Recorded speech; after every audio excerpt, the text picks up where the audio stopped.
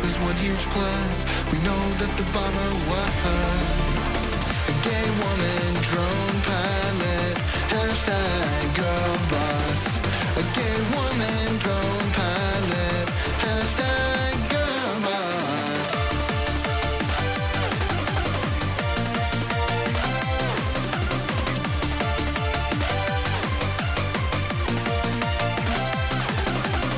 I'm here to get my kid from school. I pull up, don't see him at all. I stop the car to head inside when a black van cuts me off. An armed agent steps out of the van. Next thing I know, I'm in an ICE camp, and I won't see my son again. At least I wasn't deported by a man. Brown woman, ICE agent, hashtag girl boss.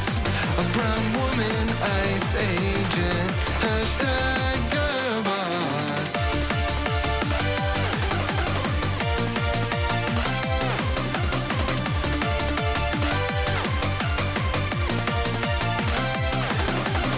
I got laid off by a woman CEO. Oh yeah, it was hashtag woke. Israel destroyed my olive farm to build a settlement. Thank God the IDF has gay soldiers in it. We'll continue bombing Yemen. It's fine, the Pentagon will be led by a black man. Don't you know the world's inherently violent? That's why we need more women drone pilots.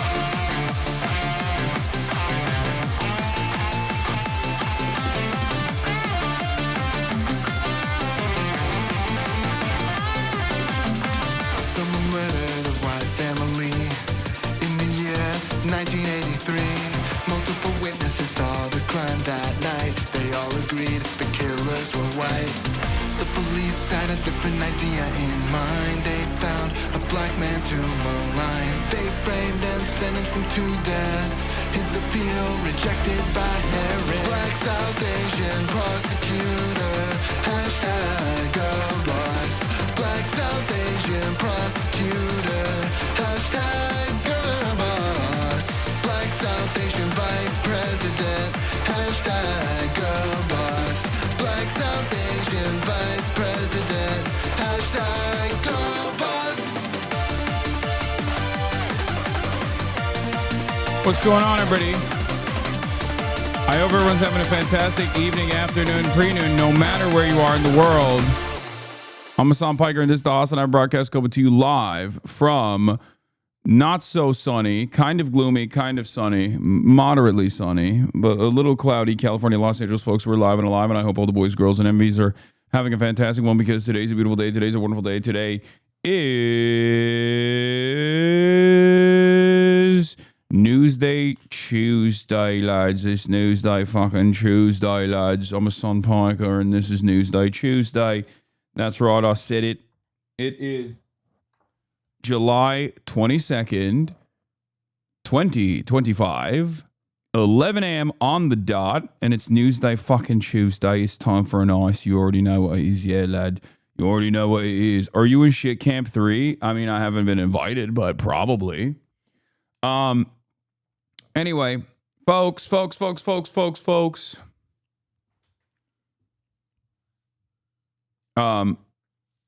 This is the part of the broadcast where I tell you about my personal news about what's going on in the world of Hasan Hasanabi Piker in between the time period where I press the stop streaming button and press the start streaming button. So help me God, that's what I'ma do. Watching from France, really enjoy the content and character. Thanks, Hasan, for the show. You're welcome. Okay, so it's my birthday in 3 days, as a matter of fact. It's my birthday in 3 days.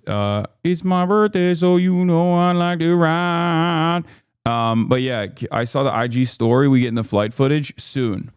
The raw data, the raw flight footage has been sent, but it's not as good. I'm waiting for the edited one because that one has like the G forces and things like that in the footage. So I'm,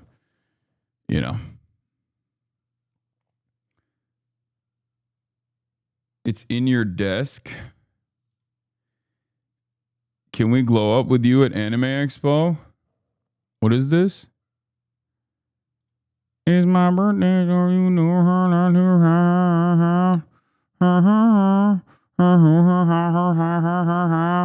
to Do do do do do do do do burr burr burr burr burr burr burr burr burr burr baby. Wait, hold on.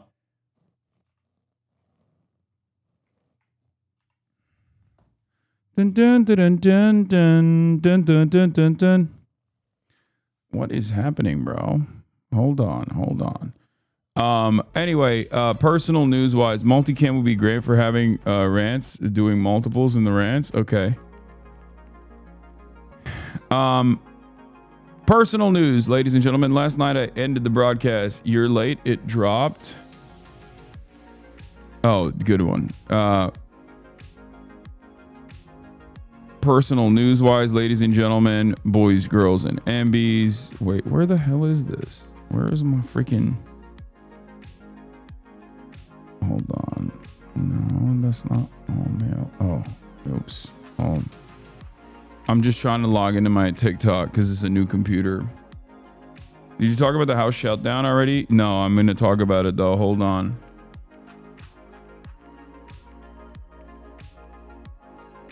I have like a 8-step verification to get into everything lately. So it's just like, it's like difficult to log into even TikTok. Okay, boom. I did it. Wait, what? Session expired? No, it didn't. Shut the fuck up. What the hell? What the helly?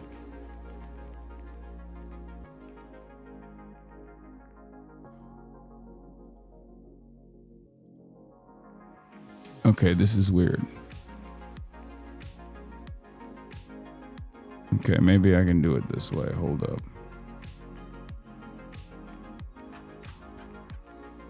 Did you see? We are on our way to the Hunter Biden interview. Wait, what the fuck? This is not even the correct TikTok. I just logged in with the wrong TikTok. What the hell?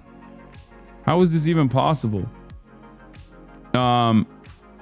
That's weird. This is weird. This is weird.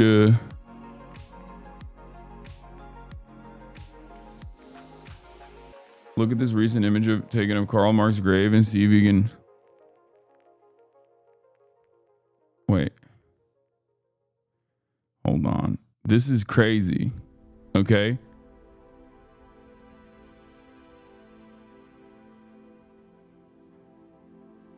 I can't just like log in with TikTok.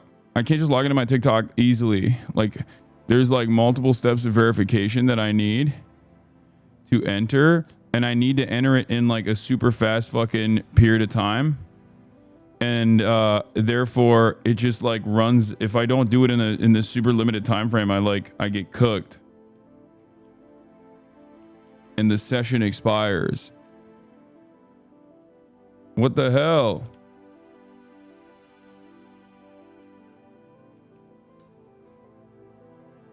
Session expired. Bro, I'm losing my mind right now. This is craziness. It's UNC proof. It's like in 30 seconds, I have to input like 8 different fucking codes, which is making me go crazy. Okay, let's see it again. Okay.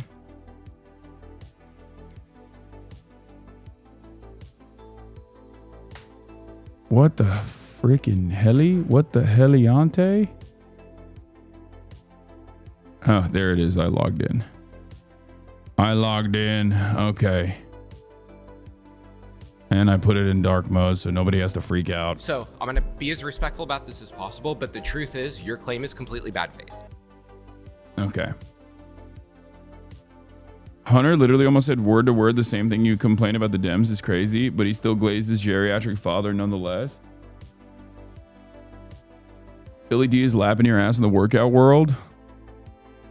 I know, dude. He's cooking. He's looking sexy. He's looking brolic. He's looking sexy. Your interview with the Nelkboys is going viral everywhere. I mean, I wouldn't say it was an interview, let alone more so like a reasonable person being like, what the fuck were you guys thinking?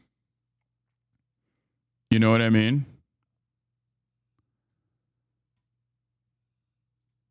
Like, it was just more so me saying, what were you guys thinking? Like, that's crazy. It's a unk lecture style situation. Anyway, personal news wise, yesterday was obviously action packed, slammed, so much happening, so much going on. And I ended the broadcast and I basically just hung out with my cousin, my brother, his fiance a little bit.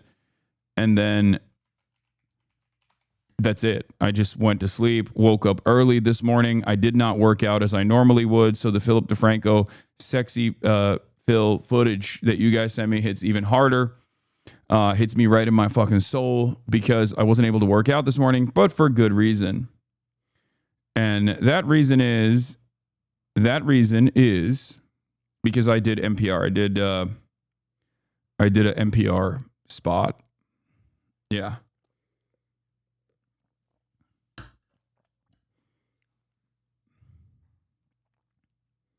New Souls game from China coming out tomorrow.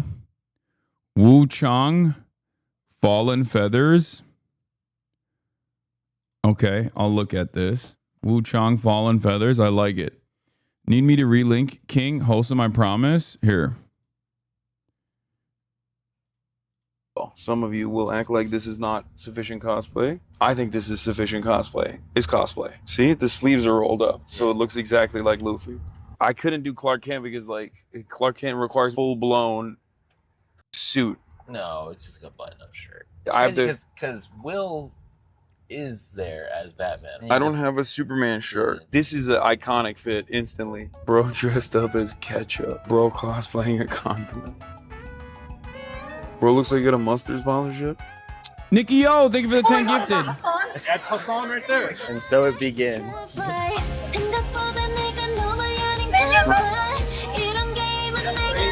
Me too.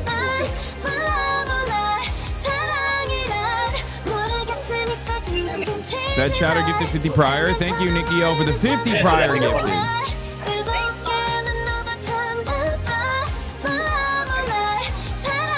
Thank you so much.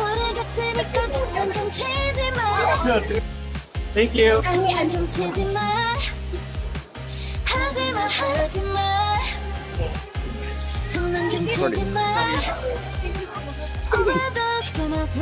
Hell yeah. I was just about to say, I hope this doesn't turn into a meet and greet. Oh, it's Miku. We're gonna get swarmed. I'm already leaving him. They have scratch and sniff stickers. I'm just doing it for scientific reasons. Oh, they're getting free smell. Okay, I'm gonna cop a free smell. Why can't I like this? How long does the smell last? Do they all smell the same? The panty ones smell different than the feet ones? Do each individual panty one smell different than the others? Wait, let me see. Thank you for watching. Oh, God. What's up? Oh, wow. Okay. I need this zippered tote bag. Yeah, which design is that one? The one with the baby. I'm gonna put babies in the baby one. Which one do we get for cutie? Wait, Dude, I don't care that Ozzy Osbourne is dead. I don't even know if he actually is dead, but who cares? Like, why is that such a significant bit of news?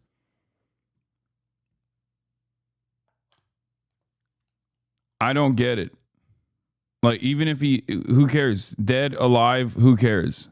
Bad take Hasan? I don't understand why that's like newsworthy. this one said I love you. I don't want that. That's too much. You know what? I'll get the I love you one too. I like this one. That one's for me. You look really cool. Oh, thank you. She's Hear lying. that, chat? Hi. Oh, Will's calling. Are we meeting up? You come to the con I invited you to, and don't wear the costume you're supposed to. I told.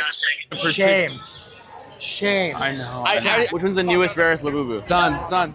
You know how you owe me $400? You want this? Yes. The $550 one. Okay, get that too. Get that too. Get that too. That's $1,000. Listen to War Pigs, you will understand. Dude, I listen to Black Sabbath. I listen to Ozzy Osbourne.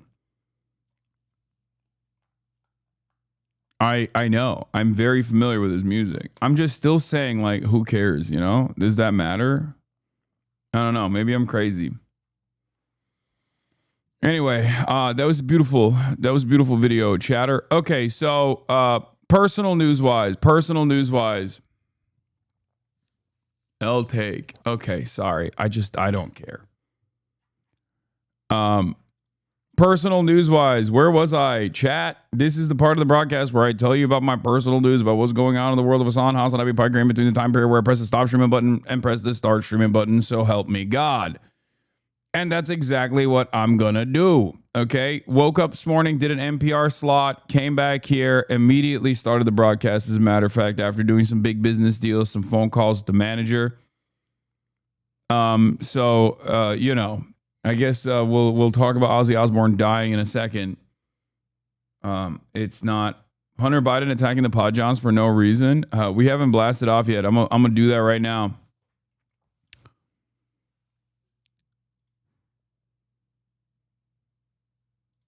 Okay, hold on. You went on NPR? Yes, I did. I did.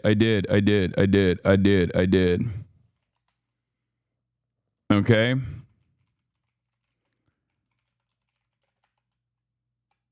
Nelkboys interview Benjamin Netanyahu, receive backlash. Israel continues starving Gaza.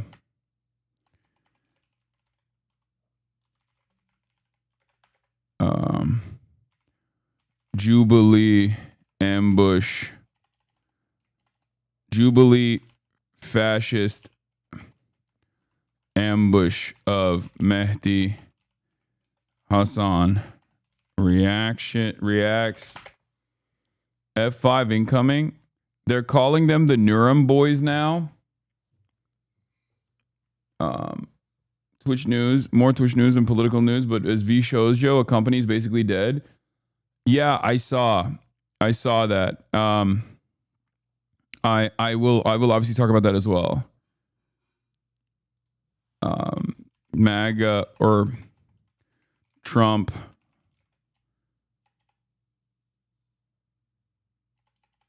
will. Your obese incel Nelkboy homie you work out with calling Zoran anti-Semitic and hosting modern day Hitler. You should be roasting the fuck out of him. Dude, I don't understand this conversation that's taking place in my chat right now because I already did. Like, what more do you want me to do? I don't understand. Do you want me to like fucking arrest them or something? Do you want me to put them under citizen's arrest? Like, what the fuck? Like, I literally did that. Did you not watch? I did that to their faces. Like, I had a conversation with them right after where I was like, this is a fucking... What is this? What is this? The attitude, this argument, this fucking insane shit that people get mad at me over. I don't get it. Anyway, Nelkboys interview Benjamin Netanyahu received backlash. Israel continues starving Gaza. Jubilee fascist ambush of Mehdi Hasan reacts. Will Trump pardon Ghislaine Maxwell?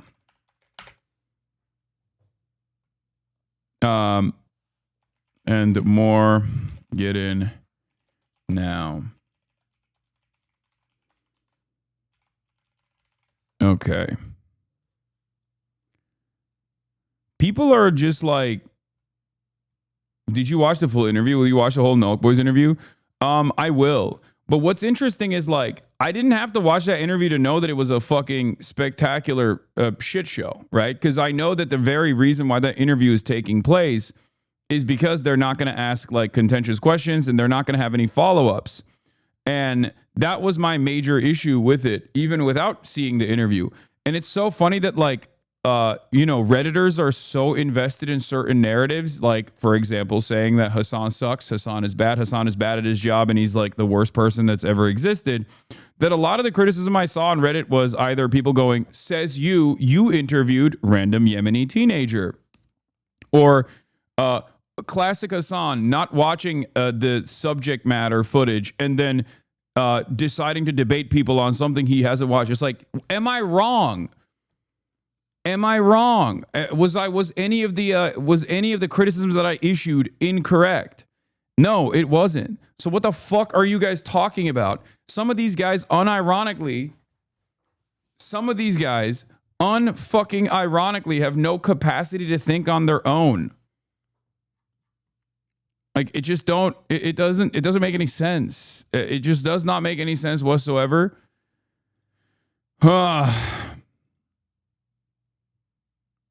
And I don't get it.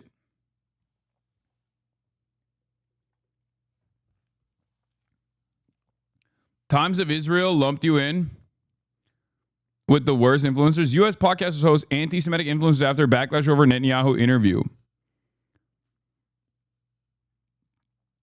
Myron Gaines, Sneeko, and then like one of these things is not like the others, I think, right? Like, I guess I know if you're Times of Israel and you're like, oh, this guy's an anti-Zionist, but it kind of feels a little crazy that I get added on to the fucking pile. Wait, did they delete that I joined the stream? What the fuck? This does not make any sense.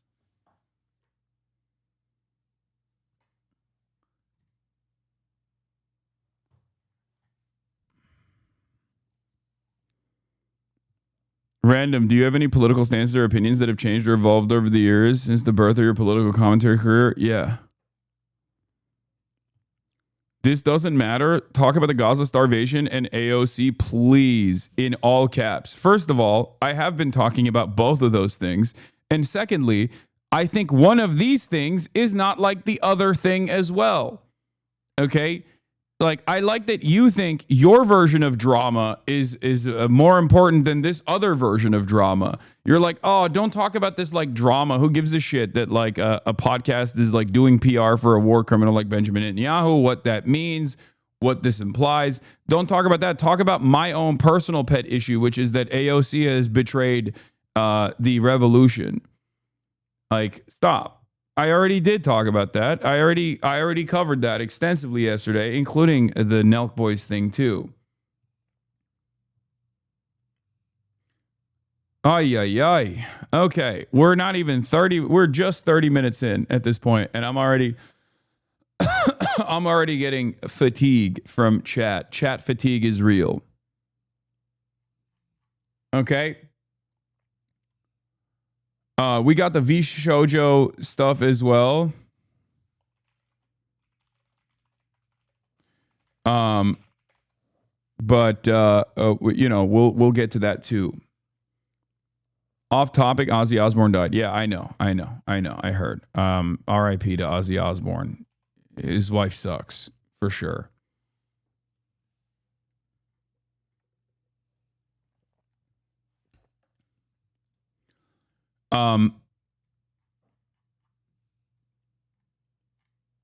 This guy did so bad that other Iranian monarchists online are saying the Ayatollah sent him to make them look stupid, despite him just reiterating their views. In some cultures, after embarrassing your people like this, it would be appropriate to end your life.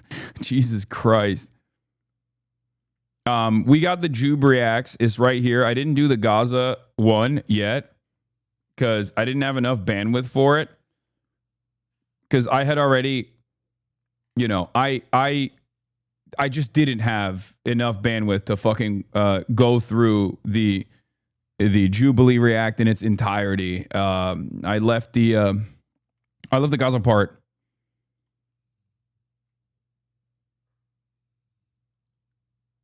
I left the Gaza part to a separate react today. In any case, that's it. We're blasted off. We're doing the dang thing. Ryan Grimm, new October 7th report investigated by Ryan Grimm with some interesting findings. Okay.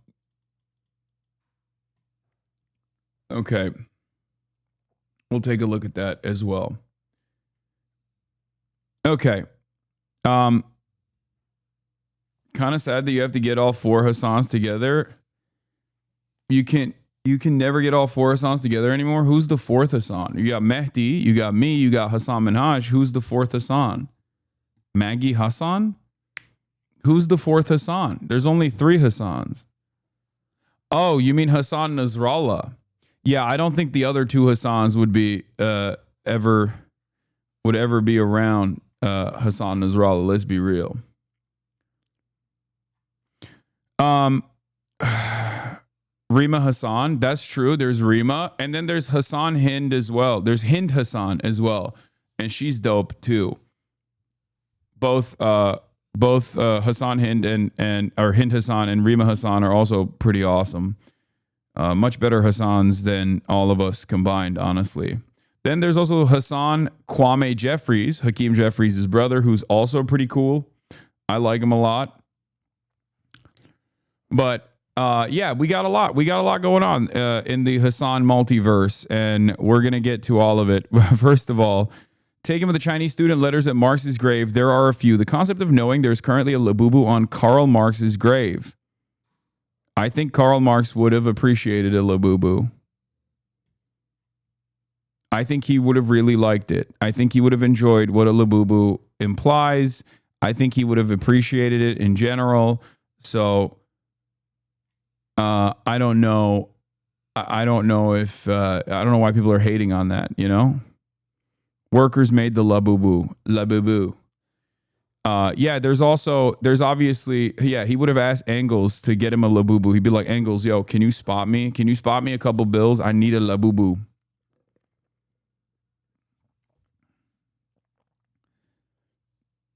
Yeah, the reason why I don't care that Ozzy Osbourne died is because he has been reincarnated as Trisha Paytas' third child. Welcome back, Ozzy Osbourne. Okay. Now named, I guess, Aquaman. I can't tell if that's a joke or if that's like not a joke. That's what people were saying. But I think, you know, close enough. He's back. Ozzy Osbourne is dead, only to be reincarnated as Trisha Paytas' third child. Not sure if... Are you having a stroke? No.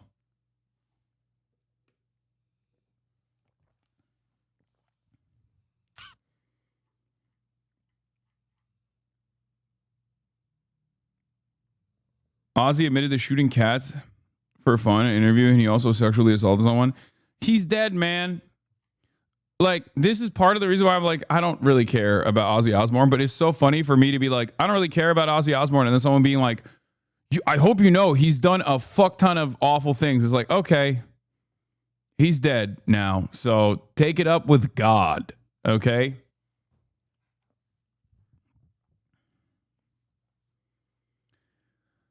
John Mersheimer said Israelis officially resemble Nazis today. I mean, we've been there, so I'm surprised he only got there now. Average bat head eater. I thought that wasn't real. I thought he like actually didn't eat the bat head. Like it wasn't a real bat head that he ate.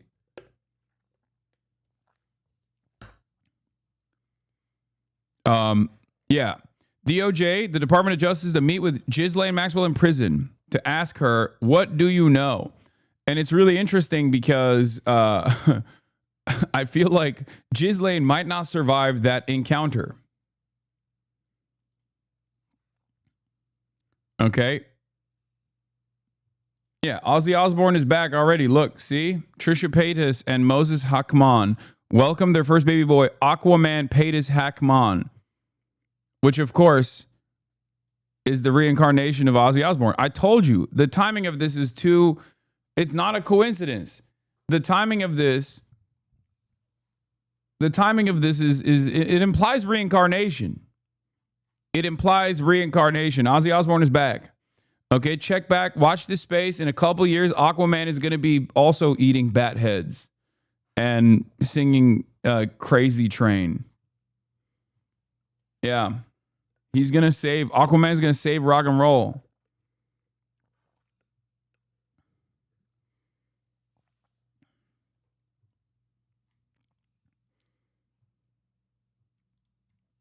Yeah. Hoy, where was I? Okay. Malibu Barbie Paytas Hagman is the reincarnated queen. Yeah, it might be the next Dalai Lama.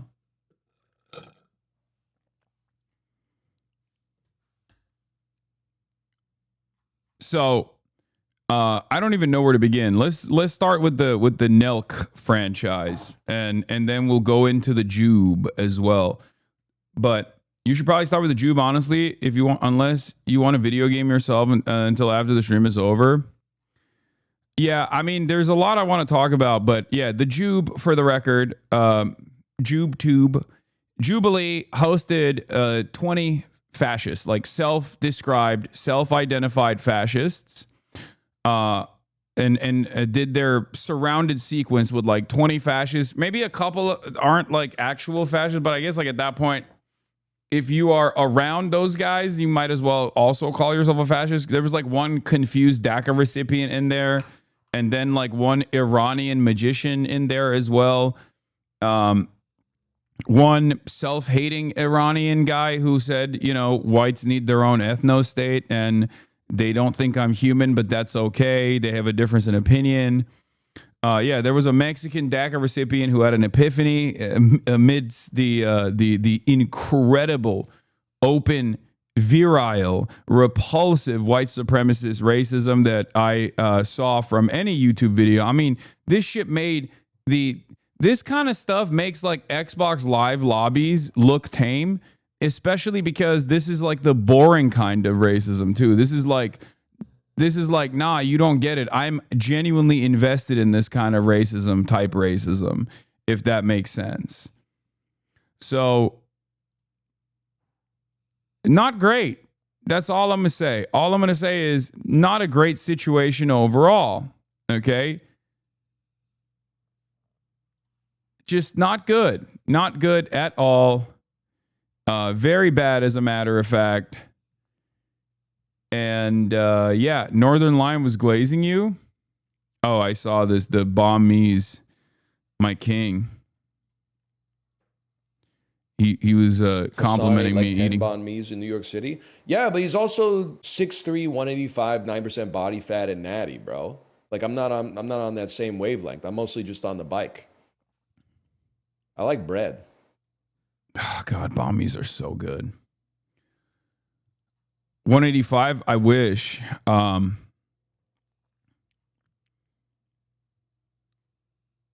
The racism to Mehdi continued on after the participants, who was literally a Nazi.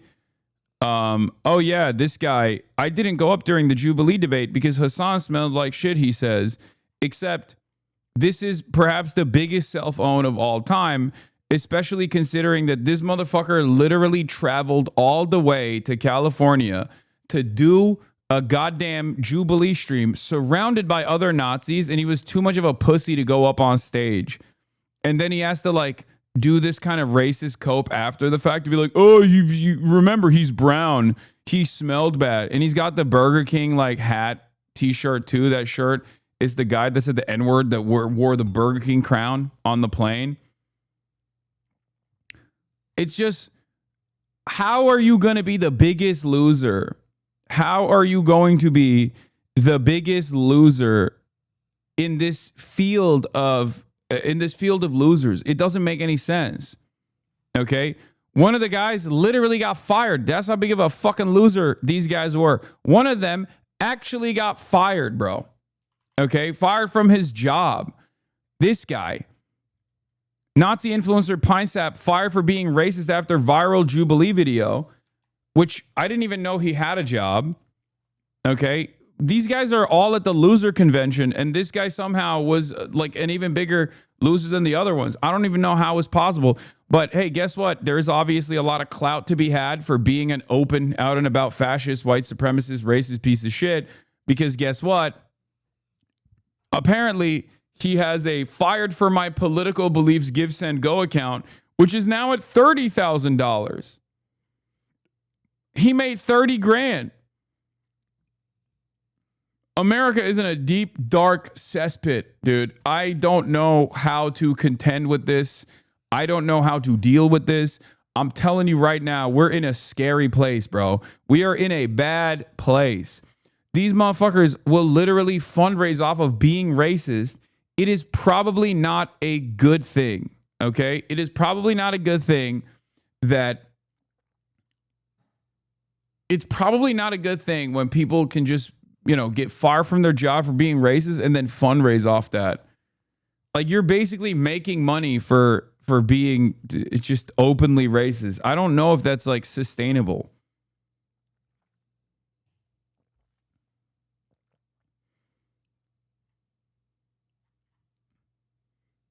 Like, this is a country that went to the moon. What are we doing? Actually, I mean, we went to the moon, man. How is that possible? Like the USSR was literally stealing our lunch money on the space race, and we just went to the fucking moon. And look at us now. We were at the peak of innovation. Okay, this was the country that was the recipient of the brain drain. People from all around the world would come here for prosperity, and now all of that mental fortitude, all of that collective might goes to inventing new ways of, I guess, like inventing new ways of being racist and making money off of being a fucking white supremacist. Like, this shit's sad, dude. How do you look at this goddamn country and think like, nah, things are good, actually. This is good.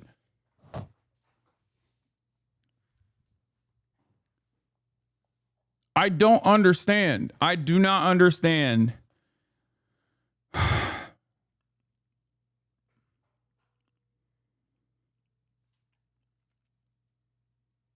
Like, maybe it's because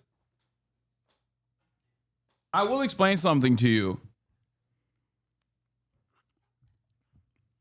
I was spending a whole lot of time with rocket scientists this past weekend at Murad's bachelor party, not bachelorette. And one of the things that was like shocking is I've heard this before. I've heard this concept before that we can't really go back to the moon, partially because like we've lost the sauce, like we've lost the recipe. Okay. And I've heard this before, but I did not realize that there is so much research that is shelved in the aerospace industry that they just simply cannot recreate at all. They genuinely cannot recreate it. They do not know. They do not know how to remake certain things. Like, we've just straight up lost it.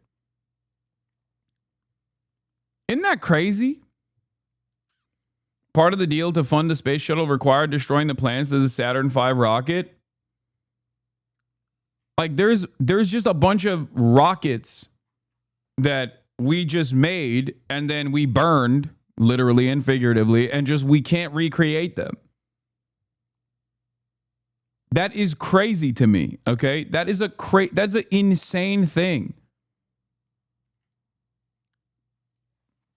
Like, the expertise is gone? Yes, the expertise is entirely gone, and we don't really have a way of recreating it. Like, we don't know how to reverse engineer it even. And also, we don't have enough, we don't even have enough financing to, or the wish, the willing to recreate these things.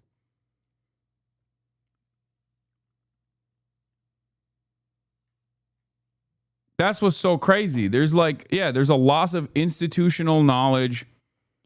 And there's just so much going on with like old tech that is in some weird ways better than the current tech, like the new tech out there.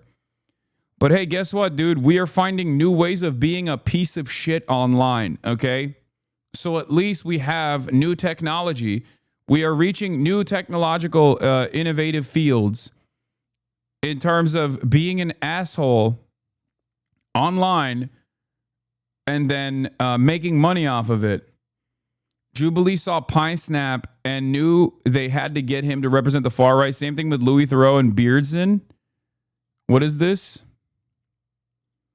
This video is not even loading because guess what? Also, that sucks too. Everything sucks, including Twitter video. What works? What works? That's right. Nothing. Nothing fucking works, dude. Nothing. There's always money in the genocide industry, though, so at least that's good. That's good. Elon Omar says the genocide of the people of Gaza continues as members of Congress vote to fund Israel's defensive and offensive military capabilities. This is immoral, and no amount of excuses will ever make it okay. To which I say, fantastic. That's where we're at. Great. This is the only thing we have money for. This is the only thing we have any sort of initiative for. Being a fucking racist asshole, making money off of being a racist asshole, and also simultaneously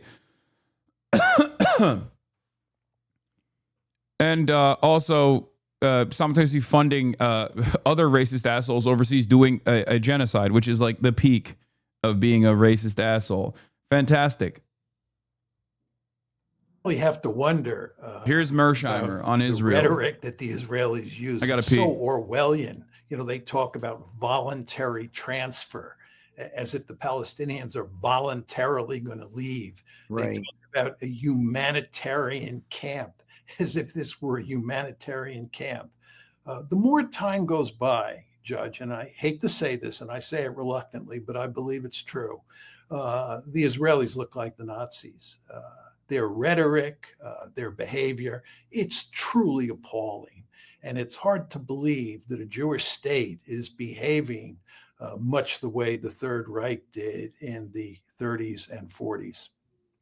You really have to wonder about the rhetoric that the Israelis use. It's so Orwellian. You know, they talk about voluntary transfer as if the Palestinians are voluntarily going to leave. Right. They talk about a humanitarian camp as if this were a humanitarian camp. The more time goes by, Judge, and I hate to say this, and I say it reluctantly, but I believe it's true. The Israelis look like the Nazis. Their rhetoric, their behavior, it's truly appalling. And it's hard to believe that a Jewish state is behaving much the way the Third Reich did in the 30s and 40s.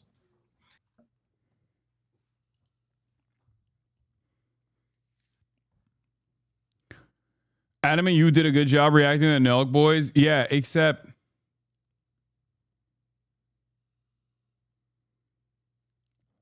except people are too busy. Hold up, you made it to the Reddit vanilla front page? Dude, please, why are you boosting LSF posts in this chat? Nobody cares, dude. Nobody fucking cares. Okay? Yes, these guys, the more I get, like, the more I refuse to fucking engage or entertain these guys. Destiny's community is all up in this fucking bitch, okay? Like, look at LSF, dude. Look at what you just posted. This is a fleshlight for all of my fucking haters to utilize. Look, Hasan says that even liberal Israelis are bloodthirsty when/if they're only inbred and are uneducated are only inbred and the uneducated are left. This doesn't even make sense. Okay? Clearly something that they fucking clipped to massage this way. Piers Morgan wanted Destiny to answer why he tweeted out what he did about the victims in Texas. 18 plus 18K upvotes. Hasan wasn't happy after the Nelkboys grouped him with Sneeko and Nick Fuentes. Twitch streamer Hasanabi says it's weird that ISIS never attacks Israel, only kills Muslims. 12,000 upvotes. What? Like, this is a clip from fucking 9 months ago, Chad. Are you fucking stupid? It's like they're trying to manufacture outrage. None of it fucking matters. Keep pushing, okay? They can keep pushing all they want. Just be normal.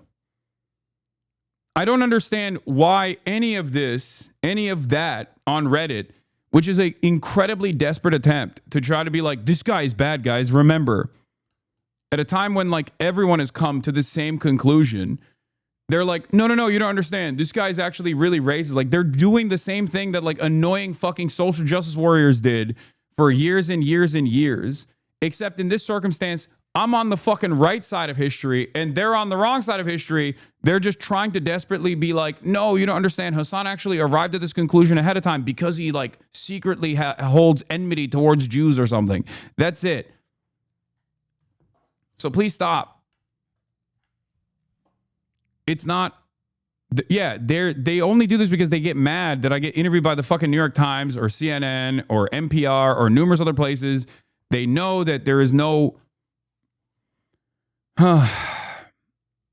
They know that there is no way to fucking stop that kind of thing from happening. So they just have to desperately cling on to anything and everything they possibly can, which includes like clips from fucking 9 months ago out of context.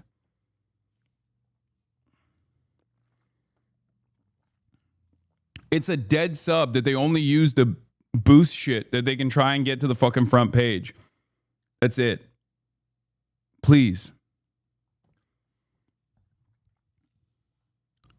There is no reason. Keep pushing. Just be like, okay, dude. It's very simple. Okay? It's very simple. Do you love Israel? Is the actual question. Okay? Do you love Israel? A lot of these guys are too afraid to openly say that, at least at this point.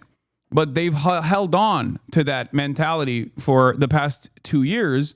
So instead of actually defending their own indefensible positions, now that like the overwhelming majority public opinion is obviously completely against Israel, all they can do is just like attack someone like myself by saying, oh, he only hates Israel because he hates Jews. I promise. Please, please, please, please, please, please. They have no other space where they can just like pollute the airwaves with this shit. It's only Reddit. That's it. They can't even do this on fucking Twitter. It's just washed.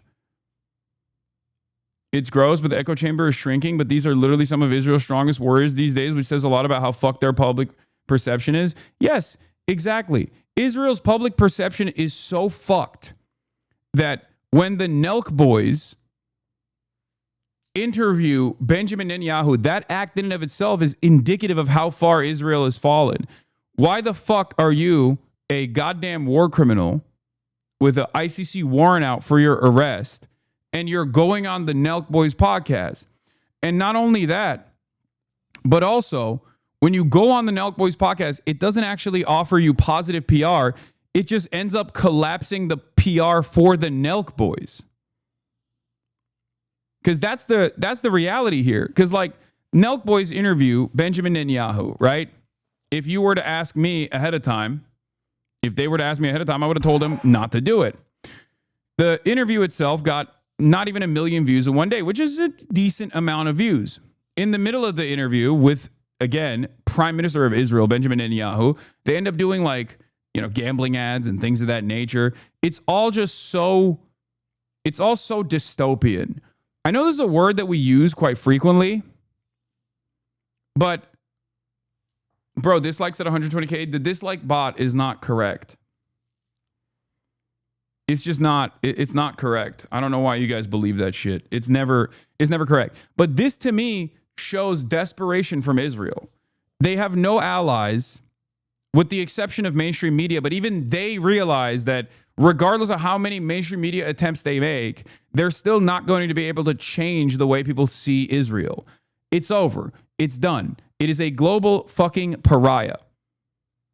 And it's such a global pariah that sending Benjamin Netanyahu on the Full Send podcast with this idiotic assumption that, the Nelkboys podcast is going to make a bunch of right-wingers look at Benjamin Netanyahu in a positive way is so stupid. It is a spectacularly stupid and spectacularly desperate attempt of trying to do propaganda. It's shocking how bad this situation is. Okay? And Ben Lorber also reported on this, said Haaretz reports Israel is training MAGA Gen Z influencers to combat growing criticism on the right. They're using Israel 365, a Christian-focused Hasbara outfit I wrote about recently for Jewish Currents. Watch this group. They're a crucial conduit between Israeli and the Christian right. Okay? But it's not going to work. It's not going to work because for the generational divide between the generational divide in terms of like how people perceive Israel is so severe that even the Christian right under a certain age group is entirely off the Israel train. Okay?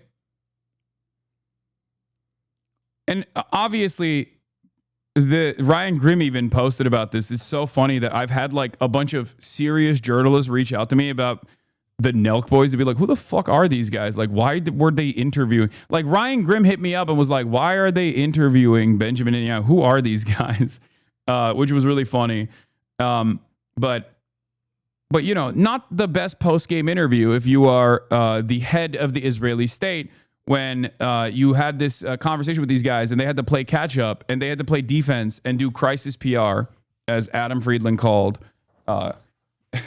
immediately after this interview. It's so controversial that they literally had to turn around and be like, yo, we're kind of sorry that we did this. My bad. It's a good point. Someone said having Netanyahu on is like having modern day Hitler. No, I saw that.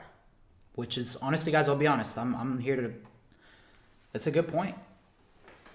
I like, we're here to fucking learn, to be honest, guys.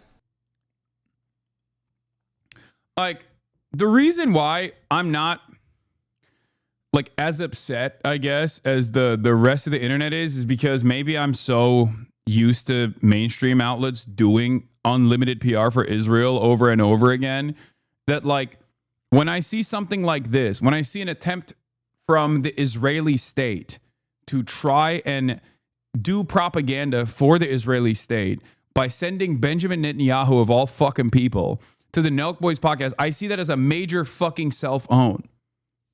And it's also yet another indication that not only have they fallen apart in terms of the PR, that their reputation is so bad that when you have a head of a state, like a head of a foreign state, if you were to just like remove the fact that he is a genocidaire, if you have this head of a state on a fucking podcast, and instead of people's reaction being like, "Oh, dude, this is sick," their reaction is incredibly negative, and it literally hurts the Nelkboys more than it helps Benjamin Netanyahu and more than it helps the Nelkboys.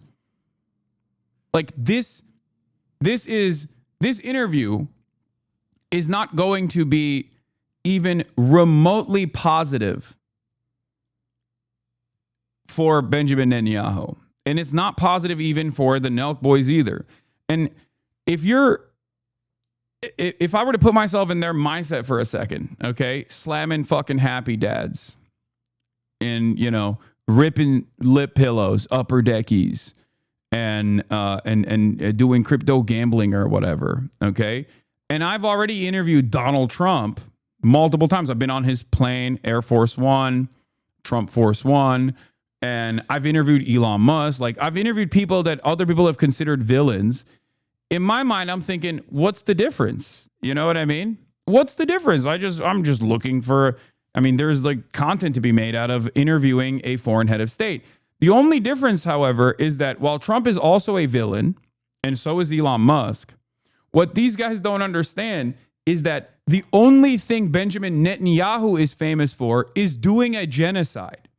At least Trump is like a TV guy. He's more telegenic. He's an American president. You're, an American-facing podcast, all this stuff. And so there's a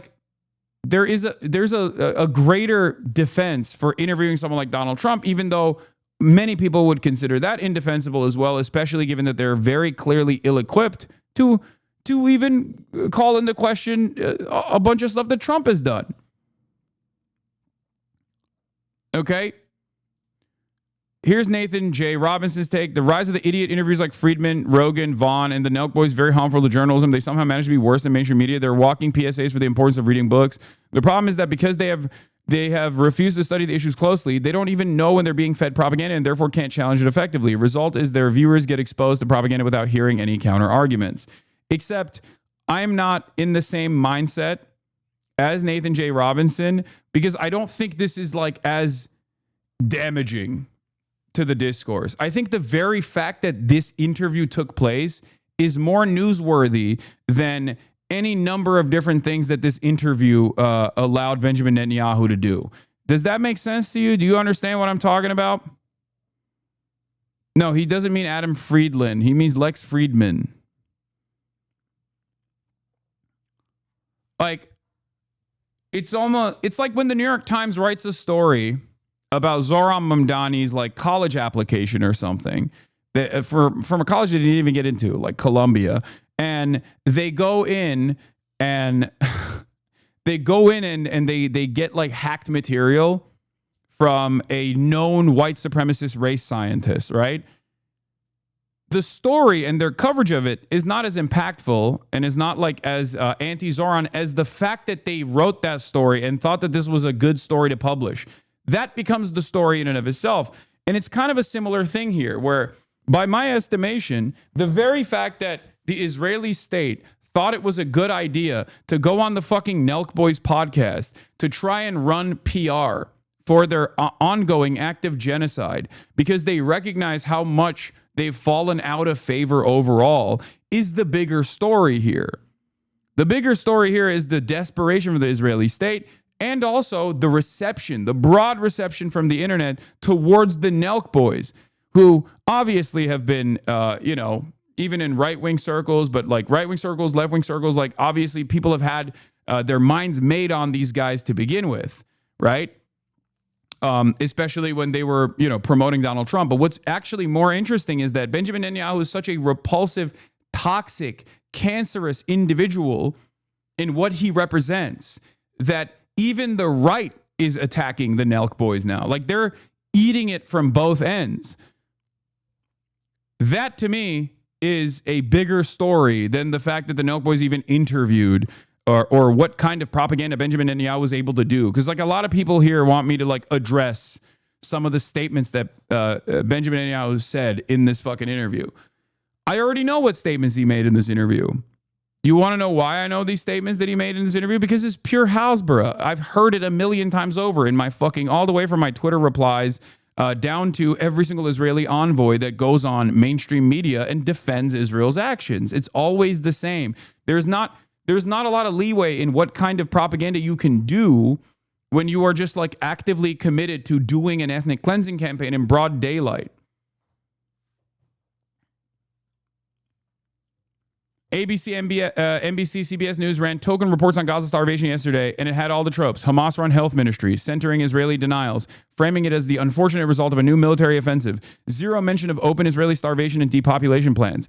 It's important whenever news orgs telephoto shoots of thousands of clearly emaciated people scrambling for food and dozens of images of people being shot or dead to mention the particulars is coming from the Hamas-run health ministry, so we can just ignore everything we're watching. Israeli leaders, including Netanyahu, openly talk about depopulating Gaza. They mock up AI videos showing what it would look like. Every single human rights org says it's textbook ethnic cleansing, yet the U.S. media continues to act like starvation is the unfortunate byproduct of a war. This is bullshit. And my point is like credible, reputable mainstream institutions unironically do a similar type of propaganda to what the Nelkboys did, but with Benjamin Netanyahu. Of course, they probably would be a little bit more contentious with Netanyahu than the Nelkboys were capable of being. What I mean by this is, what I mean by this, of course, is that they would at least have like to lend some credibility to themselves by asking like a couple questions or maybe a couple follow-ups to Benjamin Netanyahu. But as someone who has watched a lot of Benjamin Netanyahu interviews, let me tell you, okay, it wouldn't be all that different from the Nelkboys. Like, sure, they wouldn't ask them about like whether he prefers Burger King or McDonald's or whatever. I will also make one more statement about how many of these like both sides fucking morons out there have been trying to actively use my commentary against the Nelkboys on this process to say, oh, says you would ask Benjamin Netanyahu if he watches One Piece. No, I wouldn't. You want to know why I wouldn't? Because as I've said before, one, I didn't even interview a member of Ansar Allah. I interviewed a random Yemeni teenager who I thought was a part of the Ansar Allah movement. But even if he was a part of the Ansar Allah movement, I would have had a more positive interview with him than I would with Benjamin Netanyahu. Because Benjamin Netanyahu is a genocidaire. Ansar Allah, on the other hand, is responding to the genocide that Israel is committing against the Palestinian population. You know, I don't do this like weird neutralization, this weird moralizing. I don't do this like cowardly, both sides are actually kind of bad. No, there is no both sides in a fucking genocide. The responsible party here is obviously the Israeli prime minister. If you can't hold Benjamin Netanyahu to a different standard, it's like we go back to the same like Nazi denialism of like, who's actually a real Nazi? Is Adolf Hitler a real Nazi? If you can't even fucking point the finger of blame at Adolf Hitler for the crime of the Holocaust, then who are you supposed to point it to? There is no fucking both sides.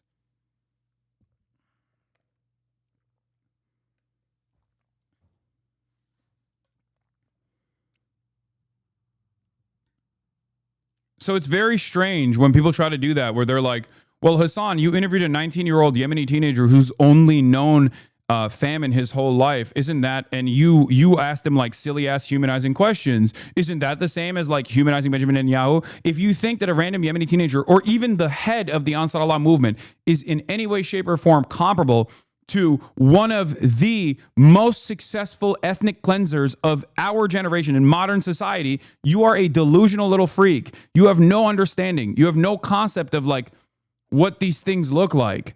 You are comparing two children at kindergarten fighting one another to a serial killer rapist. You are not a serious person. Okay? That's it.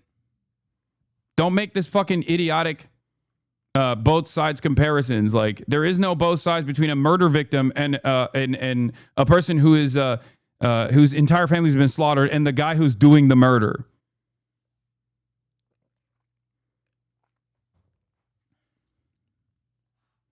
Ridiculous.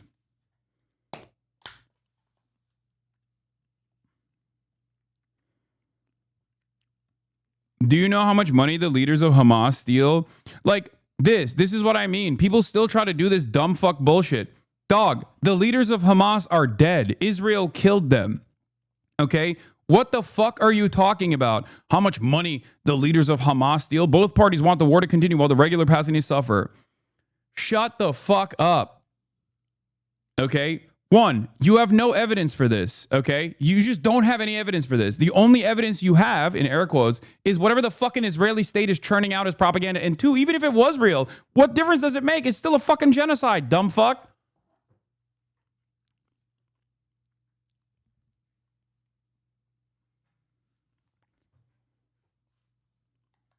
It's also hilarious to fucking say, do you know how much money Hamas steals? Okay. Do you know how much money Israel takes from us?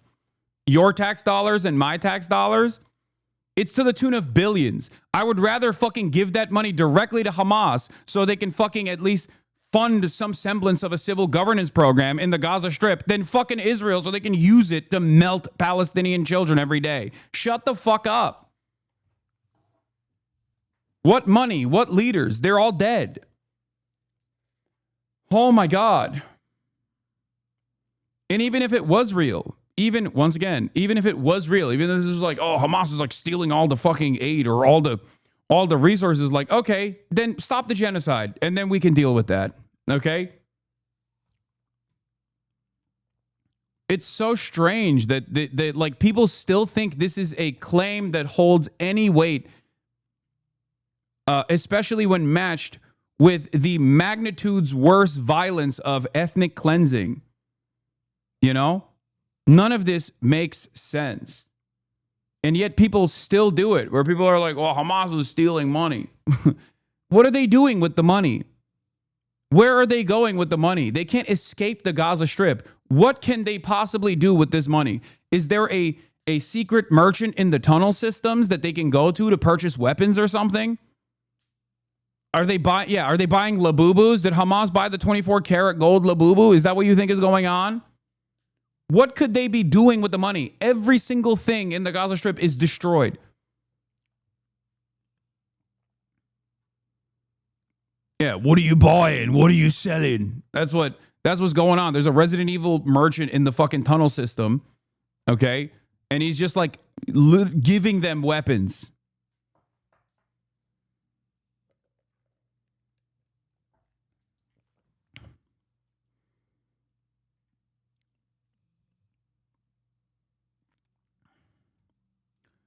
Can you say we've laundered the Labubu in your Palestinian accent? No, I can't. All right, let's continue. Here. This is fucking nuts. This is so crazy. We are so not qualified to do this. That's what's interesting about this. We're just not. We just should not be doing this. Well, we're too far too gone. Here we have the Prime Minister of Israel. What? This is definitely going to be clipped out of context. I'm sure somebody already posted you saying give American tax dollars to Hamas. I hate weird people. No, I don't. That's not out of context. I'm saying I would rather have my tax dollars go to Hamas that ends up literally rebuilding the civil governance affairs of the Gaza Strip than to fund the ethnic cleansing of the Palestinian population. What do you think humanitarian aid? How do you think humanitarian aid works? That's how it works. I would rather it go to UNRWA. I would rather it go to the Palestinian population. The Gaza Strip is still, at this stage, controlled by Hamas and its civil governance division. I don't care if people get mad at that. It's like whenever I say, it's like when I say it's not even comparable, okay, that Israel is magnitudes worse than Hamas ever could be, that Israel is a significantly more evil entity than Hamas ever could be. People go, oh, dude, that's going to hurt people's feelings if you say that. It's just the truth. Address the argument. Explain to me why I'm wrong.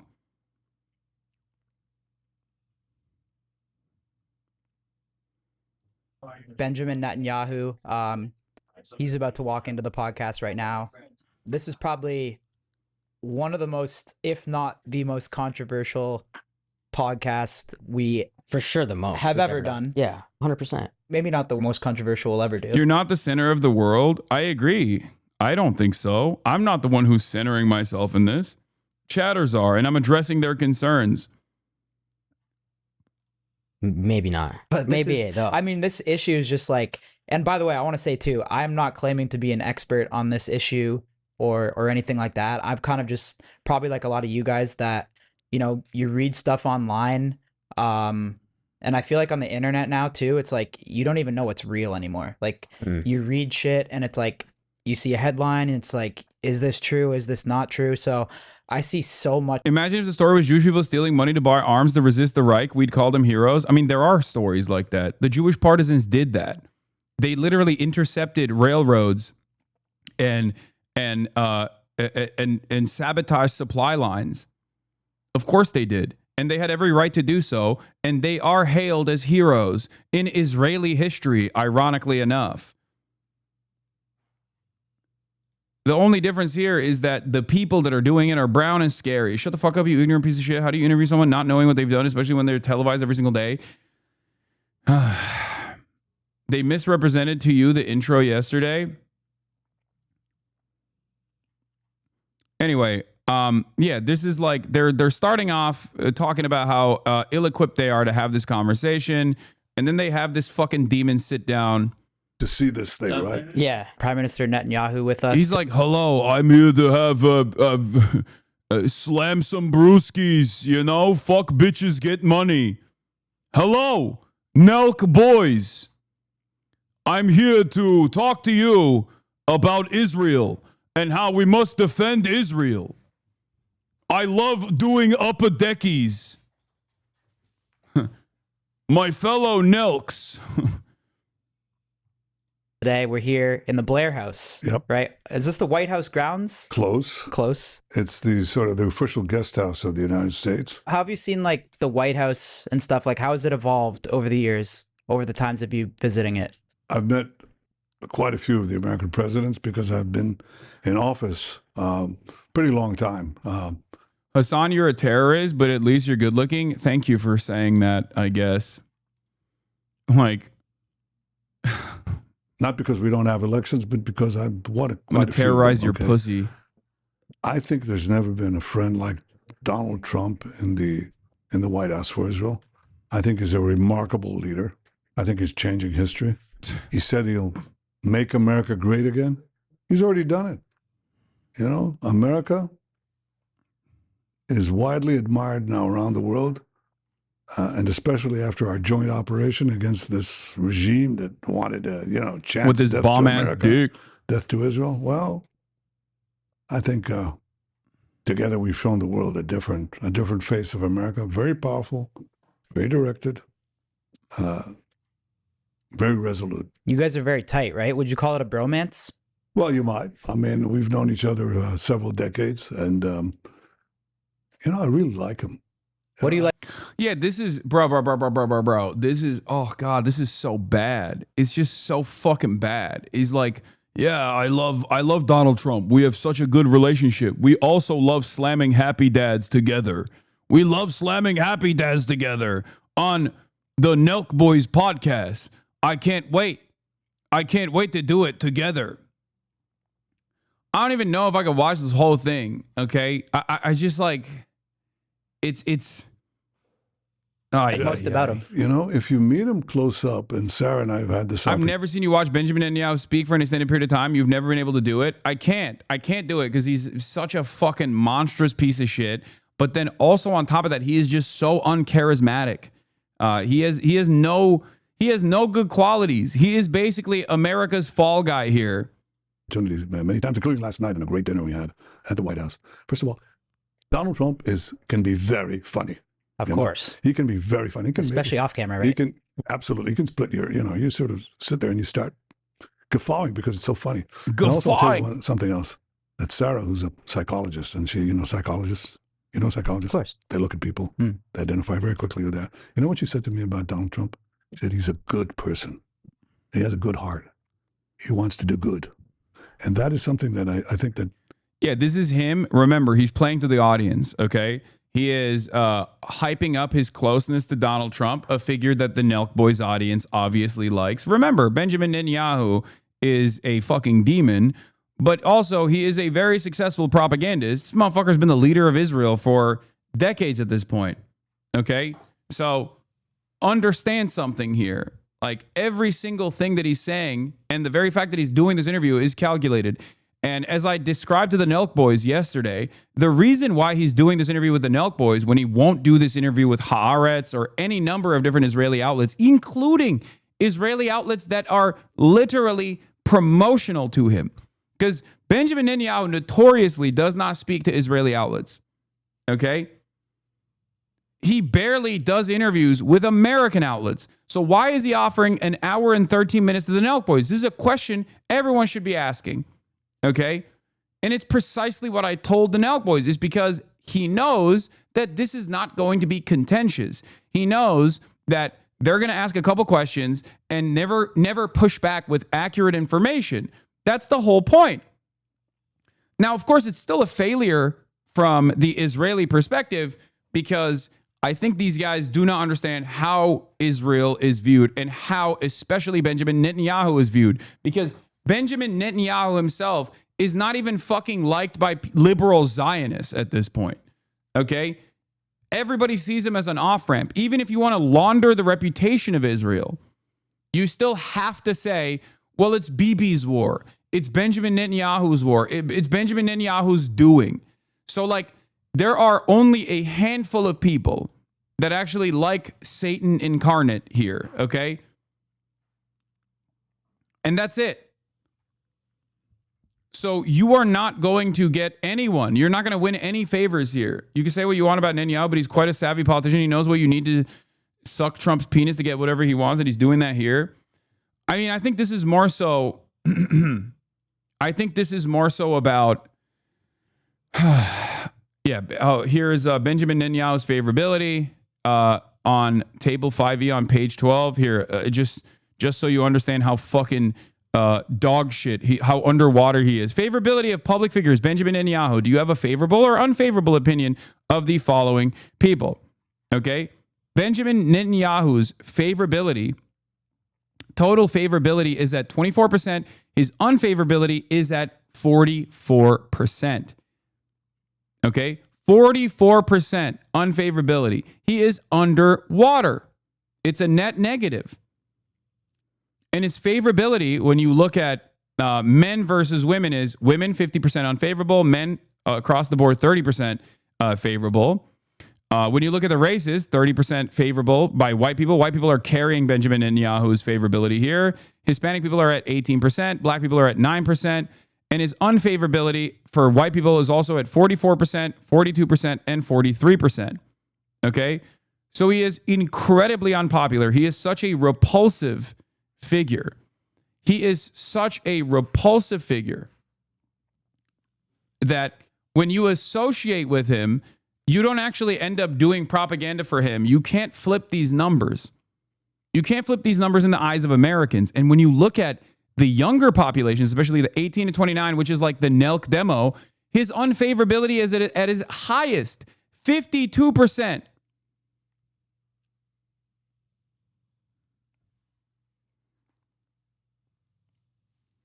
%52 between the 18 to 29 demo, and at 30 to 44, it's at 42%. So when you look at these numbers, it's just like there is very few people who see him as favorable, and most of them see him somewhat favorable anyway. 3% of the 18 to 29 demographic only sees him as very favorable, as opposed to 44% seeing him as very unfavorable. Okay?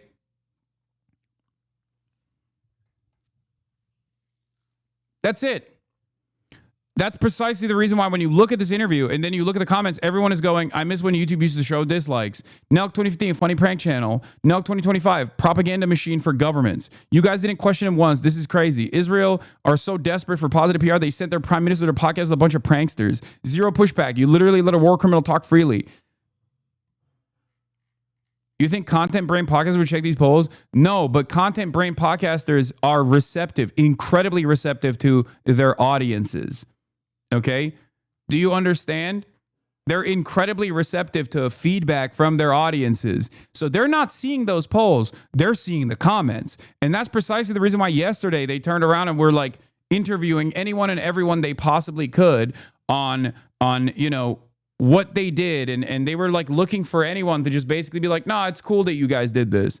And they didn't get that. And then they wanted to do this whole like, well, we're trying to get both sides on this issue. We're trying to do both sides on this issue. There are no both sides of the genocide, but there is also no feasible way of even getting both sides on this issue. Who are you going to do? Who are you going to interview? A fucking Palestinian child that is being malnourished, that is being starved to death by this guy that you interviewed? You can't do that.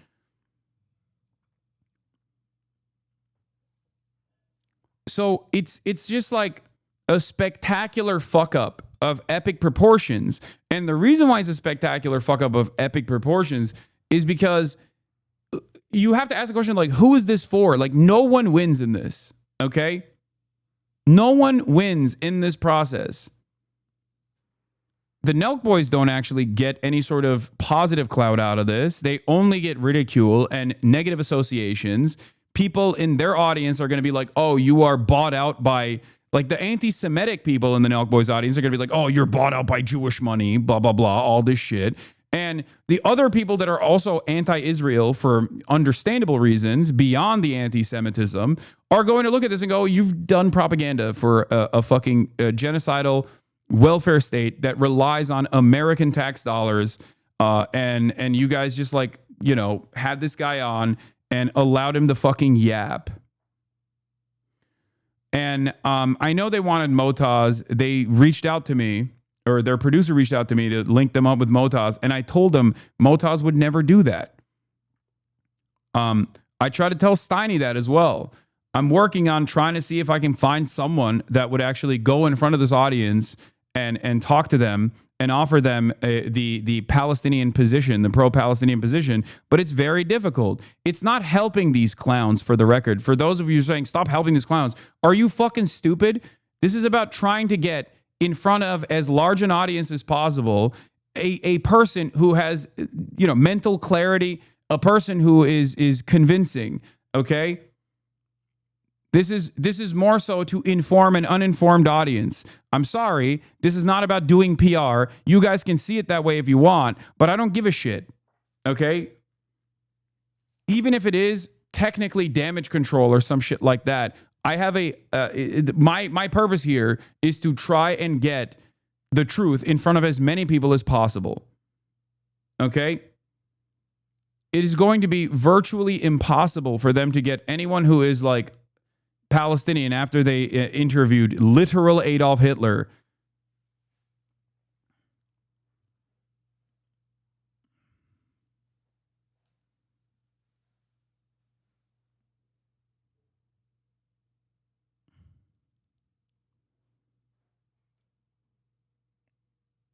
That's just the situation at hand. Anyway. You have to know him well to appreciate it. And the last thing I tell you about him, okay? I mean, I could tell you many things, but he cuts through the chase. You know, he cuts through the BS. I have to spell out what BS is. He cuts through the BS. He goes right to the point, to the heart of the matter. And sometimes he says things that get right to things that people don't want to really think through. And he cuts to the bone. And that is an amazing quality because it lets you focus on the things that are important. So it's been an incredible partnership, both personally, but also for our two nations. Did you have any type of relationship with Biden? Not the same. I've known Biden for, 40 years? Almost as long. Well, both of them. over the decades. It was a different relationship. It was a friendship, but also it evolved into, how shall I say this? Severe disagreements. Like, what's severe disagreement? This is bullshit. Biden gave him everything he wanted and more. This is, once again, him trying to hit a partisan angle here to make it seem like there was any sort of fucking daylight between the Biden administration and the Trump administration. Okay? The only reason why he's saying that is so that he can win favor in his mind off of the Nelkboys audience by being like, oh yeah, we had severe disagreements. Really? Because it didn't bear itself out in the fucking conflict. What was it? It was unlimited genocide then, and it's unlimited genocide now. Fantastic stuff from the Biden administration, by the way. Throwing everything in the tank, including the fucking election, losing the election to a goddamn monster, an idiotic, incompetent monster, as a matter of fact, who is accelerating American fascism in broad daylight so that they could continue Israel's genocide. Great stuff. And with Donald Trump, we've had powerful agreements. And where there's no daylight between an American president and an Israeli prime minister, amazing things can happen. Like our common enemies who chant death to Israel, death to America, and want to develop atomic bombs and the means to deliver them to this city and to every part of America. All of a sudden, they're not so intimidating. All of a sudden, Biden didn't let him bomb Iran. That training started under Biden. The training, the military campaign for bombing Iran, and the training by the U.S. Air Force to bomb Iranian nuclear sites, that mission that was conducted under Trump literally started under Biden. So, but of course, this is precisely the reason why Benjamin Netanyahu is never going to come to someone like myself, okay, and have a conversation like this with someone like myself, which was what the Nelkboys were asking as well to me yesterday. And I was like, there's obviously a difference between you and me in terms of like interviewing someone like Benjamin Netanyahu. There's a reason why he would never do this. There's a reason why he's doing the Nelkboys podcast instead. Because when he says stuff like this, no one is going to call that into question. Yeah, we can defeat them. All of a sudden, you can use these brave American pilots who come from around the world, drop it right over the bunker, and help us end the amazing feats of our soldiers and pilots. That's an amazing thing. It's good for America. It's good for the security of every single American. How do you feel about the Americans' opinion on Israel right now? Well, look, I think the broad segments of the American public support Israel, but I'm concerned that the young people in America, some of them are getting the wrong picture of Israel, vilification, demonization. You can feed them a lot of... They're getting the wrong picture of Israel, which is why I'm here to address the right picture of Israel. And I'm doing a spectacularly bad job at it because everyone sees the one picture. And that is murdered, mutilated, starving children. That is the only picture. That's the only thing that is on people's minds. Israel's association with rebuilding, recrafting, and popularizing a previously like religious language like Hebrew, its nation state project, its advancements in pharmaceuticals, all this stuff gone. It's done. It's done. You are a cartoonishly evil Nazi country that is doing a child holocaust in broad daylight, in real time. Of course it's going to breed enmity. Of course it's going to breed resentment. And there's no amount of podcast that you can go on that will change that reality. Okay? It's just not. It's not gonna change anything. And Nelkboys are doing sympathization for them, yet we infantilize them doing this. I'm not. And I don't think anyone here is either. I don't know why you're saying we infantilize them doing this. I think you have to match this desperate attempt from Israel with like the impact that it's having. And if the goal here from Benjamin Netanyahu is to try and win favors and curry favors in the Nelkboys crowd, because in his mind he unironically thinks, I guess, or at least someone in his circle thinks that Nelkboys were directly responsible for Trump winning. Okay? Someone told him that the Nelkboys were the ticket to Trump's electoral victory. And this fucking moron believed that, okay? That's why he's doing this. And that fucking moron is probably Dana White, for the record. It's probably Miriam Adelson, and it's probably Dana White. Literally. These guys on the Republican side don't even know how they won the goddamn election. It's clear. Because of how you coddled them yesterday, you wouldn't be doing this for anyone else who platforms Sneeko, Tate, Trump, Netanyahu, etc. What are you talking about? Okay.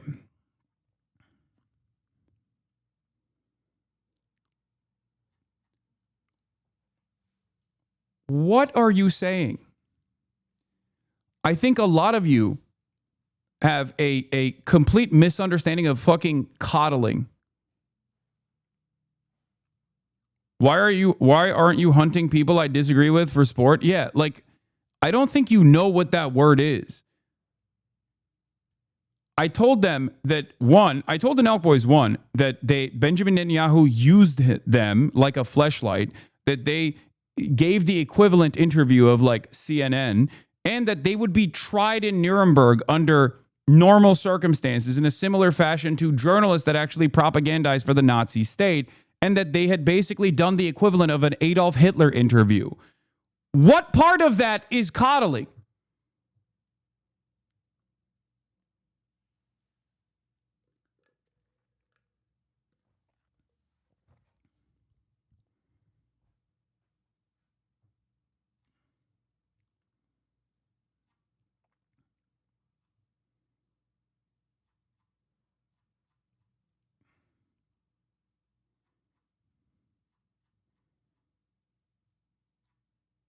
I don't understand.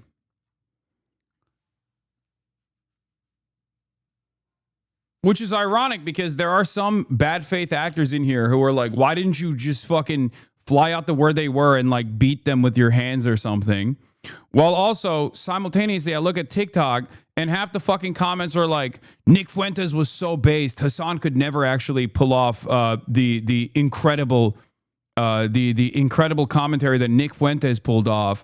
And there are still dumb fucks who are hyper woke in my goddamn community who think that like I wasn't aggressive enough in my commentary.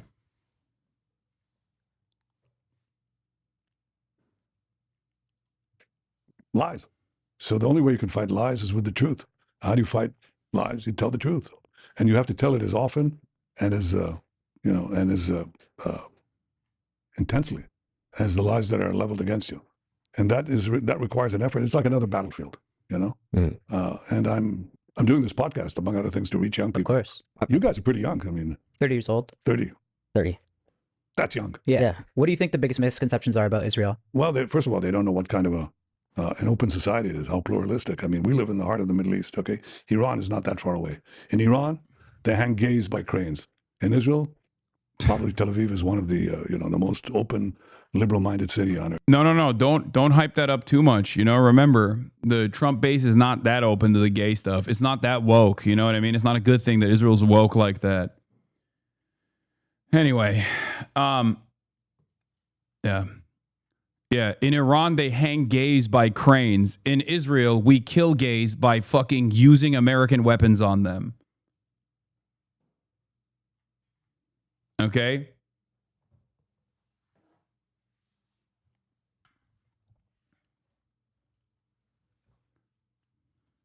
Israel is a high. We visited there, yeah. No, it's completely different. Our assistant's gay too. He had a good time. Well, you can vouch. Yeah, no, he had. What's the difference between this and the stuff we have heard as a defense of Israel before? One line between all of them? No, of course not. There is no difference because there is no way to differentiate between Hasbara, because the more people are aware of Israeli violence against the Palestinians, the less avenues Israel has to propagandize. So all of the fucking arguments basically become one. Israel's an apartheid state. Israel's an apartheid state committed to ethnic cleansing. Its societal underpinnings, its fundamentals are born out of this fascist ideology of Zionism, which is an ethno-religious supremacist ideology. It's a Jewish supremacist, exterminationist ideology. Okay? It is no different than what the Nazis believed, but instead of the outgroup being Jews and socialists, communists, and the Roma population, and whoever was not a part of the in-group of the Ubermensch or the Volk, okay? In this circumstance, Jews are a part of the in-group, and the out-group is everyone else in the vicinity. Okay? That's it. It's the same exact fucking ideology with the victims being swapped out for someone else.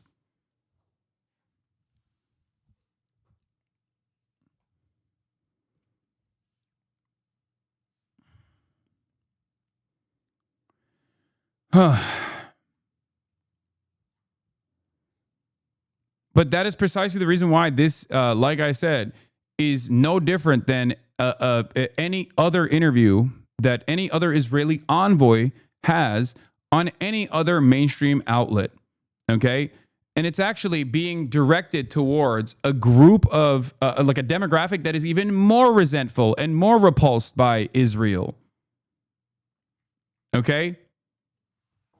So it's not. It's a spectacular failure on every front. That's what I mean. So, you know, I mean, look at that. How about women? Okay. Women in Iran, they shoot the women. They shot this extraordinarily brave and beautiful woman, shot on the sidewalk because she showed too much hair. In Israel, women are, you know what women are. They shot Masa Amini. I think they can't even remember her name. Okay, how many fucking Palestinian women have you shot? How many Palestinian journalists have you assassinated? They killed Shireen Abu Akleh, who's an American citizen, dude. They did that in 2021, and then they raided her fucking funeral. Like, these guys have nothing. Israel has nothing. They can't be like, oh, Iran is so violent. Iran is so brutal. It's like, bro, you literally had a rape riot, a January 6th for rape, okay? It is a cartoonishly evil society by every fucking metric. What are you talking about? What are you even talking about here? Oh, look at Iran. Don't look at us. Look at Iran. All of our enemies are so much worse, okay? All of our enemies are so scary. They're so much worse. They're so barbaric. They're so backwards. It's like, dog, we're not funding the Iranian government. We're funding your government, okay? We're funding you. You are getting unlimited ammunition to kill Americans. You're getting unlimited protection from the United States of America at the global stage to continue doing shit that Iran could never do. Iran would not be able to pull that off. I'm sorry. It's just the truth, okay? People talk a big game about Iran's domestic affairs or Iran's intervention in the fucking region, and that is not an adequate substitute for the conversation that we're having about Israel's intervention, because Israel's intervention half the time is why Iran is also intervening as a retaliation. This is not a value judgment on Iran's intervention, mind you, okay? I'm not saying that at all. But there is no comparison. There is no comparison. It's always getting back to silly ass substitutes to be like, well, look at Iran. Iran is doing this. Iran is doing that. It's like, bro, you're Israel, okay? Let's talk about what Israel is doing. Tell you what the difference is, okay? So I had this young women officer in my military secretariat. You know, the prime minister has military secretariat and usually has a general and it has staff assistants. One of the staff assistants was this young woman pilot, navigator, on leave from the Air Force to do this work in the prime minister's office. You know what she did now? She was flying over the skies of Tehran, you know, attacking this horrible regime that tyrannizes the women in Tehran. That's a difference. The women there get shot on the sidewalk, and an Israeli woman pilot helps up. Yeah, they're stopping the Iranian women from being terrorized by the regime by doing what? Killing them with American bombs. Sick.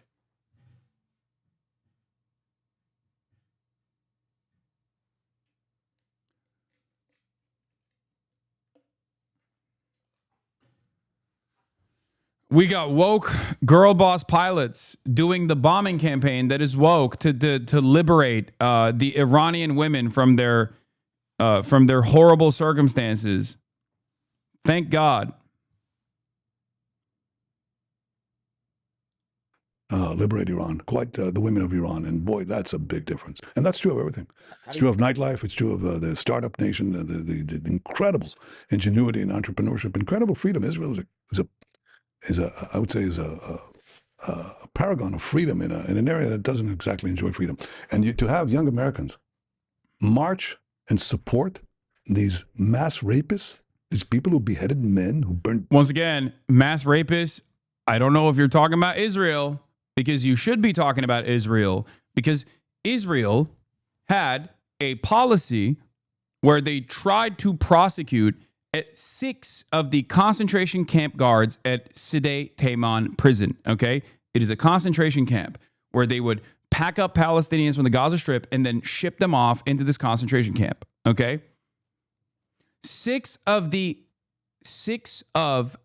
concentration camp guards were caught on camera, on CCTV footage, raping the Palestinian prisoners to death. Okay? Raping them to death. The Israeli government knew that there was an ICC prosecution being conducted into war crimes.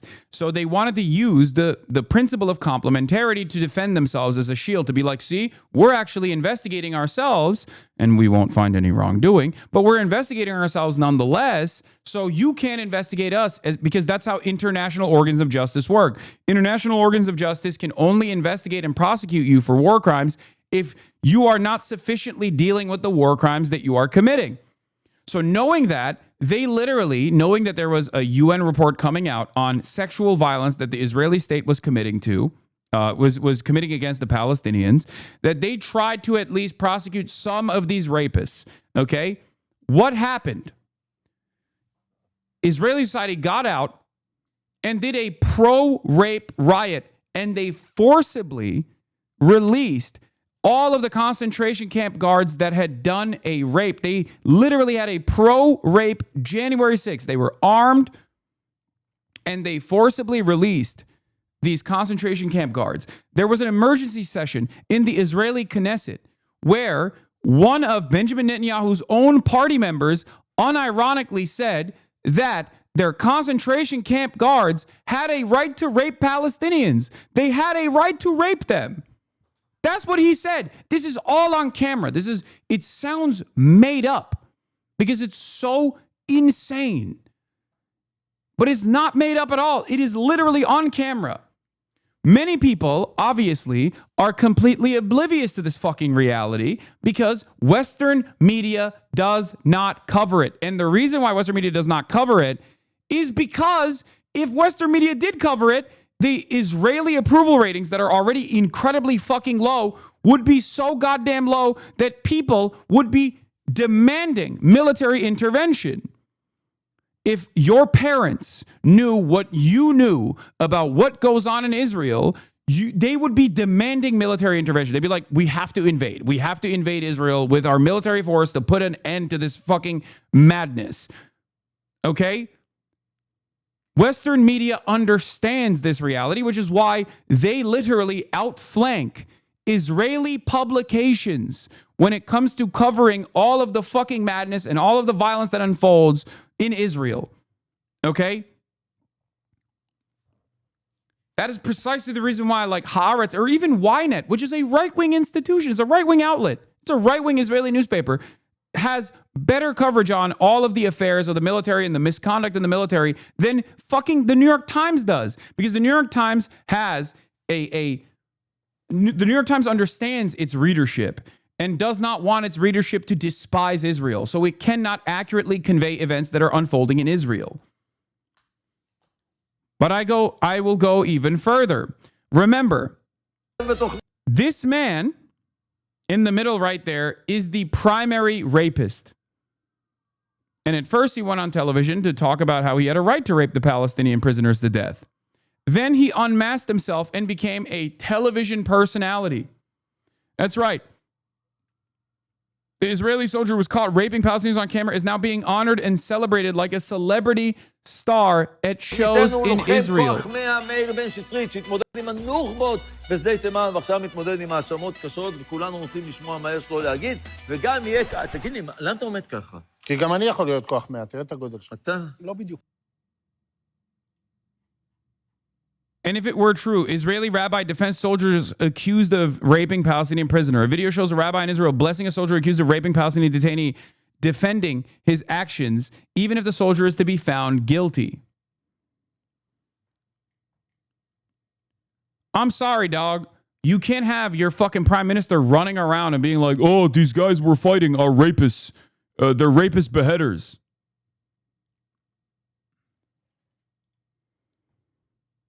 Yeah, over a year after their arrest, 5 Israeli soldiers accused of beating and sexually abusing a Palestinian detainee at Sderot Taman have yet to face trial. Now a military judge recommends mediation instead.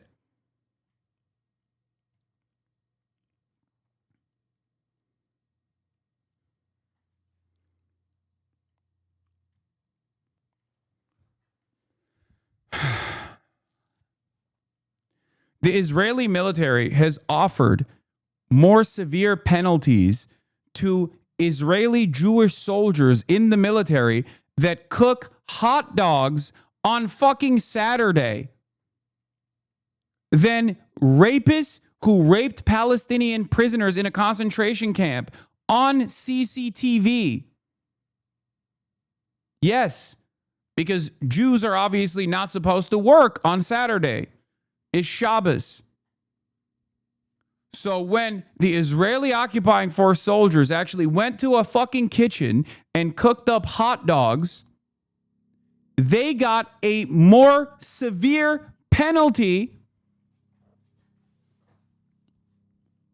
than these fucking rapists did.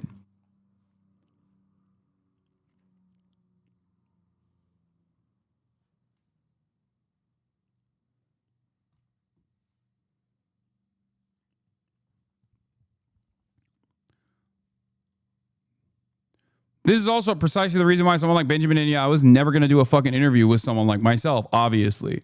Babies alive. I'm talking about the Hamas monsters. Is that their ideal? They don't know nothing. I mean, they don't know what they're talking about. And I want to bring that truth to them.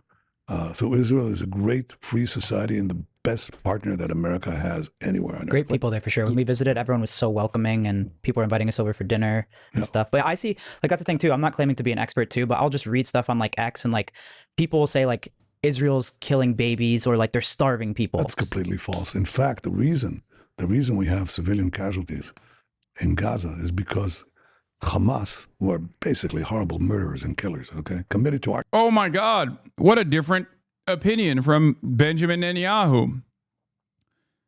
Nelkboys don't even like actually call into question whether he's like murdering children, something that we know is happening without a sliver of doubt here. Okay, that is 100% happening.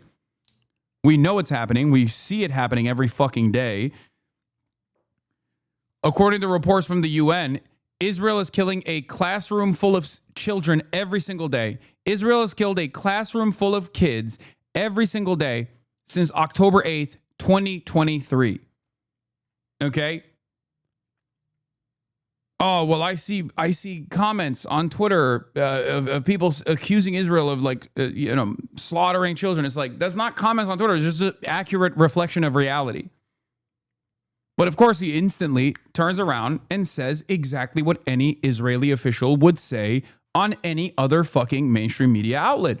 He turns around and says, oh, Hamas are using children as human shields. Bullshit. It's fucking bullshit. Destruction and your destruction. They say so openly. I mean, they say the big enemy, the real enemy, the great Satan is America. And Israel is the small Satan. But it's a small Satan that is standing in their way of conquering with other Iranian proxies, conquering the Middle East, and then we move on to you. So America is the great Satan, and America, needs to disappear. And we stand in their way. But one of the things you have to understand... Hamas is a national liberation group, okay? Their goals are simply to end the Israeli occupation. Hamas has never committed an act of terror or military conquest outside of the occupied Palestinian territories. Okay? Never. They never have. Just so you understand.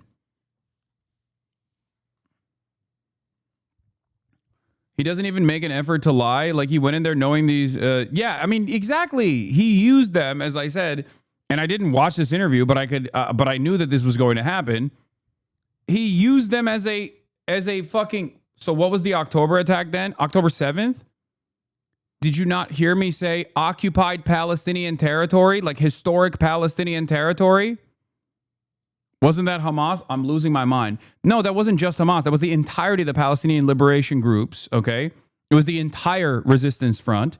And that is literally within the confines of historic Palestinian territory. What the fuck are you talking about?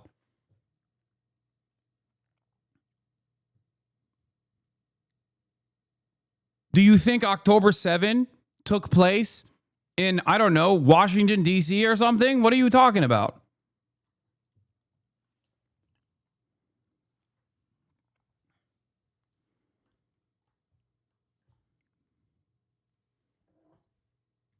It's the same thing with the Taliban. Not to defend the Taliban, but there were shouts of how America will be attacked if the Taliban came back into power. So far, nothing. These are groups that are interested in gaining sovereignty for themselves and for their people. Okay? Ultimately, it does not matter. Technically, it does with supporters. There is a difference between Al-Qaeda and ISIS, which are invested in conquest, okay? They are invested in conquest. They are internationalists. They are what is known as like jihadist terrorists. When someone says like, oh, this person is a jihadi terrorist, like they're talking about Al-Qaeda, they're talking about ISIS. They're talking about these groups that operate internationally, these groups that have a larger conquest in mind. Okay, there are many different formations. There are many different formations of these groups, and there are different branches. Like in Syria, ISIS has the Al-Nusra Front, for example. Okay?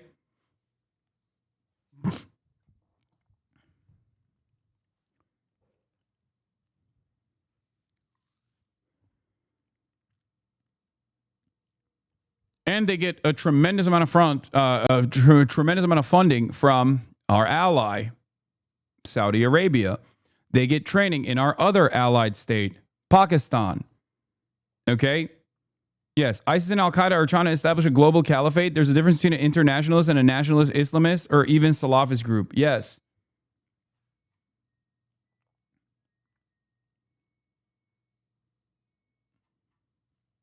ISIS in Syria isn't al-Nusra. It's called the government there. Okay, that's a different point.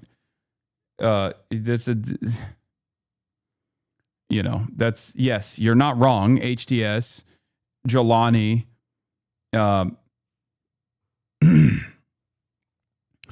these are different branches of the same fucking grouping that have also engaged in infighting, but none of that really matters at this point. Okay? HTS is Al-Qaeda. Chatter is being racist towards Islamist terrorist groups. Anyway. Yes, ISIS and Al-Nusra didn't get along. They're more Al-Qaeda. It doesn't matter. The point I'm trying to make is that these guys, these groups, these militancies have expansionist interests in mind, and they operate within the confines, if they have an opportunity to operate within the confines of like the Western world as well, okay?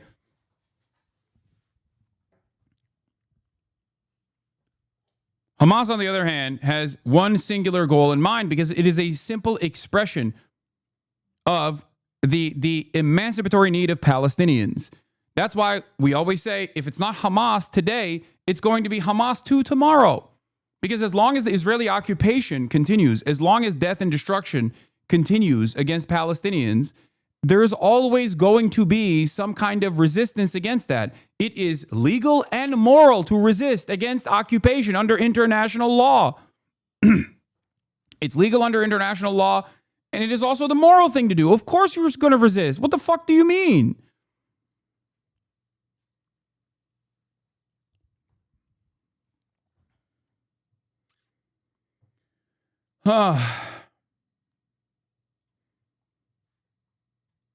Yes. Bin Laden did not fight for a sustained and coherent national movement with concrete goals within a limited geography. He represented a murderous transnational ideology that is loaded by most of the world, including and especially Arabs and Muslims.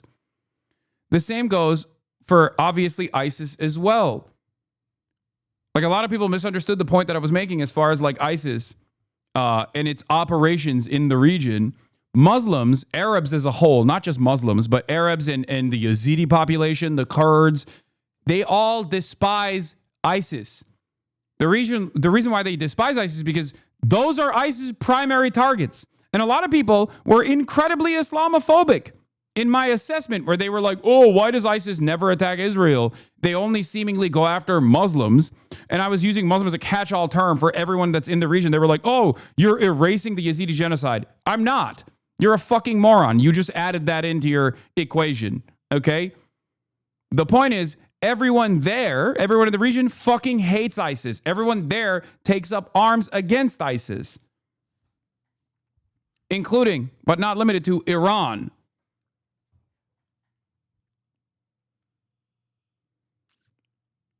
And we got ISIS after he was killed, which, by the way, was fought by Arab and Muslim armies. Moron. Exactly. Killing bin Laden didn't cause 100 other bin Ladens to take his place.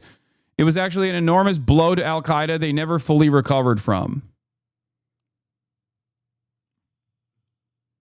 ISIS and Al-Qaeda has consistently put up LeBron numbers in terms of killing Arabs, in terms of killing Kurds, in terms of killing Yazidis, in terms of killing the Druze population. They have literally exclusively destroyed the livelihoods of people living there. They have under limited circumstances had like lone wolf attacks, I believe, in Israel, which they apologized for. And Israel itself has accidentally shot and killed ISIS fighters, which they apologized for, and also offered medical treatment to ISIS militants, as a matter of fact. Why is that? Yeah, not everyone in the region hates ISIS. There's one country that doesn't really hate ISIS that much. That country is Israel.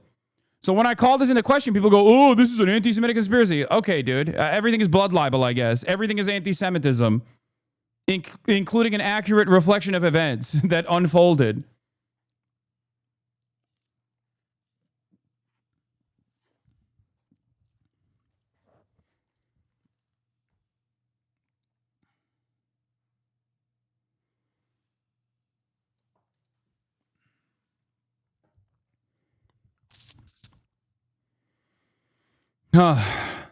Gaza is the densest urban environment you can find, and Hamas embeds itself in the civilian population of Gaza, the Palestinians, okay?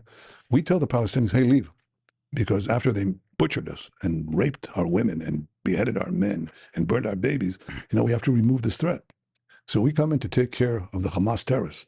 But the Hamas terrorists don't leave the civilian neighborhoods. And we say to the civilians, we call them up because we have their telephone numbers. We say, leave, please leave. We send them leaflets, millions of leaflets, please leave. Dude, you guys are so nice. Oh, the illegal occupation and blockade that you have over an entire 2 million population of indigenous people that you have literally pushed into this strip, which is one of the most densely populated open prisons on the fucking planet. You send leaflets before you bomb their homes. That's sick. Yeah, they have their telephone numbers. Exactly. One must call into question how you have the telephone numbers and the population registry of all of these people in this supposedly sovereign state. How is that possible? And if you have this level of intelligence, how have you bombed every single fucking building in the Gaza Strip? Why have you bombed every single building in the Gaza Strip? That's the question. Real confusing. Perhaps it's because this is not a military conquest or a military campaign at all. It is just pure ethnic cleansing. That is the goal here. That's it. This is what happens when you have an entire population, an entire indigenous population under the thumb of brutal military occupation, criminal military occupation. They do not get trials under the civil governance division. They do not go to a regular court. The judge, jury, executioner is a random fucking Nazi dipshit that's 19 years old and hopped up on fumes that wants to do permanent fucking ethnic cleansing in the strip. That's the judge, jury, and executioner. And everyone that is in the crosshairs is an enemy.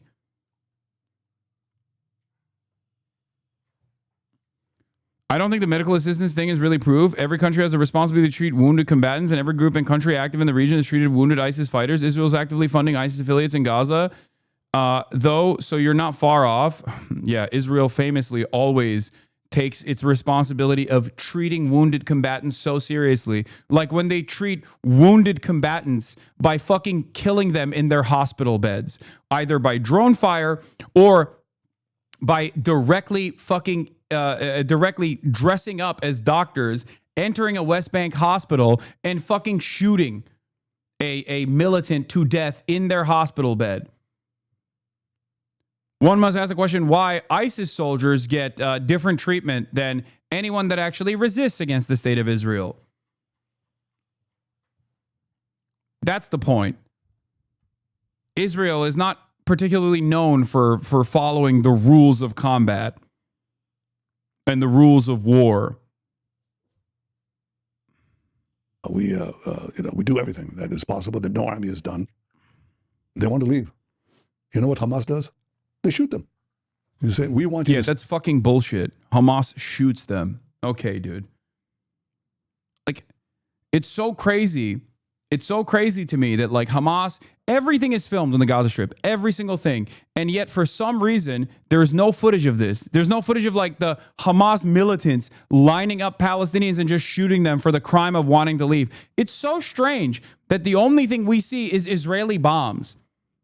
Israel has 24/7 surveillance. Israel has drones all over the Palestinian civilian population. They're constantly surveilling the Palestinian civilian population. They're constantly assassinating the Palestinian civil population. And yet, for some reason, they just never catch it in the action. Hamas is just like secretly so good at fucking killing Palestinians that are trying to escape. Palestinians are like, please don't let us be human shields. We don't want to be human shields. And then Hamas just like goes, no, you have to be a human shield. We're going to kill you if you don't. Is the only reason ISIS doesn't invade and take over the Gaza Strip the threat of America? What? No, ISIS has tried to operate within the Gaza Strip. Hamas has executed ISIS militants in the Gaza Strip. Hamas and ISIS are in combat with one another. They are belligerents to one another. ISIS has actively tried to take over the Gaza Strip. Hamas has killed them. Hamas has jailed the ISIS militancy. You know what Israel did? Israel released those prisoners from jail in the chaos of the endless bombing campaign and now actively recruit those Hamas militants that were working in the Gaza Strip. It's known as the Popular Front, as a matter of fact. They use Israeli weapons. They use Israeli gear. They get to operate in the red zone in Rafah under an Israeli bunker. That's their command center. His name is Abu Shabab. Drug dealers and ISIS, did I say Hamas militants? Sorry. ISIS affiliates,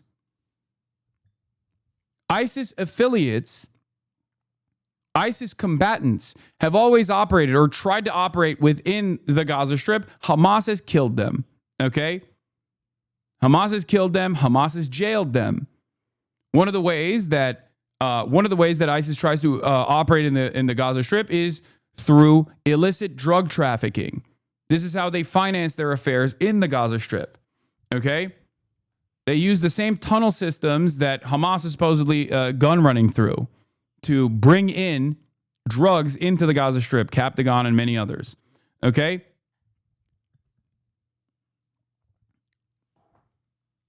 But since October 7, as obviously there's no more civil governance affairs in the Strip and it's a complete chaos,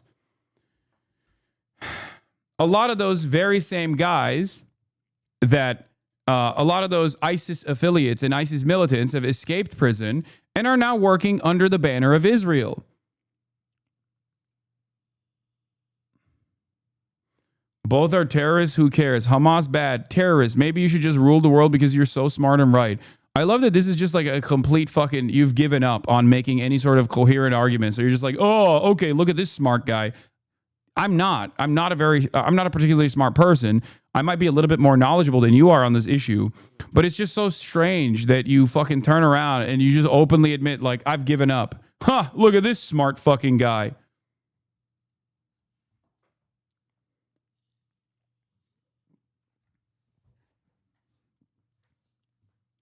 I actually wasn't aware October 7th was in the Gaza area and it was considered occupied Palestine. Did my research. My bad for chatting. No, October 7 wasn't in the Gaza area. What are you talking about? It's in the Gaza envelope, which is a part, it's beyond the green line, but that is still occupied, historic occupied Palestinian territory. Israel is technically under historic occupied Palestinian territory, British Mandatory Palestine, Palestinian territory under Ottoman rulership.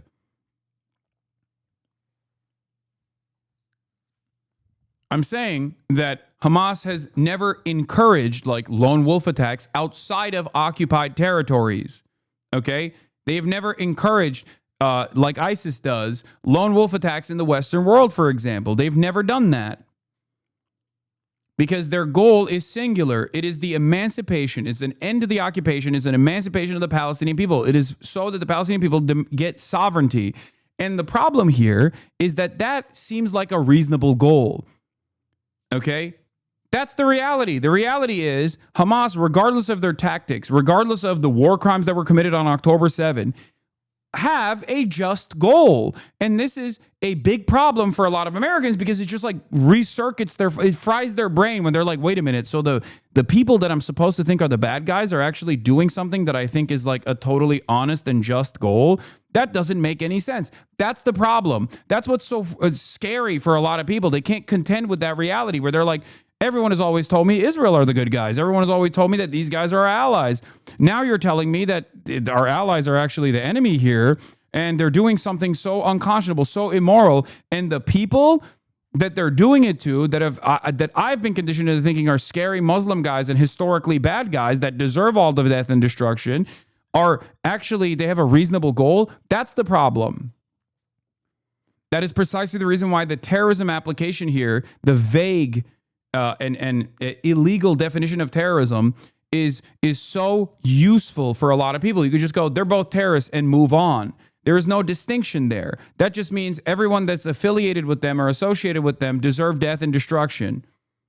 It causes people to refuse to reckon with the reality on the ground. It causes people to refuse to even think that these guys might have a logical thought pattern here, that they're not simply operating on the barbaric notion that they want to fucking rape and decapitate as many Israelis as they possibly can. Because the moment that you actually escape the matrix, if I'm going to use like an Andrew Tate style term here, and start to realize that no, these guys aren't these like barbaric fucking demonic hordes, and they actually have a totally understandable desire to no longer be occupied and murdered by the state of Israel, all of a sudden, you have a very different approach to this conversation. All of a sudden, it becomes incredibly hard to justify Israel's actions. Many people will never take that leap in the United States of America. Many people are never going to take that leap. And that's precisely the reason why, because I explain this concept to 35,000, 40,000 people at a fucking time, that the Israeli state sees me as a fucking threat, a massive threat that needs to be eliminated, one that needs to be deplatformed. That's precisely the reason why so many people come in here and say, you're a terrorist, you love terrorism, you're a terrorist every fucking day, because they would rather keep saying that instead of reckoning with the reality that Israel is doing a genocide. And understandably, people are going to resist against that genocide. And they not only have the legal right to resist in arms against the Israeli occupation that is criminal, that is illegal, that is doing a genocide, but they also have a moral responsibility to do so. That's it. No Hamas attacks outside of Palestine? Was the global day of jihad a joke to you? Exactly. Exactly. It's just invented. It's like purely fabricated nonsense.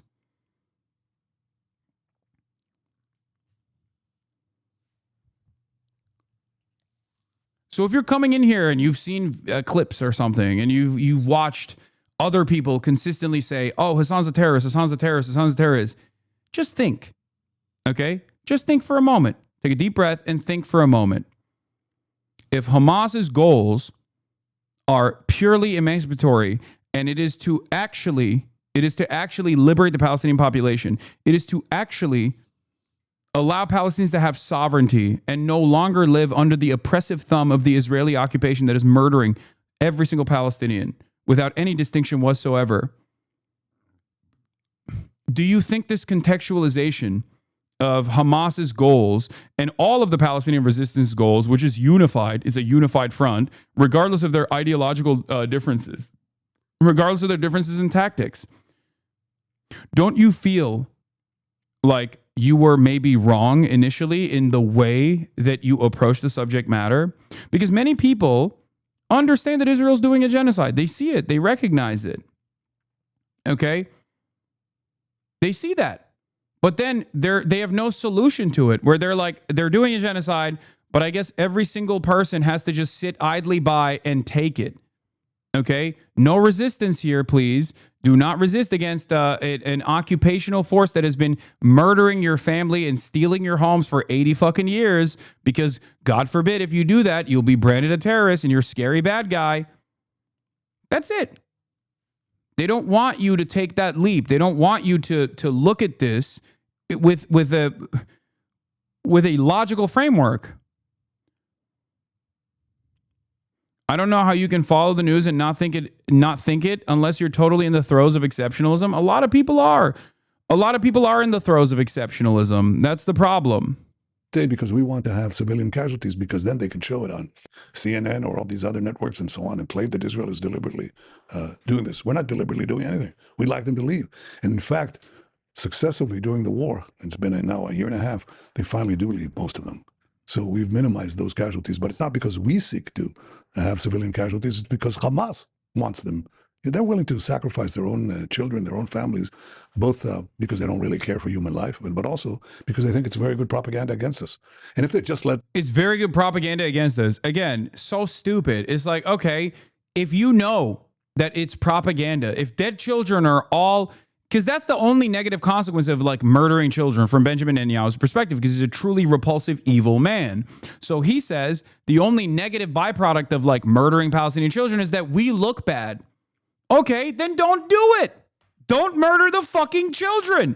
What an incredible way to solve this issue. It's so dumb. Oh, oopsie. I guess I fucking fell into the trap again. Here I go again. You know, Hamas knows I have an insatiable appetite for baby murder. Like, it doesn't even make sense within the logical confines that they're trying to develop, because it's such a stupid fucking argument. You're not a natural disaster. You are a nation state, a criminal nation state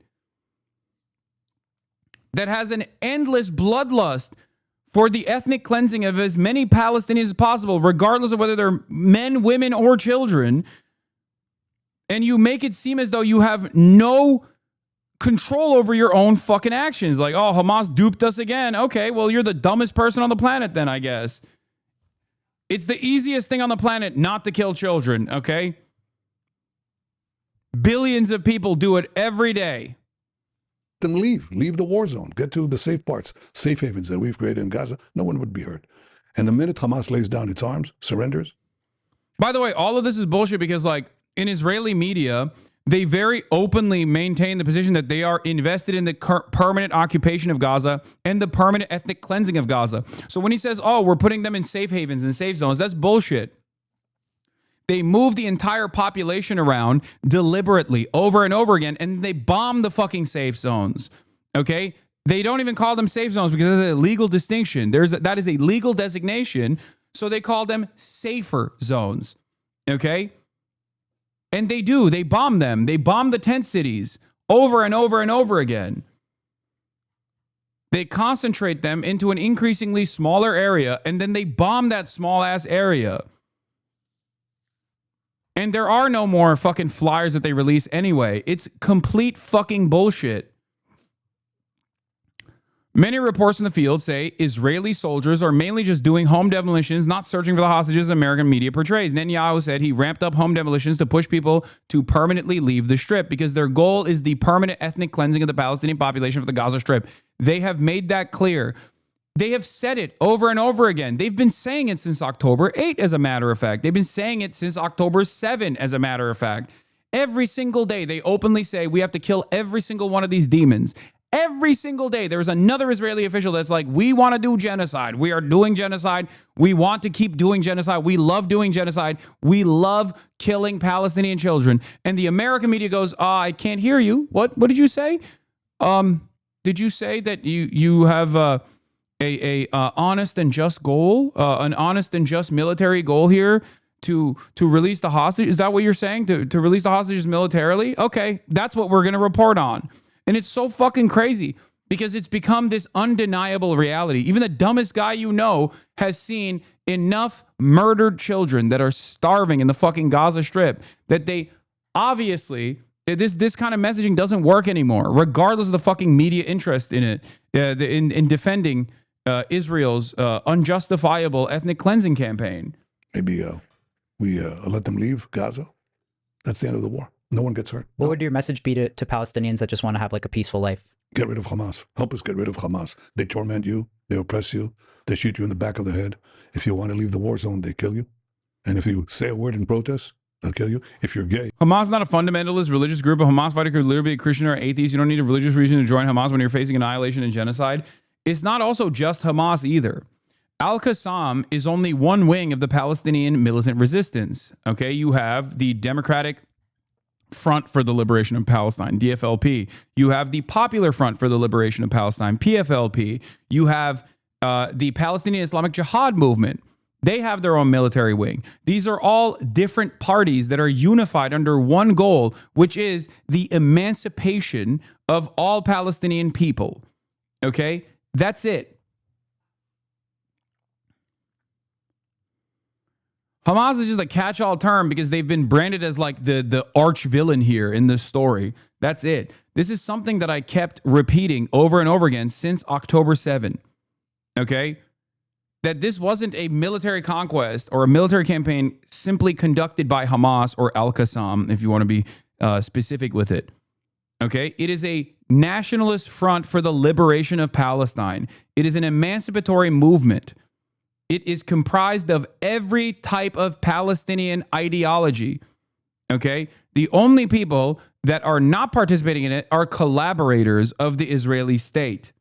Even fucking Fatah was a part of it. A part of October 7. Like, it's ridiculous.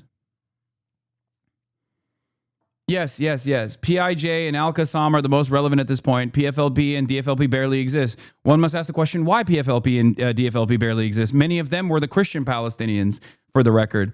I wonder why. Well, the reason why is because Israel fucking killed them. Israel assassinated them over and over again. You're in bad shape, really bad shape. And if you are a woman, you're chattel, you're nothing. Your property. That's the opposite of everything we believe in. We, I say, it's not only Israel, it's you. Mm-hmm.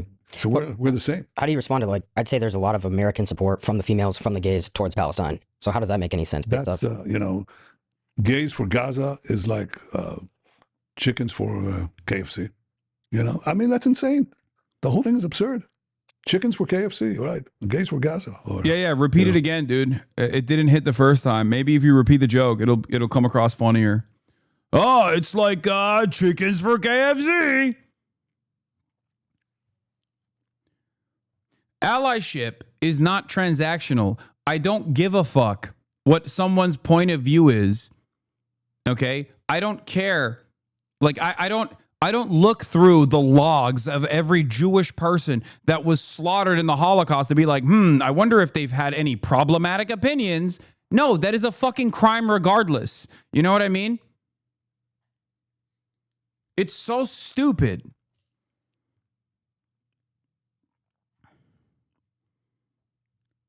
Many people understand this reality. Not only is it fucking overblown, like the mistreatment of gays is completely overblown. Israel itself has a litany of different issues, despite the fact that it presents itself as a Western liberal moral democracy. It has a litany of different homophobic problems. Israel is a nation state where like race mixing is technically not allowed, okay? Let alone interfaith marriages, let alone fucking gay marriage. You have to go to Cyprus to get gay married, okay?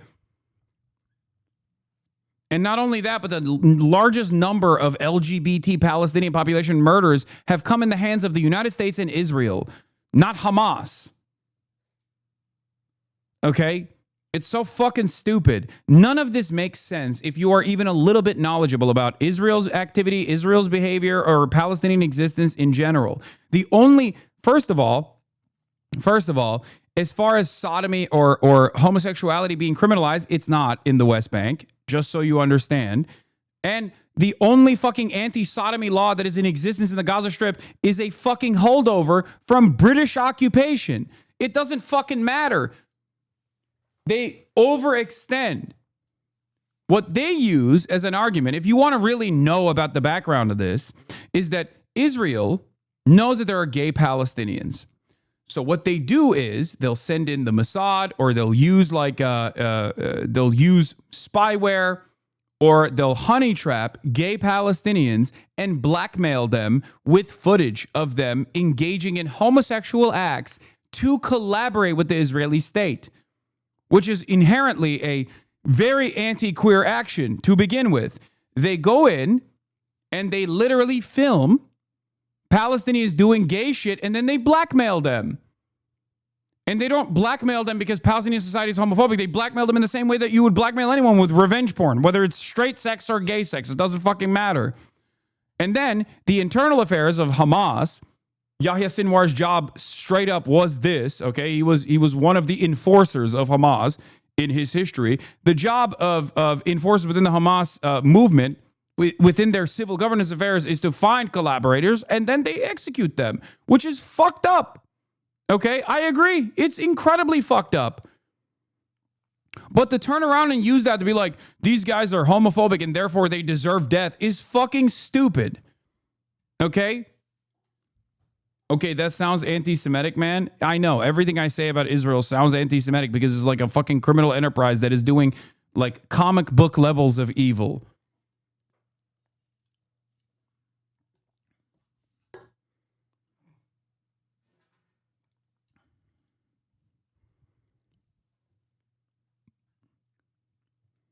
This does not work. This does not make any sense. Nobody cares about the militancy when the much larger crime, or the reason for the militancy to exist, is the apartheid regime or is the colonial enterprise. In this circumstance, that is Israel. The colonial entity sets the standard of violence. And the more violent the colonial entity gets, in this case Israel, the more violent the resistance gets as a response to the violence from the colonial entity. Okay? People try to say this about Ansar Allah too. They're like, oh, Ansar Allah is homophobic. Yeah, they are. Hassan Nasrallah is homophobic. Yeah, he is. Is that why he was killed by Israel? Because he was homophobic? Is that what we're doing? We're killing homophobes now? We're just like fucking using JDAMs to kill a bunch of people in a fucking crowded neighborhood to get the one guy who's homophobic? No, he was killed because he was resisting against Israel. Okay? People only use the homophobia of Ansar Allah to try and justify any sort of like militant response to them. It's fucking moronic. Okay?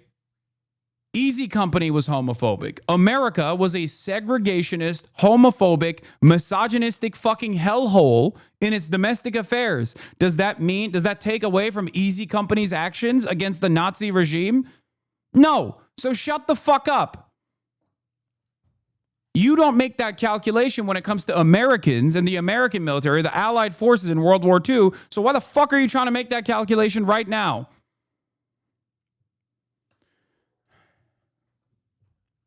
Especially when Israel has killed a fuck ton more gay people than Hamas ever could or Ansar Allah ever could. It's so fucking stupid. Women for the women of Gaza, talking about. You know, they're completely subjugated. They've got this death cult that is contaminated. So you can push this stuff on TikTok or whatever on the stuff, but you can't build peace or security on the rocks. They'll crash. I mean, these things will crash on the rocks of Middle Eastern realities. You can only build peace on truth and reality, not on deliberate falsified fantasy. Why do they say Israel's like starving the people of Gaza? Well, yeah, why do they say that? Because it's true. Among 18 to 29-year-olds, who do you sympathize more with? Palestinians, 44%. Both equally, 19%. Israelis, 14%. Unsure, 23%. We got to get those numbers up, Americans. This is a YouGov poll from July 21st. Those numbers, listen, if you think you hate Israel enough, you don't hate Israel enough, okay? Not enough. Sorry. Got to get those numbers up. Because we're trying to get the food in, and we let food trucks in, and guess what happens? When I we got to let them pee. in? Hamas steals the food, takes the good chunk for itself, then sells at inflated prices. They jack up the prices, and then they sell the food to its population, to its hungry population, if they give them it all. And then use the money that they take from their own people to recruit more killers into their terror machine. That's what happens. Why are more Palestinians not siding with Israel against Hamas then? Well, up to now, they've been terrorized. But guess what's happened? Since we're beating Hamas, all of a sudden we see Palestinians rising. You have to see this to believe this, okay? And they say to Hamas, hey, you're not coming into my building. You know, you can't use my school or this hospital as your command post. We're not letting it. And they start fighting them. Now we have actually armed conflict between Palestinians and terrorists. It was unimaginable a year and a half ago. But now there are Palestinians who rise up. And, you know, the more the better, because we can create a different future for Gaza. And we should also do something very simple that President Trump said, and it was brilliant. So that's my idea. That's how he cuts to the chase. He says, you know, at the end of this war, the people of Gaza should have the choice. If they want to leave for other countries, they want freedom of choice. Why are they locked in? Hell, we're not locking them in. Anybody could leave, but Hamas is locking them in. Suppose they want to leave. They want to go to another country, okay? Why shouldn't they have the freedom of choice to do that? Because this is all upside down, you know? The victim of this horrible terrorism is called the aggressor. The people who are oppressed by Hamas are seen as supporting Hamas. Give them a choice. Give them freedom. I can't stand this motherfucker, bro. Hamas is stealing the food, stealing the humanitarian aid. Wrong. No evidence ever shown for this. Complete bullshit. Israel is, even if they were, by the way, even if they were, Israel has under no obligation to stop the flow of aid into the fucking Gaza Strip because that aid has to reach the civilian population. Wrong. Okay? Not only is there already a mechanism of aid distribution that existed in the fucking Strip that worked, okay, in spite of the horrifying realities, Israel stopped this aid from going in. There are thousands of trucks waiting to go into the fucking Gaza Strip. Israel is the only fucking limit here. The aid, under all of these horrifying circumstances, was still reaching the Gazan population. Israel stopped it for that reason. Israel started with the Mossad and the CIA, the Gaza Humanitarian Foundation, as a scheme. The Gaza Humanitarian Foundation has pitched itself as the only mechanism that can adequately do deconfliction with the Israeli state. Why do they pitch themselves as that? Because they are a de facto part of the Israeli state. They operate in unison with the IDF, American and Israeli mercenaries working on the Strip to offer a crumb of food to the starving Gazan population. It's literally perfidy. It is illegal. That is precisely the reason why the UN and every single humanitarian group has criticized the Gaza Humanitarian Foundation for stopping the flow of aid and becoming the only way to actually give any food to the Palestinians.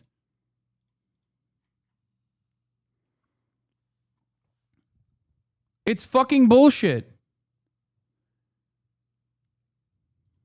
Give them a life and give them a future. They can't have that with these Hamas stormtroopers. But the amazing thing is, you know, I come here and I see these protests.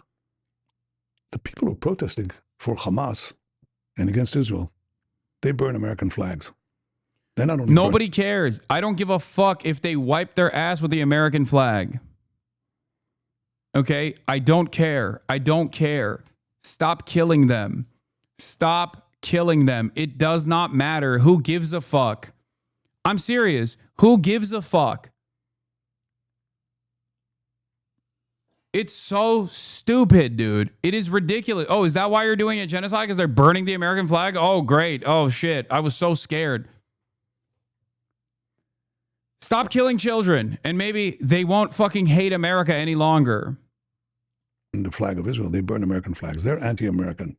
They're not MAGA. They're not supporters. You know, who do they support? You know who they support? They support Iran and its proxy, Hamas or Hezbollah.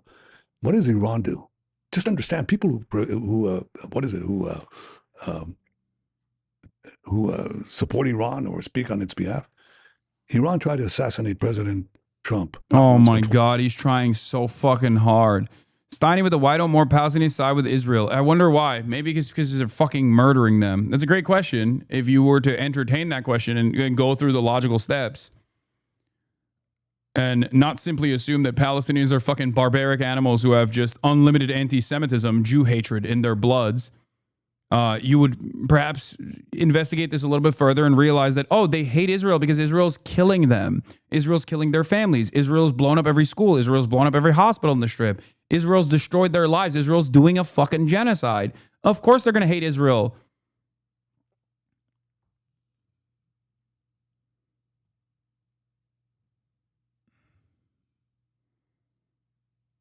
This is so much worse than the Nelkboys led on in your talk yesterday. Yeah. They relied on me not watching the fucking interview, but it doesn't matter. I was right, by the way. I didn't even watch this interview, and I knew exactly how this interview was going to unfold. Do you want to know why? I didn't need to watch a single second of this interview to correctly and adequately clock exactly what took place in this interview, because there is no other way to defend Israel. You have to say the same exact lies over and over again. And I know that Steiny and Kyle are not equipped to push back against these lies. They're just not. And I've heard these exact same talking points for decades at this point. They have not changed. So it seems like I didn't need to fucking watch the interview to understand exactly why this would be bad. You want to know why I didn't need to watch this interview to know that it would be a bad interview in general? Because of the very fact that Benjamin Netanyahu, who notoriously refuses to interview with Israeli media, went to the Nelkboys podcast. Because even CNN would probably offer a little bit more pushback than they would. That's it. That's why I told them that they were being used like a fleshlight. Okay? They were being used by the Israeli state to do PR.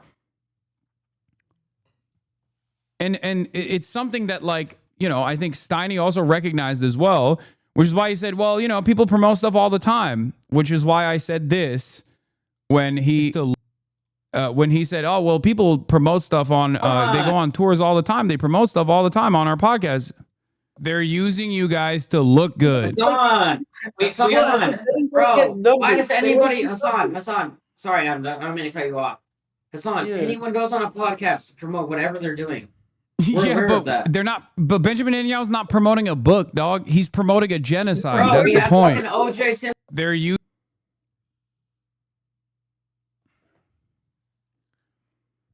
He's not unveiling like a new release.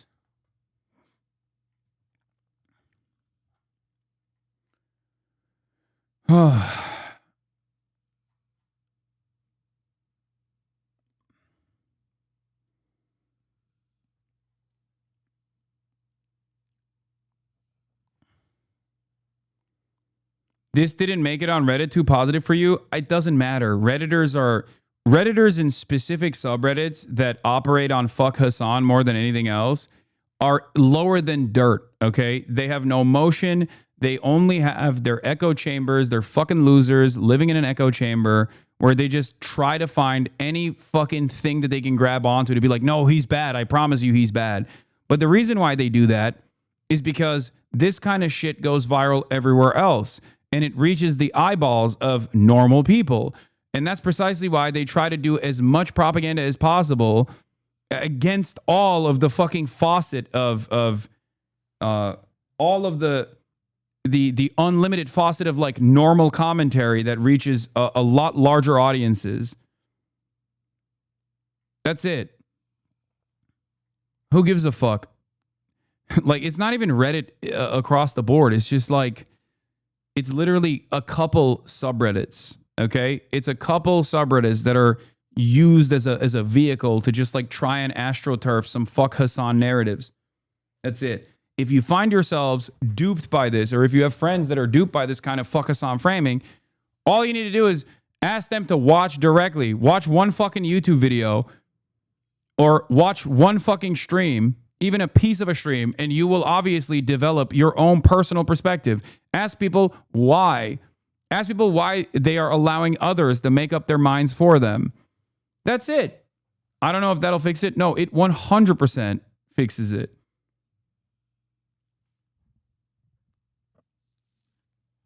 There's 36,000 people in here. I promise you, tens of thousands of them did not come in here with such a cheery opinion initially.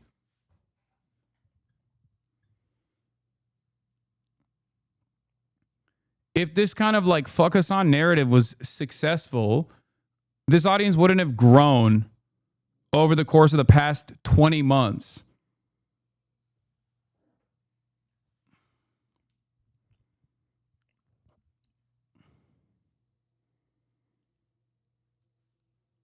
It literally takes seconds. I used to hate you from what I heard, and then I saw Philly D segment and changed my mind completely. I literally did what you just described, and you saved my life from becoming a literal Nazi, no joke.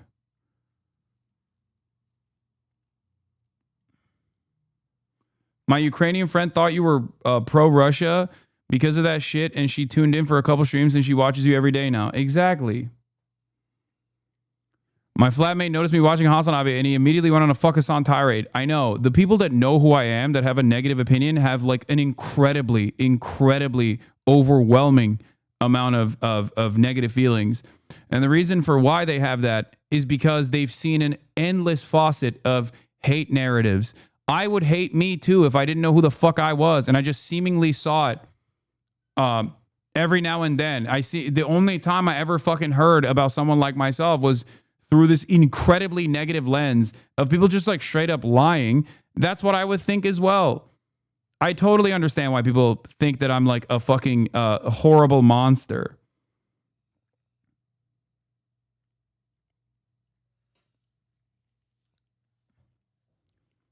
It's got to work to a certain degree. There is a shit ton. There are a shit ton of commentary slop tubers that have invested countless hours into churning this fucking narrative. It doesn't matter. The solution to all of that is simply to show them the truth. That's it.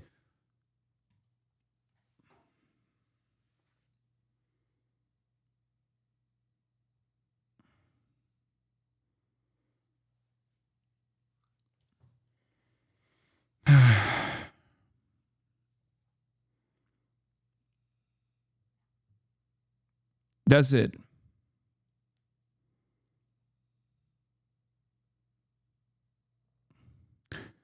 While we're having this back and forth, a new plan to settle Gaza with Israelis was presented in the Knesset today. It includes the following elements. 1.2 million Jews.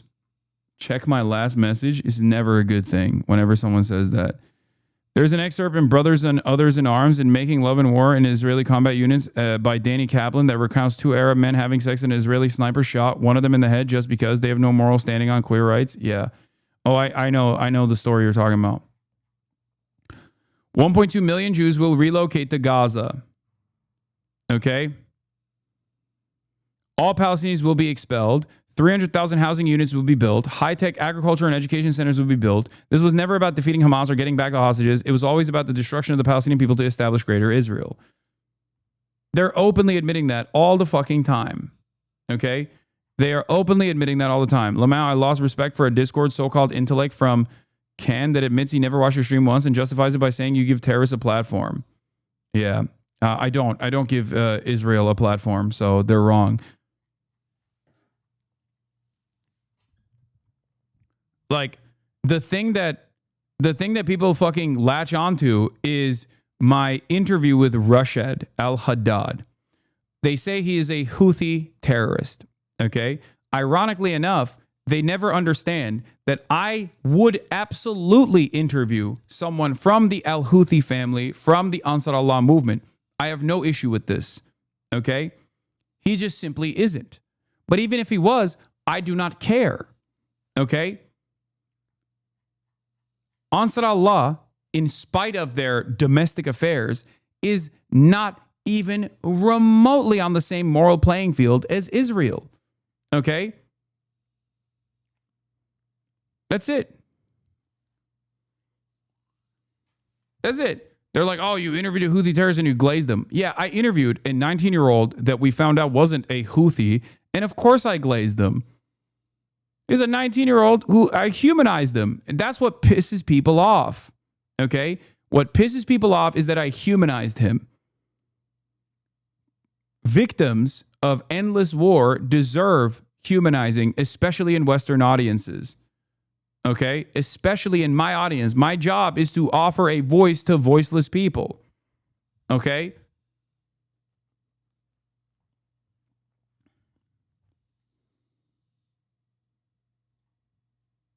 That's what they're mad about. And it's so funny because it's like an incredible nothing burger that they have tried to actively relitigate over and over again. But it doesn't matter. It's meaningless. What would you say to those who say interviewing a Houthi is still bad despite Israel's actions? I'd say that they're fucking delusional. Okay? I'd ask them why they think that, and they would say, oh, well, they've done this, many of which is just like Saudi propaganda from the time when Saudi was like literally implementing a blockade with Western weapons and murdering a shit ton of civilians in Yemen. Okay? And that I would tell them that, of course, I'm going to interview any kind of militancy that I can within the confines of reason that is resisting against the Israeli genocide. Because if you think that Israel is doing a genocide, then of course people that are resisting against said genocide deserve to be heard. That's it. And if you think that Israel is doing a genocide, but you think all of the people that are resisting against that are criminals that are comparable to Israel's actions, then you don't think Israel's doing a genocide. Because there is no crime more severe than genocide.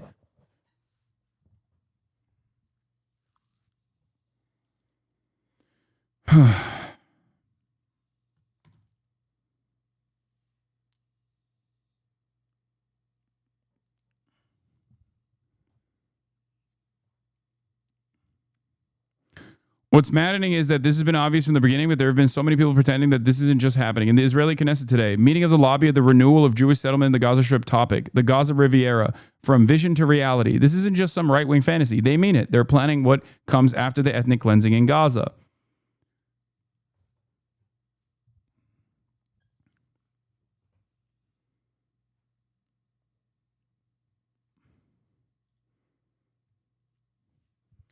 Humanizing militant resistance against Israel's genocidal actions is being morally on the right side against Israel's genocide. Humanizing Benjamin Netanyahu or other Israeli officials that are defending Israel's crimes here is literally doing propaganda for the genocide. That's it.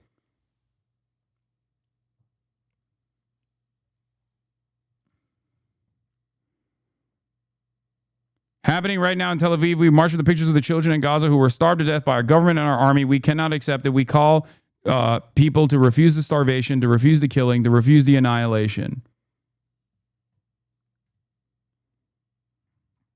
Twice. They were behind those assassination attempts? They openly admit. By the way, they put out a price on his head. On mine too, by the way. Smaller price. I'm not offended. They actually put a price on your head? Yeah, 2 days ago. Oh my God. I don't care. I don't care about any of this. Oh, I can't watch the rest of this, dude. It's just so fucking stupid. It's literally an hour-long faucet of Israeli propaganda with no pushback whatsoever. Okay? That's it. I can't watch the rest of this. This is just like unproductive overall.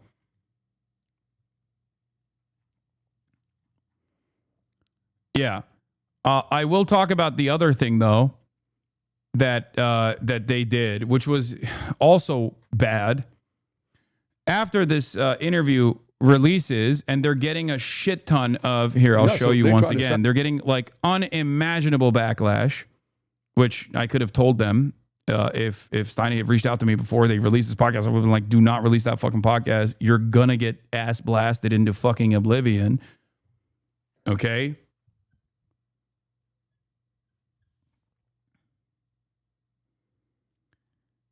They turned around and they went to like as many right-wing critics of Israel as they could.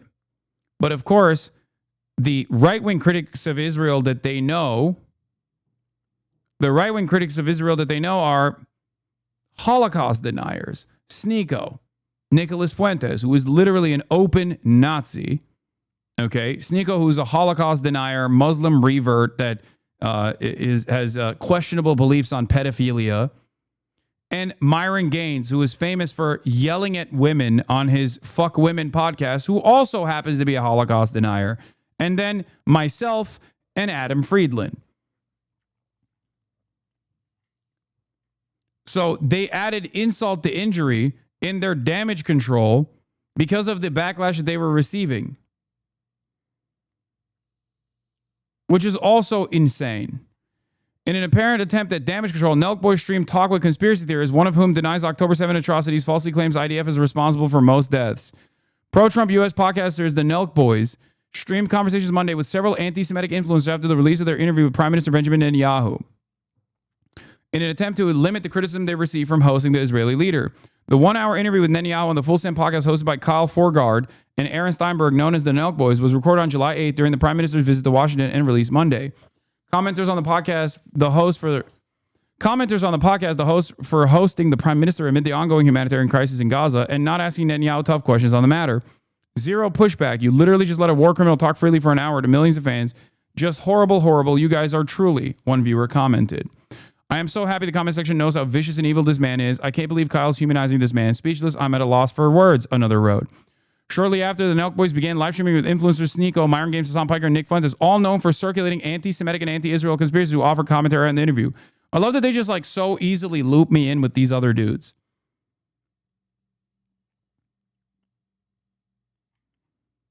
Sneeko, who has been banned from YouTube and Twitch for anti-Semitic remarks, said Trump basically owned Netanyahu because the U.S. president pulled out a chair for Netanyahu after meeting earlier this month. How do you put America first if you send $4 billion to Israel every year, Sneeko asked the host, to which they responded that they agreed that Netanyahu's behavior is making it harder for Americans to support Israel. Myron Gaines claimed Netanyahu lied about a bunch of shit in the interview and falsely claimed a lot of the shit that happened on October 7 was a lie, referring to the 2023 Hamas massacre that sparked the ongoing war in Gaza. Gaines denied the occurrence of mass rapes during the massacre and also claimed that Hamas's goal of the invasion was to capture as many hostages in exchange for prisoners instead of mass killings, adding, a lot of the innocent people that were killed by the IDF in an attempt to prevent Hamas from taking more captives. The ongoing, dude, even when they're talking about like what Sneeko said or what Myron Gaines said, they're not actually talking about the indefensible shit they have said, which is deeply anti-Semitic. They literally are just saying these guys are anti-Semites without explaining why they're anti-Semites. And then the only explainer they offer is because they're saying that Israel killed civilians on October 7, which is literally something that is true, okay? Something that was admitted by former Defense Minister Yoav Gallant when he said the Hannibal Directive was implemented on October 7. It is fucking insane. It feels like I'm losing my mind when I hear Times of Israel or any other fucking outlet reporting on the matter by basically saying, well, you know, these guys are anti-Semitic. Why? Because one of them said, how can you be America first if you send $4 billion to Israel every year? If you think this is an anti-Semitic statement, you are delusional. These guys have said a fuck ton of anti-Semitic shit. The ongoing war in Gaza has sparked when Hamas-led terrorists rampaged through the southern Israeli communities, murdering 1,200 people, mostly civilians, taking 251 hostages while committing and filming their numerous atrocities. Immediately after the massacre, anti-Israel conspiracy theorists claimed without evidence that most of the deaths were caused by IDF fire. Most of the deaths were not caused by IDF fire, for the record. That's not true. And denied acts of mass rape and torture. There's been overwhelming evidence that sexual violence and torture was used in the invading of terrorists. Piker slammed the Nelkboys for hosting Netanyahu on his podcast, accusing of humanizing Netanyahu. But that's the thing. We'll have anyone on. Like next episode, we're going to have someone with a complete opposite ideology. Speaking to Nick Fuentes, who was known for opposing what he calls white genocide and Jewish subversion, Forgard emphasized that the goal of their podcast was to welcome anyone and allow them to form their own opinions. Do we even know either way for sure? No, but what we do know is Times of Israel itself also, IDF officers invoked defunct Hannibal Protocol during October 7 fighting report. This is their own reporting from July 7, 2024, a year ago. So when you package something that you yourself have reported on as an anti-Semitic conspiracy, all you're doing is saying anti-Semitic conspiracies are actually not anti-Semitic conspiracies, they're truths. The reason people are being critical, of course, is because the state of Israel and Netanyahu are extremely unpopular with the young people, Fuentes said. Charging Israel's decline in popularity among Americans began after the war in Gaza began. Fuentes said that while he too was a controversial figure, Netanyahu, on the other hand, is currently prosecuting a war and has been prosecuting a war for 20 years and accused the prime minister of carrying out ethnic cleansing of Palestinians is also true. Talk about the shit that Nick Fuentes has said that is anti-Semitic. Talk about him being a fucking Holocaust denier. Why would you? Like, this is the only thing that they've mentioned, okay, that is like even giving a little bit more credence into the anti-Semitism allegations launched towards a self-described neo-Nazi. He is a self-described neo-Nazi. Why the fuck don't you just say that?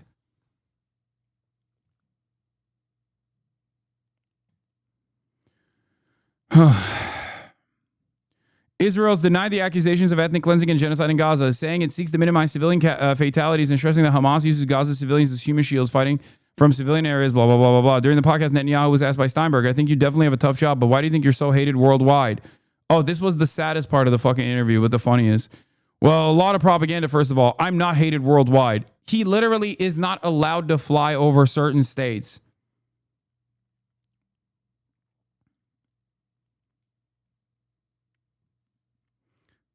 I just received this. I just talked to someone, a rabbi, and he says he just heard from his brother who was in Europe, in one of the countries of Europe. He says he's being flooded. They know he's from Israel.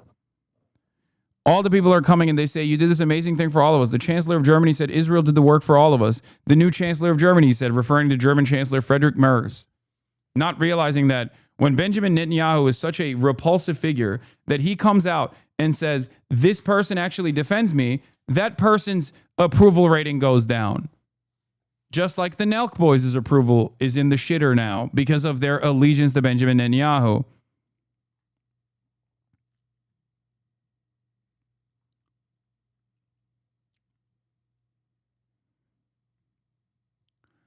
Anyway, Ben Lorber reports, Haaretz is reporting that Israel is training MAGA Gen Z influencers to combat the growing criticism on the right.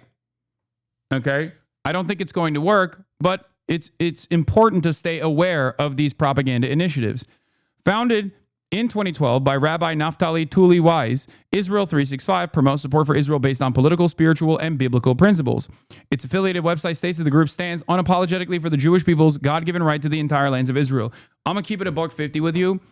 If there was a majority disapproval of Israel among American Jews, they would literally give up on American Jews entirely, and they would only try to farm the evangelical base.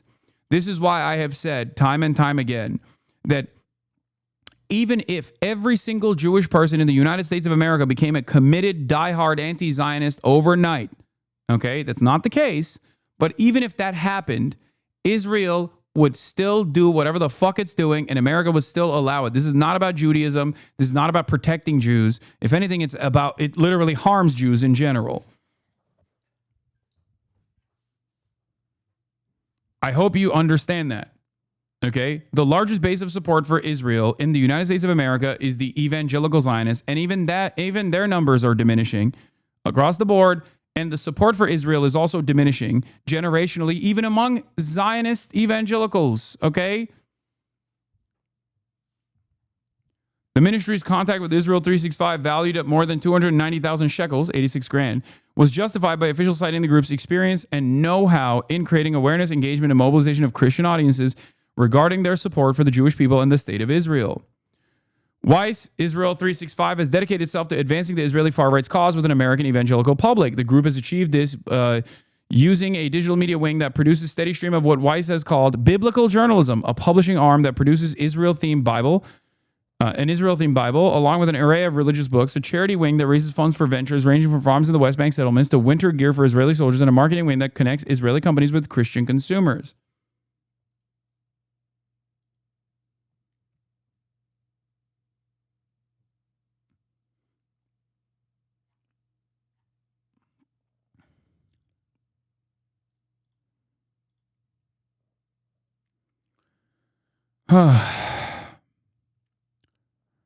West Bank settlements winter gear. Thanks to this outreach, Israel 365 has become an established face of biblical hospital for U.S. Christians. More significant still, has been using the group's advocacy wing, which seeks to strengthen the partnership between Jewish and Christian Zionist faith leaders, politicians, and influencers by organizing a bevy of campaigns, speaking tours, conferences, and summits, webinars, and prayer calls, sign-on letters, and tours to Israel.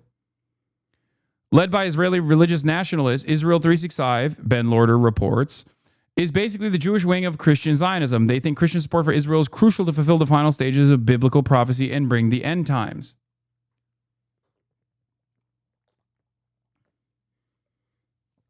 While they're based in Israel, their main role is to back Christians in fighting the culture war for Zionism in the U.S.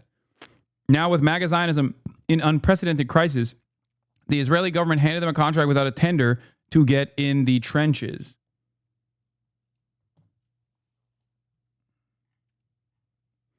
An actual death cult. Of course, no Jewish person believes that the end of times is going to take place, where, of course, the end of times prophecy and the theological underpinning for the evangelical Zionist movement relies on the idea that like Israel will be a Jewish state for Jews only, and then all the Jews will go to Israel, and then Jesus Christ will come back and fight the League of Satan in Megiddo. This is literally what they believe. It's like fucking anime, okay? It's an apocalyptic cult, basically, where Jesus Christ will come back to earth, the rapture will happen, Jesus will fight the forces of Satan in Megiddo, and all of the evangelical Christians will be sucked into the heavens. And you know what happens to the Jews, with the exception of like, what, 114,000 Jews that convert, by the way? If you don't convert, you're also going to hell. All the Jews then burn in hell at the end of that story. So obviously, it's not exact. 144,000 Jews get sucked to the heavens as long as they convert in that moment, on the spot, to evangelical Christianity. And every Jew that doesn't even get that that doesn't make the 144,000 cut, they burn in hell, eternal hellfire, eternal damnation. This is what they believe. Does that sound like a fucking pro-Jewish ideology to you? No, of course it does not. It's not. Having said that, obviously no one fucking believes this shit except for the evangelical Zionists. But no Jewish person actually unironically believes this shit. They just know that these guys are fucking idiotic fools that will defend Israel unconditionally. Way more than Jewish Americans ever will. That is the reality. Okay? Because American Jews are getting educated. American Jews are constantly disagreeing with other American Jews and Israeli Jews especially. They have American Jewish interests. That's it. It's too hard to convince a fuck ton of American Jews to be unconditionally in support of Israel. That hasn't stopped Israel from consistently churning out Zionist social conditioning from early age. But it's that simple.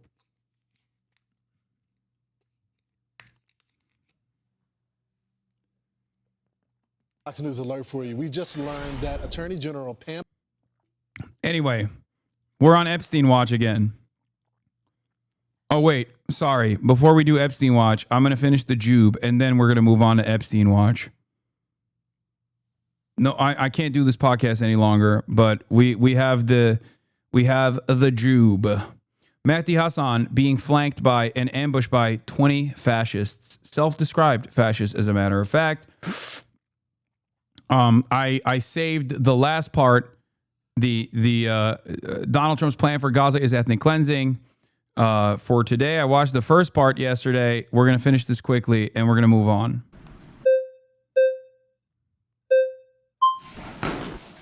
Hey, I'm how are Sarah. you? Nice to meet you. Nice to meet you. You too. So why do you say this is Donald Trump's plan? Why do you think that? I mean, he says it's his plan. Have you seen his plan? When Have you did heard he his plan? say it?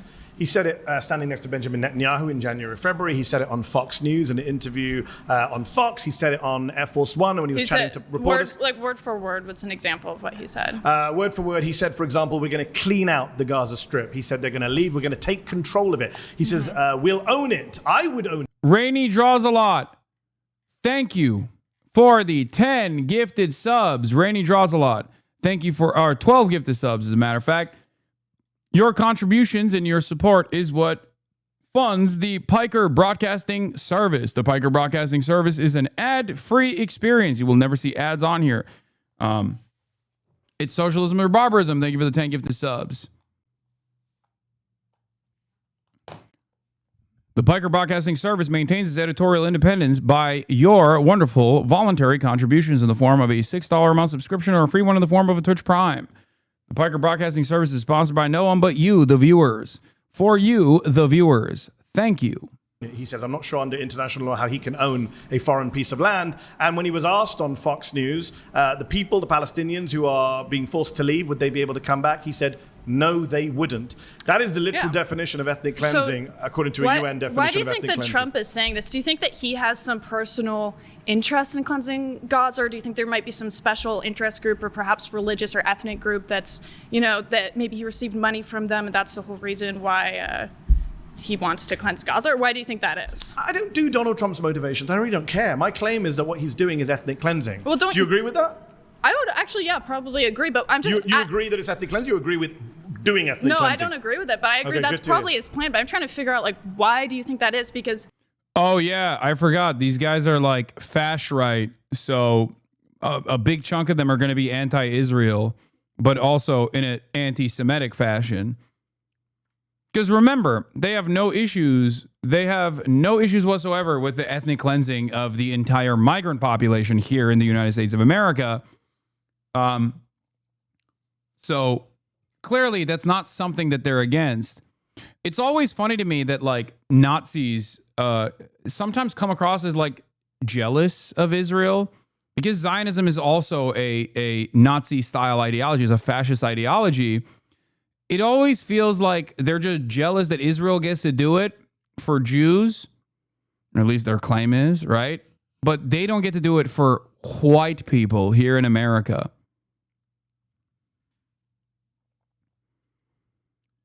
I mean, some of these neo-Nazis are honest about that, like Richard Spencer, who famously is pro-Israel and says, we just want to do Israel here in America.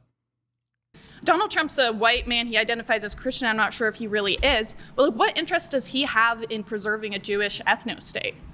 Why would he have that? That's a good question. You'd have to ask Donald Trump that question. I've got multiple views. I'm sure you have many views.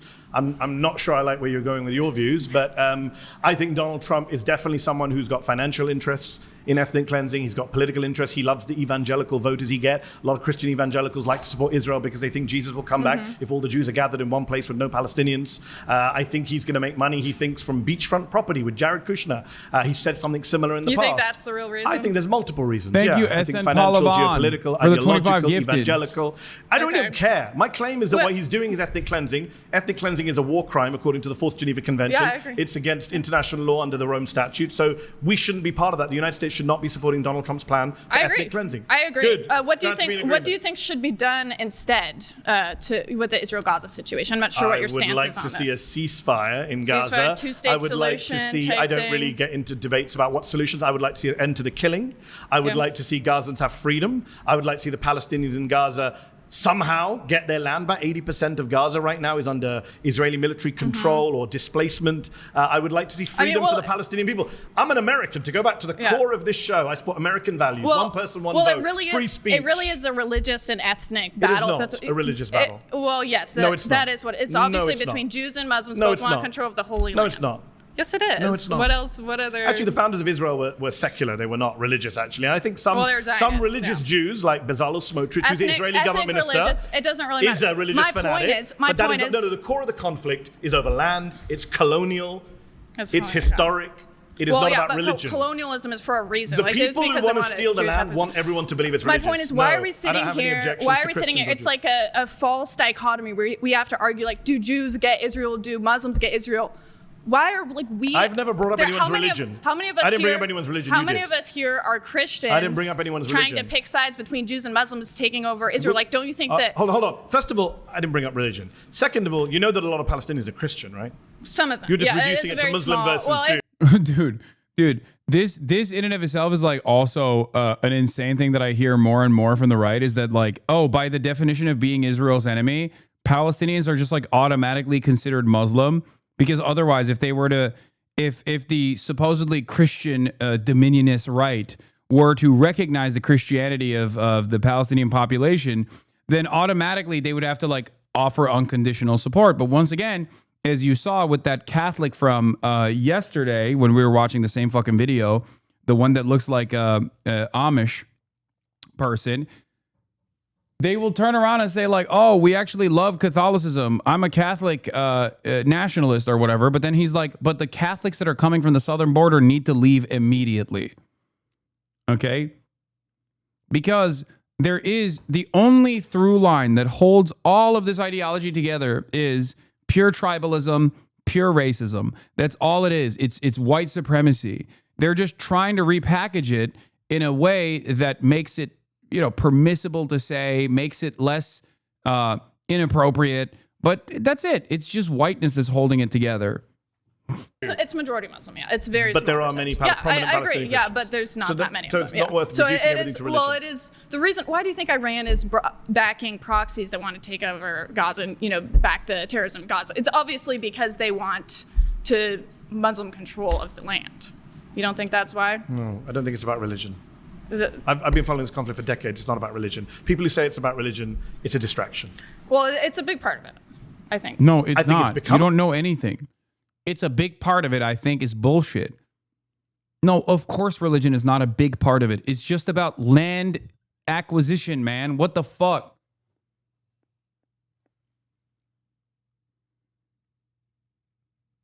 The craziest part about it is that so many dumb people say this. Like, even people in this community have repeated this fucking idiotic lie over and over and over again. Okay?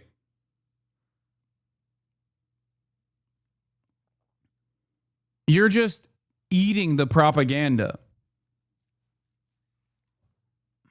A big part of it. It's been weaponized by bad faith actors, sure.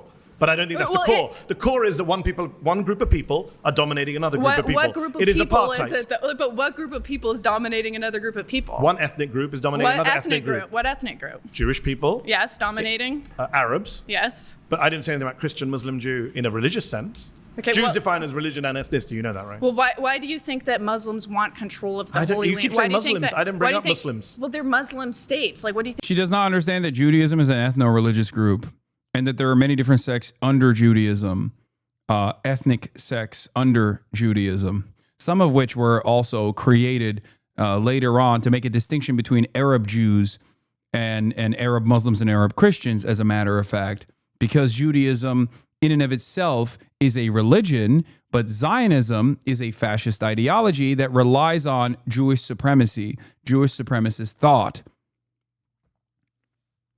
That's like one of the easiest ways to understand this, by the way. It literally, in Israel, you literally have a shit ton of Arab Jews. But they're not considered Arab. They're considered Jews. I wonder why. I think like Iran wants to do with I the didn't bring up Holy Iran. Land. It's a bit reductive to say religion has no part in here. No, religion is just a justification to garner support. Please, dude. Do you think the fucking conquistadors colonized Latin America because of religious reasons? Do you think the people were actually engaging in like a religious conquest, or do you think that the goal was land acquisition? Shut up. I said it wrong. I know.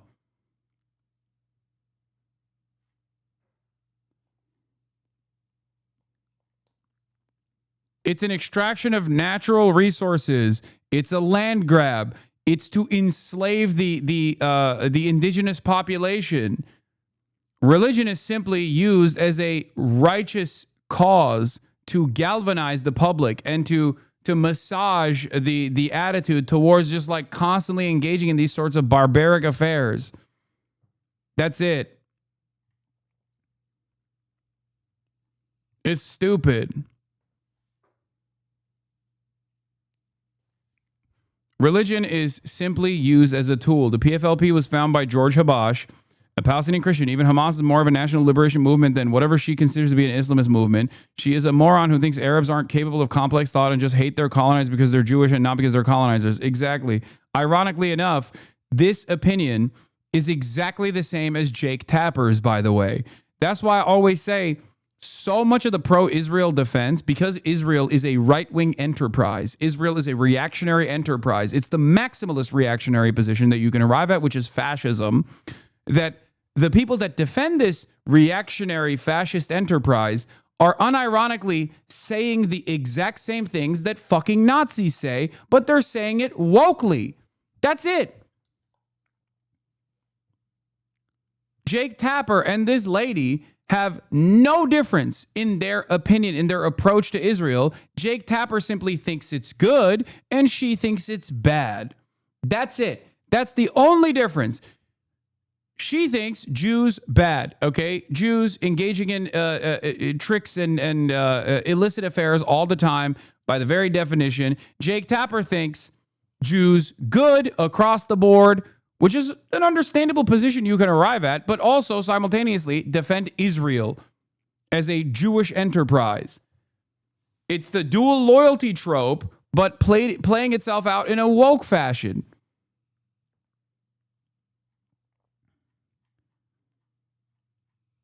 But that's part of the conversation. What do you? Does Zionism not perfectly fit the definition of palingenetic ultranationalism? Yes, of course. That's why I say it's fascist.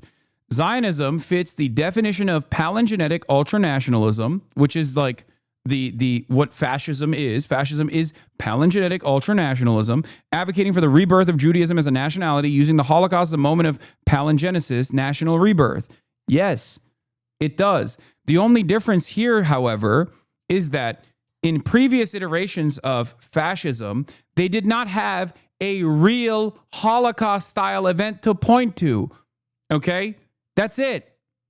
That's it. The only difference is that Israel, in an effort to create propaganda and a national mythos, can actually point to thousands of years of oppression, including the worst singular atrocity that they can point to for that befell the Jewish population, the Holocaust. That's the only difference.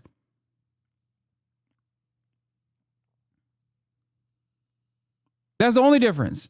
And that's why it is so hard to decouple Israel from Judaism. And that is so hard to make an adequate argument here against Israel without people going, oh, are you being anti-Semitic, sweetie? Okay, that's it. Mean? No, it's not. The conversation is Donald Trump is doing ethnic cleansing, and you agree with me. So I'm not sure why you're still here, to be honest. It's part of the larger context. It's a weird of the debate when you actually agree with me. What I was trying to say is we kind of have this false dichotomy here where we're trying to take the side of the Gazans, which mostly it's a Muslim majority, or the side of the Jews, human beings who are suffering. to try to decide who gets control over Israel. I didn't say about control. America, I said don't ethnically cleanse. Is a majority Christian country. Should we be? Like, here, someone said American fascism is using the Great Replacement as their justification. Again, that's not real. The Great Replacement is not real. Okay? Or the economic fallout of World War I, which was the national scar that Germany withstood, is not the same as the Holocaust. Okay? Which is systematic ethnic cleansing, like a machine of ethnic cleansing of an entire population. That's the difference. That's why I'm saying that, like, the major difference between Zionism, its inception, and its endless justification is that there is an actual fucking point of real barbaric cruelty that Zionists can always point to in defense of Israel. You have to understand this, because this will help you better address those talking points. Okay?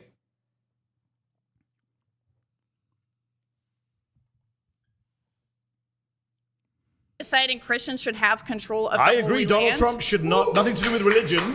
Donald Trump should not be deciding what happens to Gaza. That's my claim. If you agree with me, great, let's shake hands, give the seat to someone who disagrees with me. So are you saying, do you think that America should just cut ties with Israel altogether? What's your definition of cut ties? Like stop funding them, stop being their military arm? Yes, Okay, I'm on great. record saying Okay. that. That was an easier debate.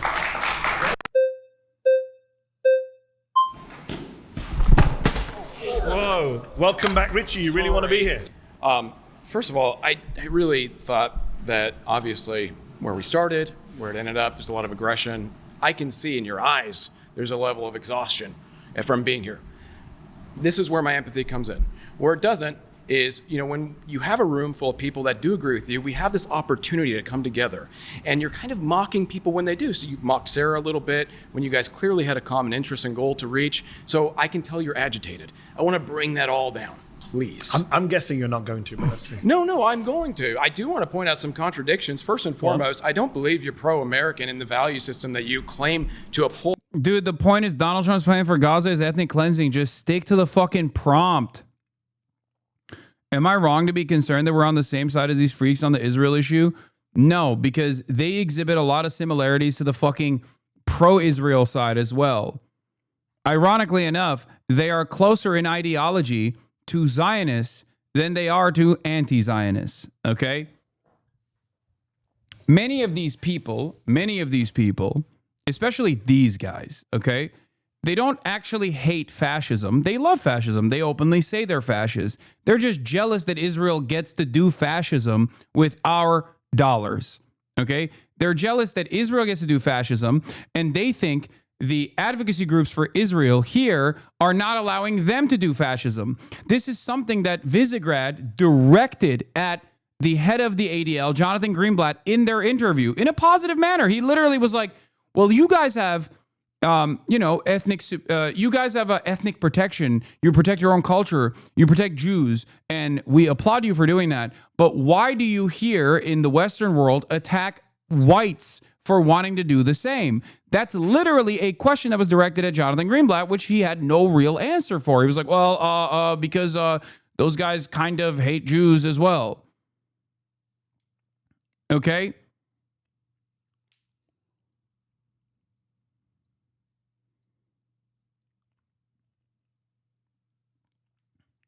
That's it. These motherfuckers don't care about saving Palestinians. They do not care about freeing Palestinians. They simply hate Jews, and they're using the greatest off-ramp of all time to make Israel's crimes the crime of all Jews around the world. Okay? And the reality of the matter is, Israel loves that. Israel allows it to happen. Israel is also literally saying, no. These things that we're doing, we are doing for all Jews. So in that way, they're no different. In that way, that's why I always say, like, this is no different than what Jake Tapper is saying. The only difference is Jake Tapper finds contextualization and justification for Israel's crimes. These guys do not. They're anti-Israel. But the underlying premises that they're operating off of are fucking identical. Do you get it? Especially with free speech, if you're not willing to debate people that don't share your values. That's very un-American. Do you believe Donald Trump's plan for Gaza is ethnic cleansing? I don't believe it's ethnic cleansing, because it's not his plan. It is his plan. He said it's my plan. No, Benjamin Netanyahu called it his plan. He is obeying someone else's plan. Okay. Who is he obeying? He is obeying Israel's plan. Okay. Yeah, this is cope, okay? This is pure Nazi cope. The idea that my big, beautiful, based secret Jew hater Donald Trump is actually doing the bidding of the Jewish state because he's being blackmailed is just cope. These guys cannot comprehend that Donald Trump does not give a shit, just like they don't, about Palestinians or Arabs or Muslims or Christians or anybody that's being fucking slaughtered in the hands of Israel, and that there must be some secret reason as to why he is defending Israel non-fucking stop. That's it. It's because they do not want to acknowledge that Donald Trump loves what Israel is doing. Okay? And liberals also do this too. Liberals do the whole, like, Brandon actually is really forcing Brandon is actually really forcing Israel to stop, but Israel is just simply not budging. It's just the liberal version of that same cope. Both of these administrations actually like what Israel is doing. They do not hate what Israel is doing, because if they hated what Israel was doing, they would stop it. For the Greater Israel Project, of which this is one of those things that we can agree on. Why is he doing it? Why is he doing that? Yeah. I don't know. Maybe they have something on him. Maybe they have something on all But Americans. you think it's a bad thing what he's doing? Absolutely. Okay, Yeah, good. no, That's they have something on him. They have something on him. There's a crumb of truth hidden there as well, of course, which is that Mossad and the CIA have engaged in sexual blackmail. So that's a part of the reason why they can just like get away with saying shit like that. And it perfectly ties back to the Epstein stuff anyway. But what's interesting about it, however, is that also means Donald Trump is a bad person. Okay? Like, this is the thing that I don't understand with like pro-Trump people who are like, well, I want him to release the Epstein files, but like he's being blackmailed. And that's why he can't release the Epstein files. It's like, okay, that means he's a pedophile. Like, you're saying you like this guy who is a pedophile, but he's your pedophile? Like, what does this mean? This is why what Alex Jones was saying in defense of Donald Trump made no fucking sense. Agree with you. But see, I don't want to shut down the not mocking you, I'm conversation. agreeing with you. Okay, perfect. But I want to take this opportunity, because I don't know if I'm going to get the opportunity again, to say, you're not American. First and foremost, but you're not. Remember when I said the agitation from you is not going to be lower? What I'm saying, you came to lower the temperature and then make racist remarks. You know that's a racist remark. It's not racist. You tell an American citizen. But okay, perfect. Like, this guy won't even talk about Israel. He's just like, yeah, we agree on Israel, but you're not an American. Okay, dude, shut up. It doesn't matter. He is sucks to suck. Okay. Perfect. You just proved your own point. You just said that was a racist position. Yes. It's like, now you're. Oh, I can't stand this motherfucker. He's like a crybaby, dude. Oh God, me. You have an accent. Using the genocide. Wish we could have. You just don't like the color of my skin. We're having a different conversation. Also Canadian. That motherfucker's Canadian too. The blonde one was Canadian. The blonde lady was Canadian too.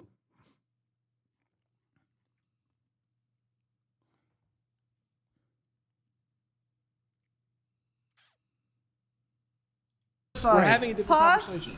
All right, you've been voted out. Please return to your seat. Okay. I really wish we could have got. I mean, you believe in white genocide, so it's very hard to.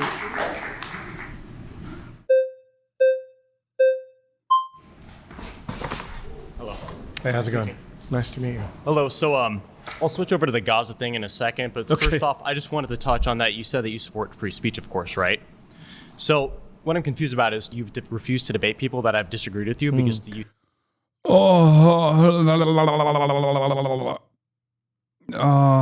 Okay. He said the white race is being genocided. I don't. Why are these guys so fucking? They just stay on the premise, man. That's right. See me. Idea. You don't debate people that disagree with you. Like, he's literally sitting in front of 20 fascists. What are you talking about? He is clearly doing that. Kick out all the people. Also, that's the one thing you can't say about Mehdi Hasan is that he doesn't debate people who disagree with him. That's literally the thing he does the most. That is what he is known for.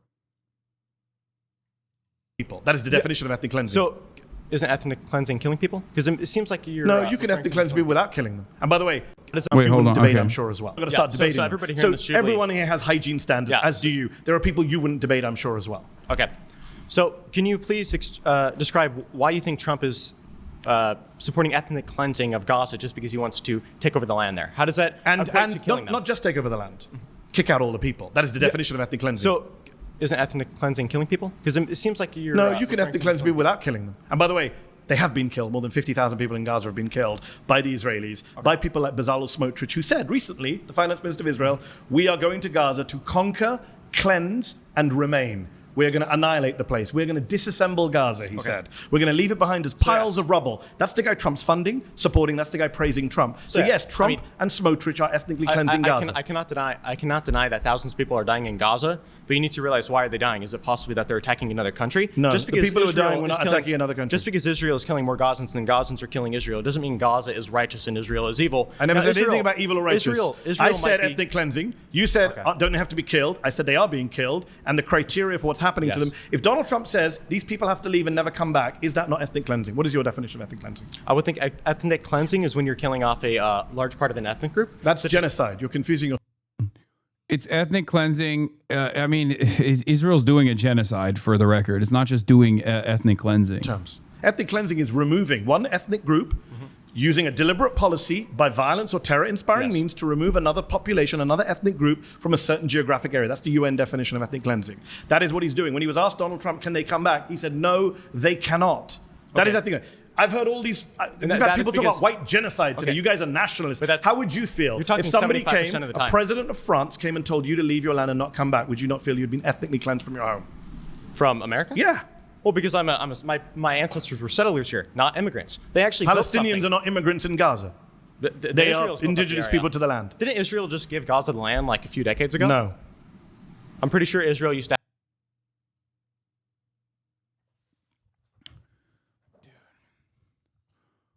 Lord, for one day, give me the confidence of this fucking pimple face white boy. For one day, the things that I would do. God damn, dude. These motherfuckers are just like, how? How can you be so confident in your stupidity? It makes no sense. You don't know anything. You just put on a fucking suit and tie and you're like, nah, I'm about to cook, dude. Didn't Israel, didn't Israel give Gazans the land, Have that land. I'm pretty sure you're wrong. The they withdrew from 2005 from the land, but control the and then air. gave it to them in 2005. No, they don't give it to them. They control the air, the sea space, the borders, the population registry. They controlled what went in and out. It was a prison, an open air prison. That's not giving them freedom. Don't they have a border with Egypt and then the Mediterranean Sea? Yes, and the Israelis and Egyptians work together because Donald Trump and Joe Biden and Barack Obama. Yes, they're funded by the United States. Did you know that Muslim countries do bad things too? No, I know that they do bad things. Okay, then, so we're in agreement. All right, pause. You've been voted out. Please return to your seat. Nice to meet you. Yeah, I wonder why Egypt is the second largest recipient of military aid and aid across the board after Israel. Much to consider here.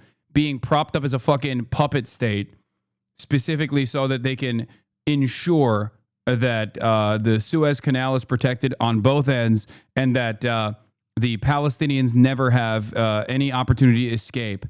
Oh my God, Magic Man is back. Let's see.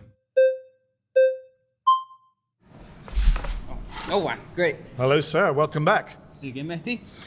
All right, so I agree that Trump wants to do a cleansing, but not an ethnic one, because that area requires a lot of cleansing. Because when you have a population that was taught from early childhood age to hate Jews, Christians,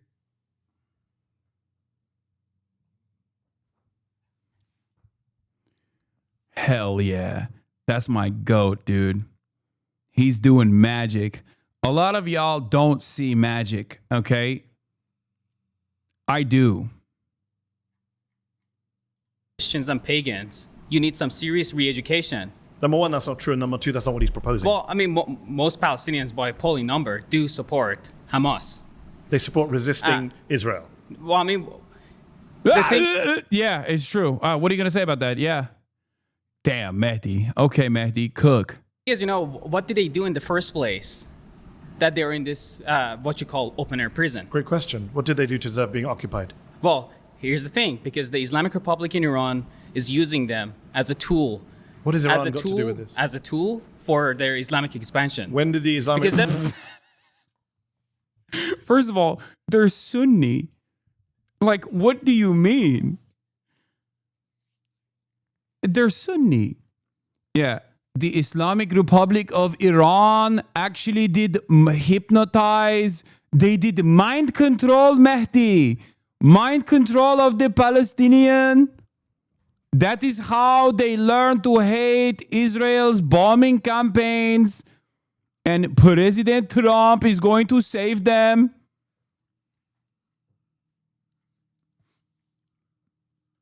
Yeah, this is why the Shah lovers are saying the Ayatollah sent him because he's too insane. Oh my God, that's amazing. Oh, that's fucking spectacular. Oh, that's fantastic. Hold on. When did the Islamic Republic of Iran, you're Iranian American, Yes. I believe. Yes, I am. When was the Islamic Republic of Iran founded? 1979. When was Gaza occupied by Israel?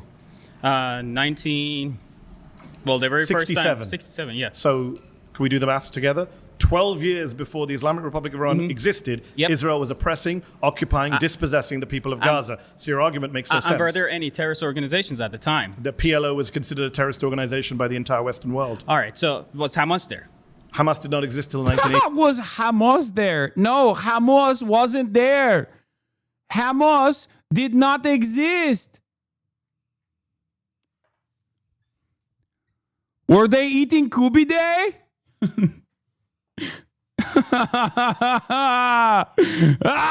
This guy's awesome.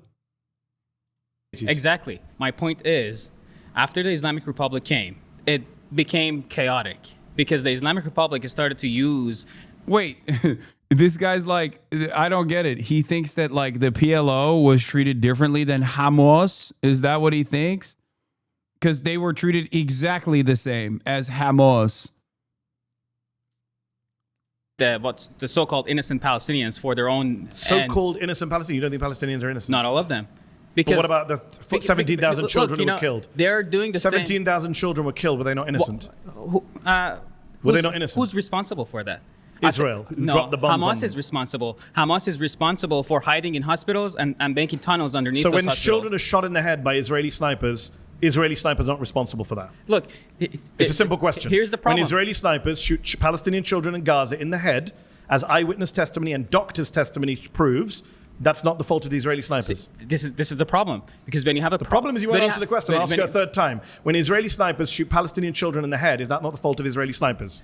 Well, you gotta let me finish. No, you gotta answer the question. Fourth time. Well, when Israeli I will snipers get to shoot your answer. Palestinian children in the head, I will get to your we're running answer. out of time. I need to know what you think about innocent children. because I will what get you to- said was pretty outrageous. You said I will so-called get to your answer. innocent Palestinians. For the fifth time, when Palestinian children are shot in the head by Israeli snipers, is that not the fault of Israeli What did those snipers? children do?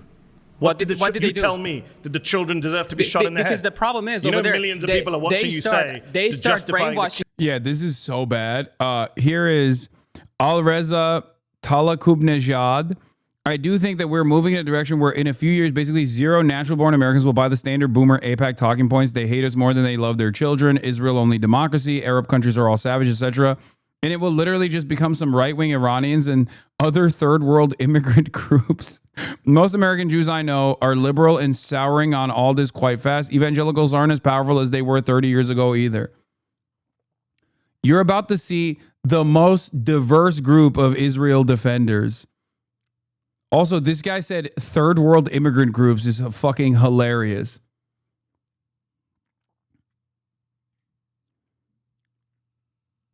This is a crazy disguise that Loser Box put together for this. Yeah.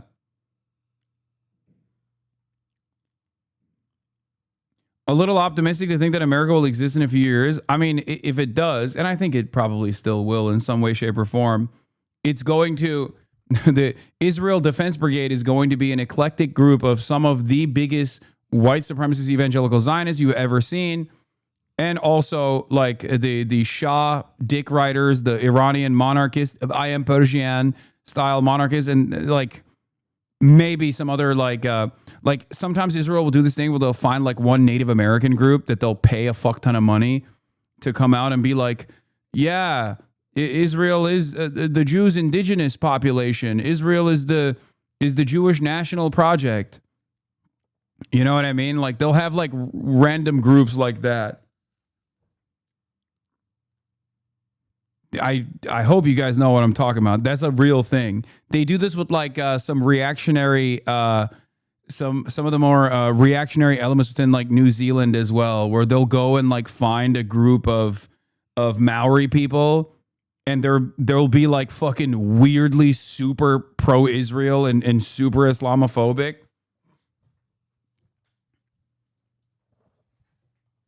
They'll also do this with like Native American groups as well. children. They start brainwashing children at a very young age. So you support exact same- sniping children in Gaza? Look, do other people here support sniping children in Gaza? Is that a conservative position now? What if they're wearing a suicide vest? They weren't. But what if they are? They're not, though. What if the babies are wearing suicide vests? Okay, dude. That's crazy. Yeah, what if the baby had a button in his hand and then the button was actually nukes directed at Tel Aviv? What then, huh? What now, liberal? What if it's a baby of terror? Like, what are we doing? What the fuck are we doing? What is this is not how you argue, okay? Why is it that whenever these guys even try to entertain a conversation, they literally just go for the most childlike way of debating, which is, what if this impossible thing was actually the case instead of the reality that you are suggesting? I'm not Mr. Don't use hypotheticals or analogies, okay? But if you're going to use an analogy, you have to make sure that it has some basis in reality, and it has to be comparable, okay? Like a comparison between Adolf Hitler and Benjamin Netanyahu is perfectly apt because of the underlying fascist ideology that motivates both of these parties and because of their actions. Okay, Adolf Hitler doing the Holocaust, Benjamin Netanyahu doing the modern iteration of the Holocaust to the Palestinian population. Okay, these are comparable instances, which is why it's a perfectly apt analogy. And if you have a disagreement on that, you can actually try to tackle the underlying comparison that I'm making, right? You could say, I don't appreciate this analogy. Here is why. Okay, that's how you're supposed to debate. You're supposed to say, I don't appreciate this analogy because, here's a stupid argument you could present. You could say, well, Adolf Hitler killed 6 million Jews, whereas Benjamin Netanyahu has only killed, 100,000 Palestinians, right? Like, oh, the numbers are not comparable or something. That's a bad argument to make. And there's plenty of fucking counters that you can present against that as well. But that's how you're supposed to do back and forth communication. That's how you're supposed to debate. Okay? These guys don't do that. Where they go, oh, you asked me a question about Israel sniping a child in the head. What if that child had an RPG directed at the Israeli sniper rifle? And what if that child also simultaneously had a nuclear bomb strapped to its chest and was entering the Gaza envelope to detonate itself right in the middle of Tel Aviv? What if then? What now? Then you have to snipe the child, right? What if you had to snipe the child? That is a fucking insane argument to make. Because it has no basis in reality. Like, that's not... Like, you can't have a conversation like that. Because the alternative is like, what if the child didn't have the nukes?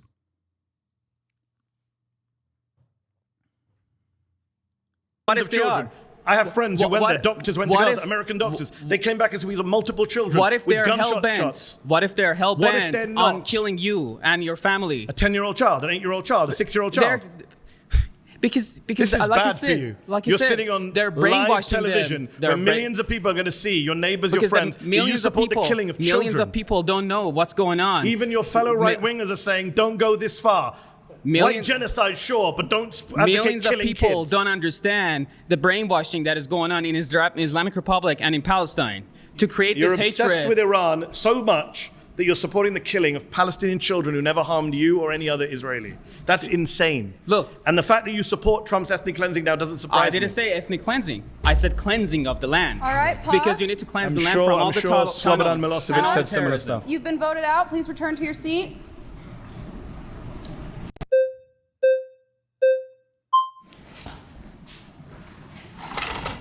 How you doing? Good to see you again. I'm good seeing you too, man. First thing I'm going to say is I'm not down for Israel. Okay, that's the first thing I'm going to say. And I don't like when you come up here and you use the type of rhetoric that you do. You talk like all these like left-wing positions, and then you go to the last part, which is I don't support ethnic cleansing in Palestine. I think you're doing a huge disservice to pro-Palestinians when you start allying yourself with all these progressives. I don't think it looks good because you have all these conservatives in here who oppose war. They oppose. Let me tell you, a Muslim man who has spent his entire career in broadcasting, defending Palestinians, how you're supposed to defend Palestinians appropriately. Okay? You're doing a disservice, sir.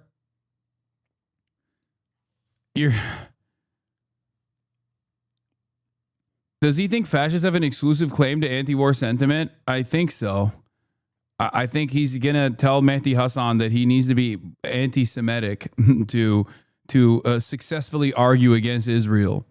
Intervention in the same tradition of Pat Buchanan and all the greats that came before Not Donald him. Trump, though, sadly. Yeah, it is sad. It is sad. I do agree. I mean, he ran on an anti-war ticket. He said he was going to. I didn't. Because he lies, right? You gonna let me talk, or you Sorry. just want to? Yeah, true. So, I mean, yeah, you keep going back to Trump. I don't think this is part of his plan. I think this is a plan of lobbyists. And this is not just unique to Trump. It's been a thing since the Democrats. It's been a thing since the Republicans before him. It's been like this since Truman. I don't know if you read like John Mearsheimer's The Israel Lobby or anything like that. Would you agree or disagree with anything like that? Oh, I agree with Stephen Watt and John Mearsheimer, yeah, for okay, sure. great. So I'm just warning, when you ally yourself with... How do these guys hate Jews, but then they're like, but John Mearsheimer is one of the good ones? Is that what it is? Like... Like, how does that work for these guys? They're doing Jewish tricks, except for John Mearsheimer, who also is Jewish. It's like David Duke voting for Jill Stein. Oh, it's awesome. None of it makes sense. Okay, let's continue. all these leftists, and you come up here and you argue for immigration. You argue up here that, Trump's this bad criminal and this and that, and then you think Trump's bad too? I think he's good on some questions and bad on other things, but let me get to the point here, is you ally yourselves with guys like, Jewish Voices for Peace and all those guys. Great people. Yeah, not really though. Why? Because they're self-interested in it. They're not. By definition, they're not. It says it on their homepage. By definition, they're not self-interested, right? They're going against their own Are you community. going to let me talk? On their homepage, it literally says that we are here to segregate Judaism from Zionism. It's very clear they're doing this in their own interest. That's why it literally says Jewish Voices for Peace. They're going to be the good Jews who say that we don't support Palestine. And then what happens is you take all these progressives, you go out there and LARP in the street, and then everyone here who's conservative, they're going to vote for the pro-war candidate because they don't want to be associated with all the Oh, liberals. so you're forced to vote for pro-war people. Poor It's either that or get conservatives. replaced in my country. What do you want me to do? Oh, you and your replacement bullshit. Yeah, okay, buddy. Oh,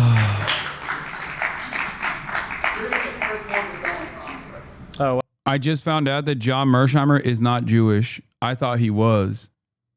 My mistake.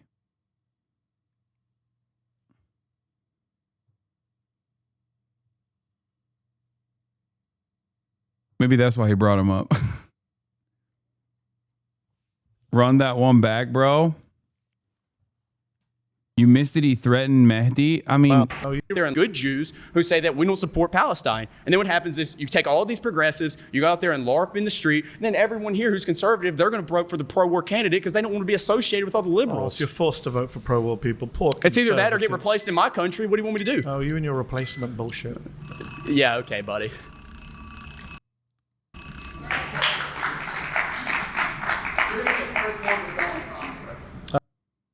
you're going to be the first one that goes to the promised land? Does watching this serve any purpose? Like, these are the most hateful and dumbest racist shits ever, and listening to this debate is reactionary? As I said yesterday, and since then, in the last 2 days, this has accrued 4.6 million views. At this point, cat's out of the fucking bag, okay? It deserves to be addressed for the purpose of, like, mass use. Oh, wow. There's 3 people so far. Let's keep counting. We should be nicer to you, otherwise you'll deport us. What a great argument. This is the free speech debate camp. It's not your country, my friend. It's our country, whether you like it or not.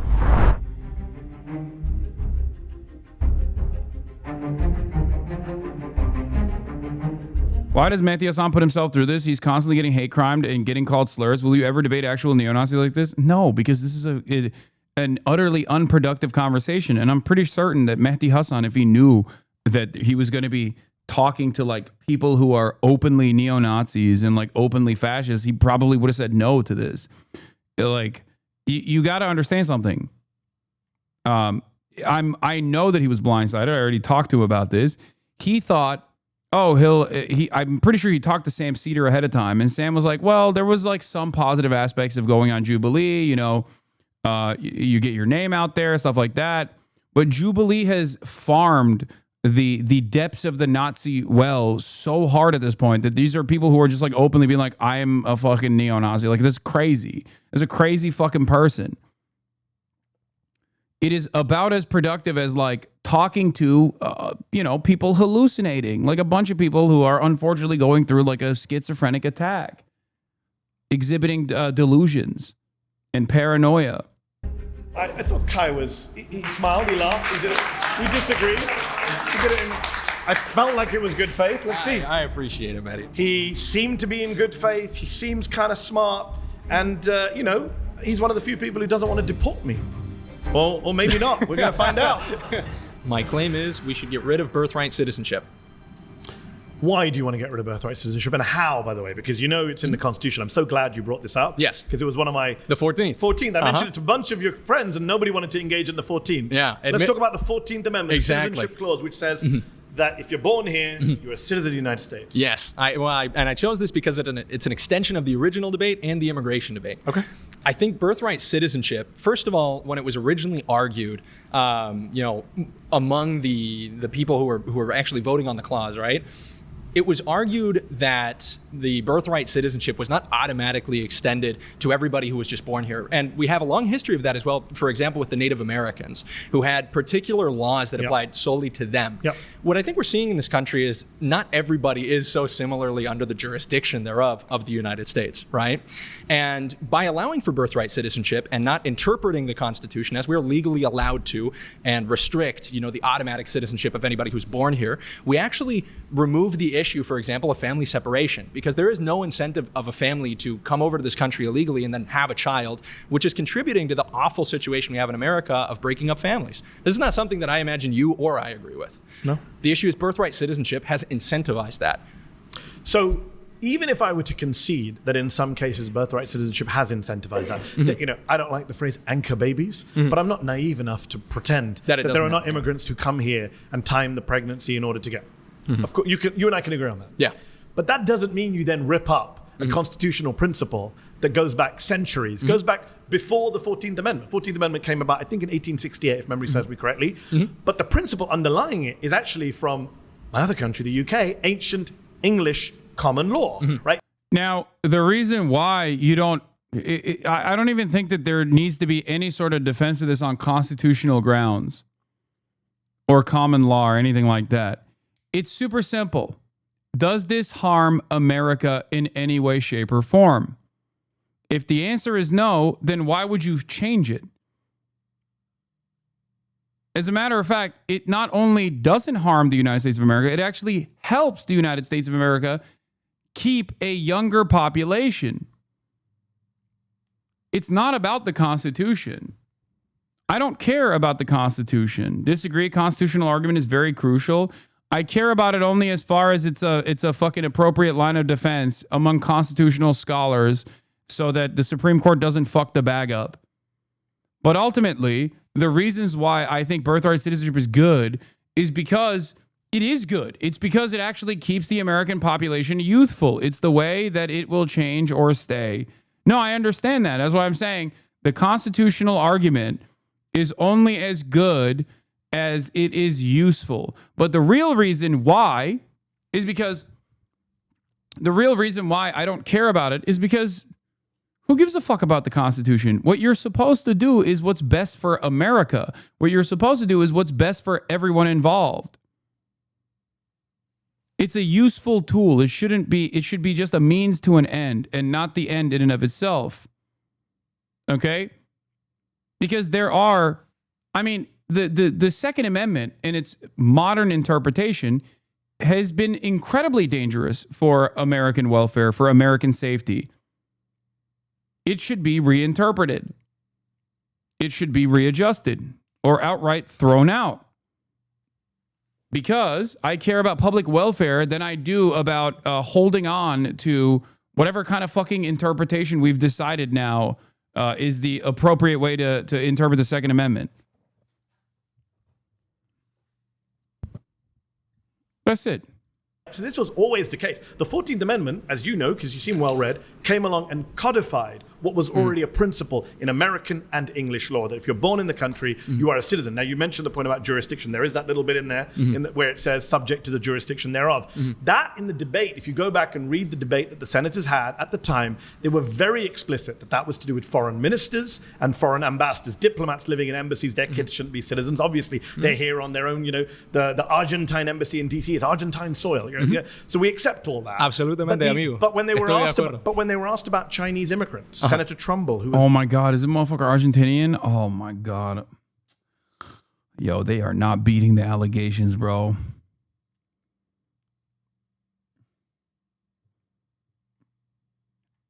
It's not enough. It's not enough that Malay has like destroyed the country. These motherfuckers have to also turn around. Holy moly. People are saying grandfather was a literal Nazi. No, blonde people from Argentina are not always actually fucking direct descendants of Nazis that fucking escaped Nazi Germany after World War II. Argentina has more Italians than they do like what you would consider the native population. It has always been this way. There's a reason why the Nazis chose Argentina to escape to. One must question why.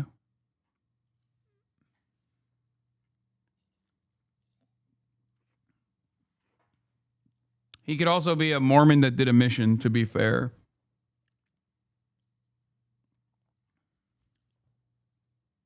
This guy tried to lead the Groypers of Salt Lake City. He's a Mormon. Oh, God. There you go. Mormon mission. I think the chair of the Judiciary Committee back in the 1860s during this debate, he said at the time, Chinese immigrants' children, they're citizens. In fact, 1898, as you well know, we get Wong Kim Ark, Supreme Court case, Wong Kim Ark versus the United States. And the Supreme Court says, yes, even the child of undocumented Chinese immigrants is an American citizen. So this is a principle going back centuries. So while I can agree with you that there are cases that abuse the 14th Amendment, that there are issues of family separation, I'm not going to rip up a constitutional principle that goes back centuries and is backed by a 27-year-old Supreme Court precedent because Donald Trump is looking for ways to cut the number of brown and black people in the United States. If you don't mind me interrupting, Please. this is where I think it's important as well to go back to what we talked about with the Constitution. When we're analyzing, and admittedly, I'm not as interested in the legal argument. There's obviously many ways to interpret the Constitution. But I don't think, especially among conservatives, that it is positive to use the Constitution to dismantle it. When we analyze the original context, like you were saying, in the late 19th century, our immigration law was absolutely different, including, in respect with the Irish and Chinese immigrants that were coming over. It was absolutely... Again, why? What is the reason? What is the reason? Are immigrants constituting a threat to American safety, American security? Are they a burden on the American economy? The answer to these questions they range from fuck no to of course not. Okay? So what is the reason why you want to purge? What is the reason why you want to purge the ranks of people that you consider to be immigrants that are less worthy of being here? That's it. He says yes, but it's not correct. There is guys, if you say yes to those, you have to answer why you think that is the case, which is ultimately arriving at the point that I was making. It's some other secretive reason as to why immigrants are constituting a threat to American safety. Because if they were to say immigrants are more likely to do crimes, that's wrong. There's information on this. It is the exact opposite. Okay? Undocumented non-citizens and documented non-citizens alike. If you add all immigrants into the fucking pile, the numbers don't even compare to the natural-born U.S. citizen crime rates. Okay?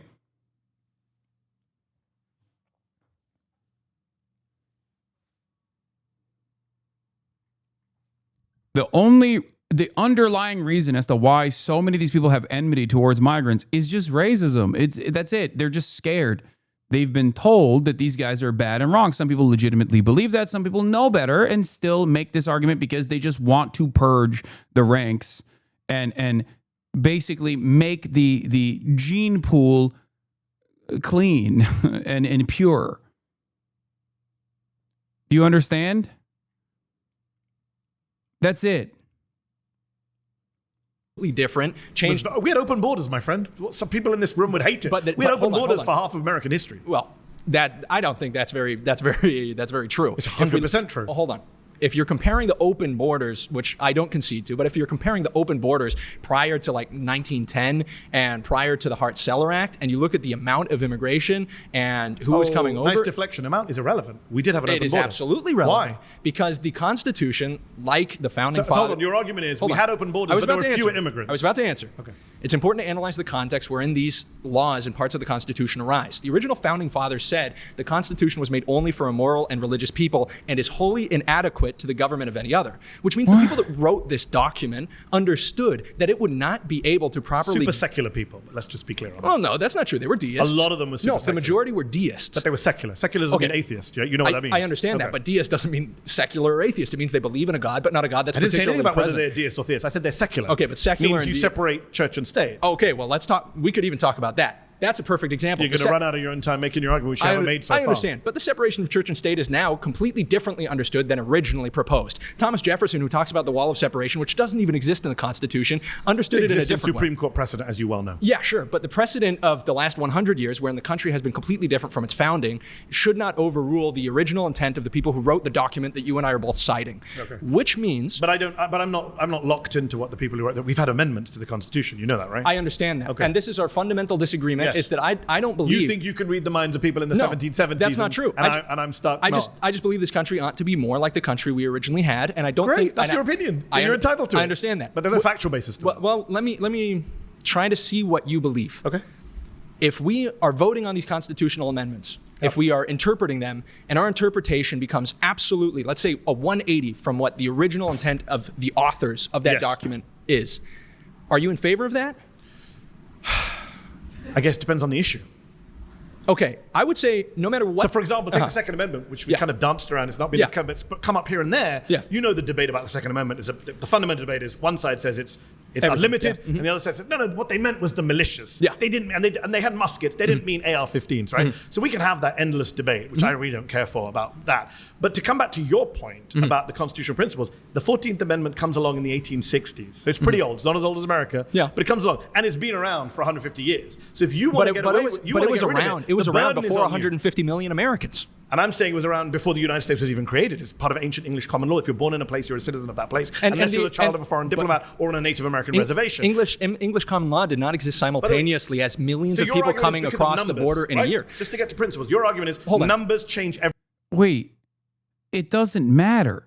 The entire point of that was to literally, the entire point of that is the recognition that migration is not a problem.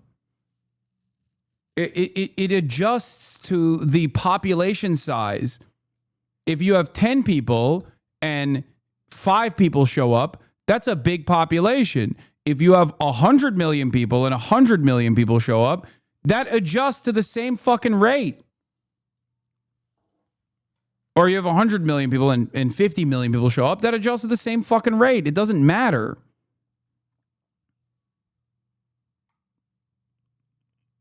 Like, what do you mean? Yeah, there were less people back then, but the immigration patterns adjusted to the lower population. That's also not true between 1890 and like 1910. We brought in nearly 30% of our entire population worth of immigrants. Our population was 60 million and 20 million people came. Yeah, it's even larger than it is now as well. Everything because we've got so many more people. Not solely. The real problem here is that he is upset about who's coming in. That's it. That's it. And they can't say it openly. Well, some of them do, but they can't just like some of them are too shy about revealing their actual position, which is that ultimately they think like people from certain countries are inferior and they're brown, and that is a position of inferiority, and that white people are superior and they're being replaced. Not solely, but absolutely. Okay. The Fair. That's fair. demographics of your immigration That's a fair absolutely position. change it. Yeah. Can I ask you a question? If you got rid of the 14th Amendment, what would be in its place? I think a citizenship test would be fantastic. What age? I wish. What age? I think we could administer it in high school. To everyone? Sure. Or just the immigrants? No, everybody. And then if you fail it, you denaturalize white American Maybe you native can't. born? Maybe you can't get a government job. Denaturalize that dude? I think there's plenty of benefits that the government offers people that you should not be able to receive. I'll Yeah, tell you absolutely. this, right? Wow, this solution is fucking stupid. Wow, all of a sudden, you ask, how would you go about this? And everything falls apart. So what do you do up until the point of going to high school? You just are statesless? Like, what are we talking about? You're just statesless. There's nothing you can do. No amenities. How do you go to public school? How do you even go to high school? You're statesless.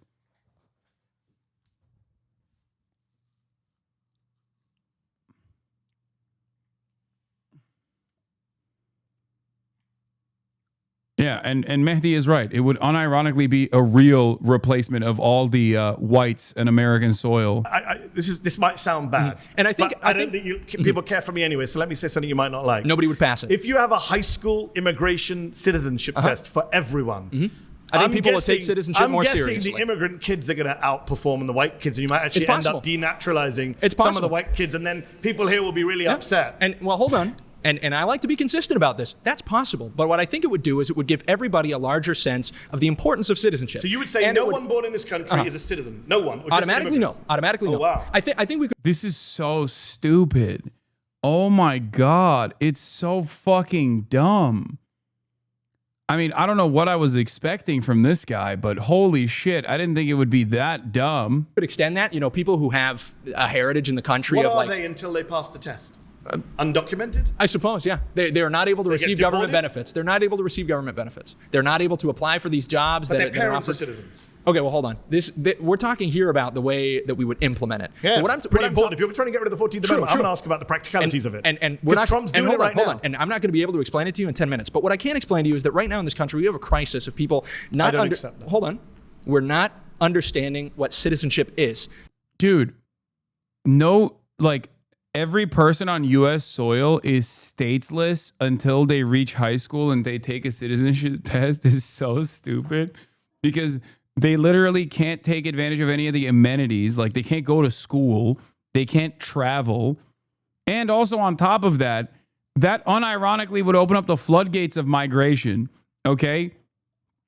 That literally would be the great replacement. You would only have America would overnight turn into an Asian country. And it should. Take advantage of that. You know what I mean? Every white person would fail the citizenship test and dudes from Uttar Pradesh would be flying in here to just ace that test so goddamn hard for upward social mobility that it would make people's brains explode. Okay? Finally, America would be a Chinese Indian state. Okay? A collaborative, half Chinese, half Indian nation state. Yeah, I support this guy's idea. People should fight really hard for it. It's ironic because it literally, yeah, and then it would be a quarter Nigerian.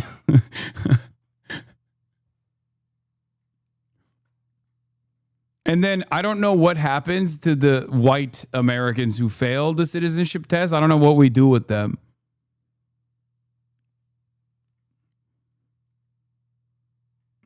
The way that you've referred to citizenship makes everybody who hasn't come to the United States an undocumented American citizen until the time they come over here. That's how a lot of countries are, right? You know that birthright citizenship is operated by multiple democracies around the world. I know Trump lies and says we're the only country that does it. He lies. That's not true. Multiple countries. Do you have think it ought to be that way? Do you think everybody in the world is an undocumented American? So, hold on. Well, or undocumented Canadian, or undocumented Brit, right?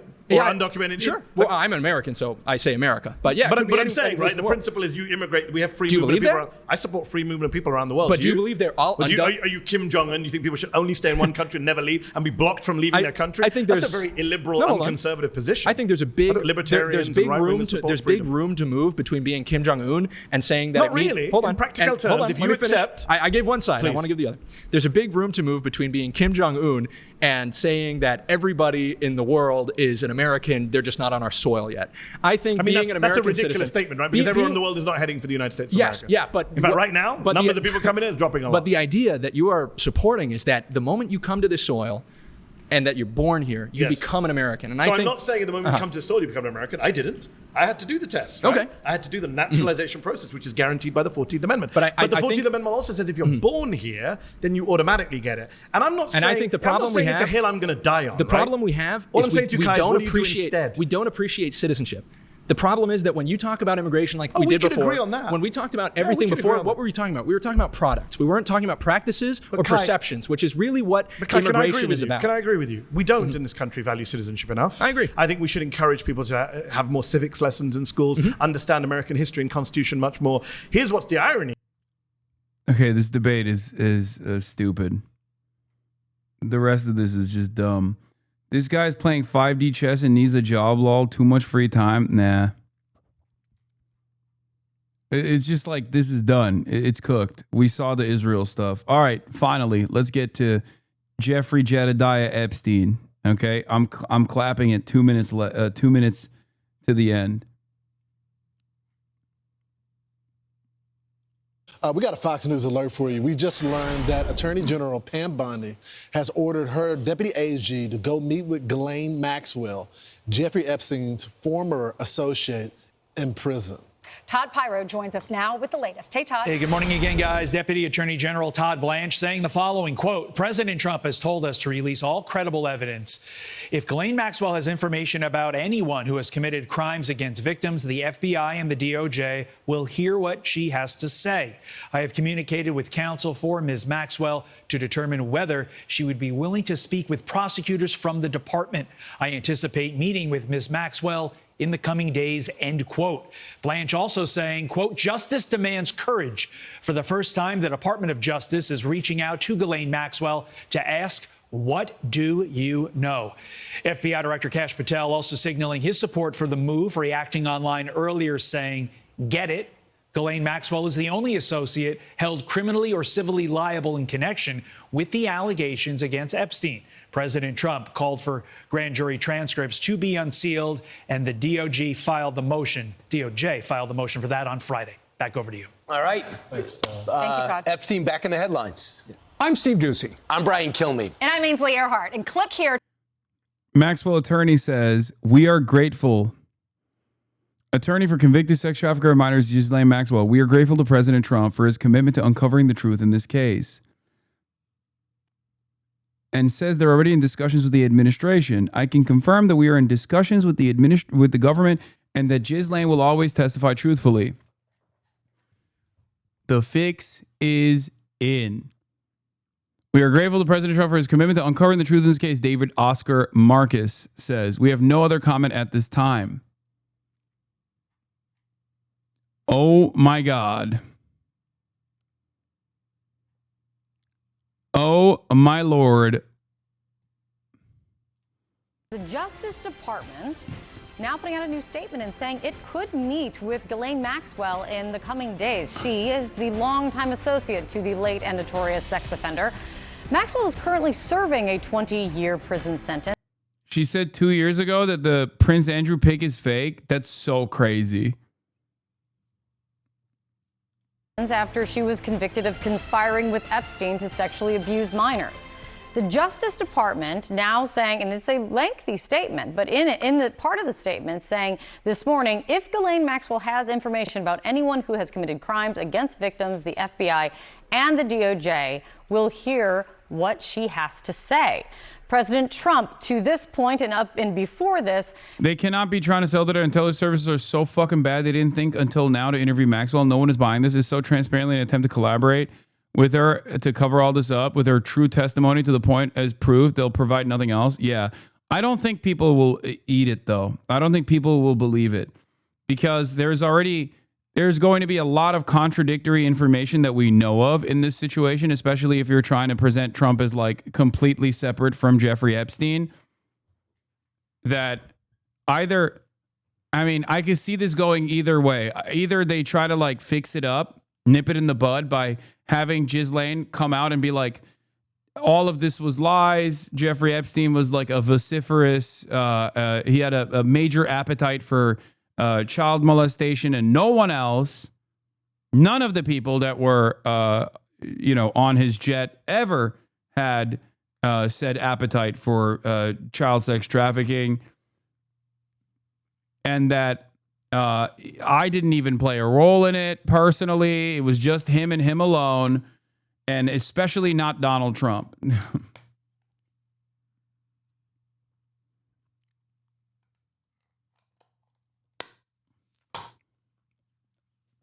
Another one could be only Hillary Clinton and Bill Clinton did pedophilia with Jeffrey Epstein. No one else. Not Alan Dershowitz, not Donald Trump, certainly not Donald Trump. Just Hillary and Bill Clinton. They were just doing all the pedophilia with Jeffrey Epstein, nobody else. Or the third option, which is they just kill her. I mean, sorry, she gets really sad all of a sudden and does suicide by getting shot twice in the back of the head, by shooting herself twice in the back of the head. Has made very clear that he is ready to move on from what he called just the last few days the Jeffrey Epstein hoax, though it's very clearly not. She can't even point to Obama and Biden in this because they were just non-entities. They have no connection to Jeffrey Epstein beyond people that they've hired that were connected to Jeffrey Epstein. Whereas Donald Trump, Bill, and Hillary obviously have direct relationships with Jeffrey Epstein, like very direct relationships. Obama and Biden, they did not have that. Oh, I was going to talk about Mike Baker's timeline and then additional subsequent information on the Epstein connections, which is really interesting. It's interesting seeing like New York Times reporters like finally talk about this because it's not like a TrueAnon anymore. You know what I mean? It's not relegated to text. It's not relegated to like journalists, independent journalists, like piecing together details. Now you have like a fully fleshed out narrative coming from the paper of record. But yeah, amid all the noise, it can be hard to figure out the facts on the Epstein-Trump relationship, says Mike Baker, national correspondent for the New York Times. Here's year-by-year timeline thread summarizing the connections with sourcing and documentation from 1990 until present. In 1990, Jeffrey Epstein buys a property 2 miles north of Mar-a-Lago. 2 years later, in 1992, NBC video shows Epstein and Trump partying at Mar-a-Lago at an event featuring Buffalo Bills cheerleaders. A tape in the NBC archives of a Mar-a-Lago party shows Trump giving Epstein his personal attention. The footage, shot in November of 1992, before Trump opened the resort as a club, shows the future president surrounded by cheerleaders for the Buffalo Bills and Miami Dolphins, capturing Trump's fun-loving bachelor lifestyle for an appearance on Faith Daniels' NBC talk show. We're going to get great ratings in your show. After a while, Trump goes to greet 3 new guests, among them the financier Jeffrey Epstein. Come on in, go inside. More than a decade before his guilty plea on state prostitution charges. Donald Trump knew the cameras were there. In the video, he makes a point to draw Epstein's attention to them. And the video captures Donald Trump and Epstein chatting while watching a group of women at the party dance. It's not an image that matches Trump's declaration that he was not a fan of Epstein's. Weeks later, still in 1992, another Mar-a-Lago party was for a calendar girl competition. Epstein and Trump were there. Jill Harth later accused Mr. Trump of sexually assaulting her that night. Trump denied the allegations. Reporting from the New York Times. In a lawsuit, Ms. Harth said that Mr. Trump took her into a bedroom and forcibly kissed her and fondled her and restrained her from leaving. She also said that a 22-year-old contestant told her that Mr. Trump later that night crawled into her bed uninvited. Real fucking demon Trump was. And it still is, but certainly was back then too.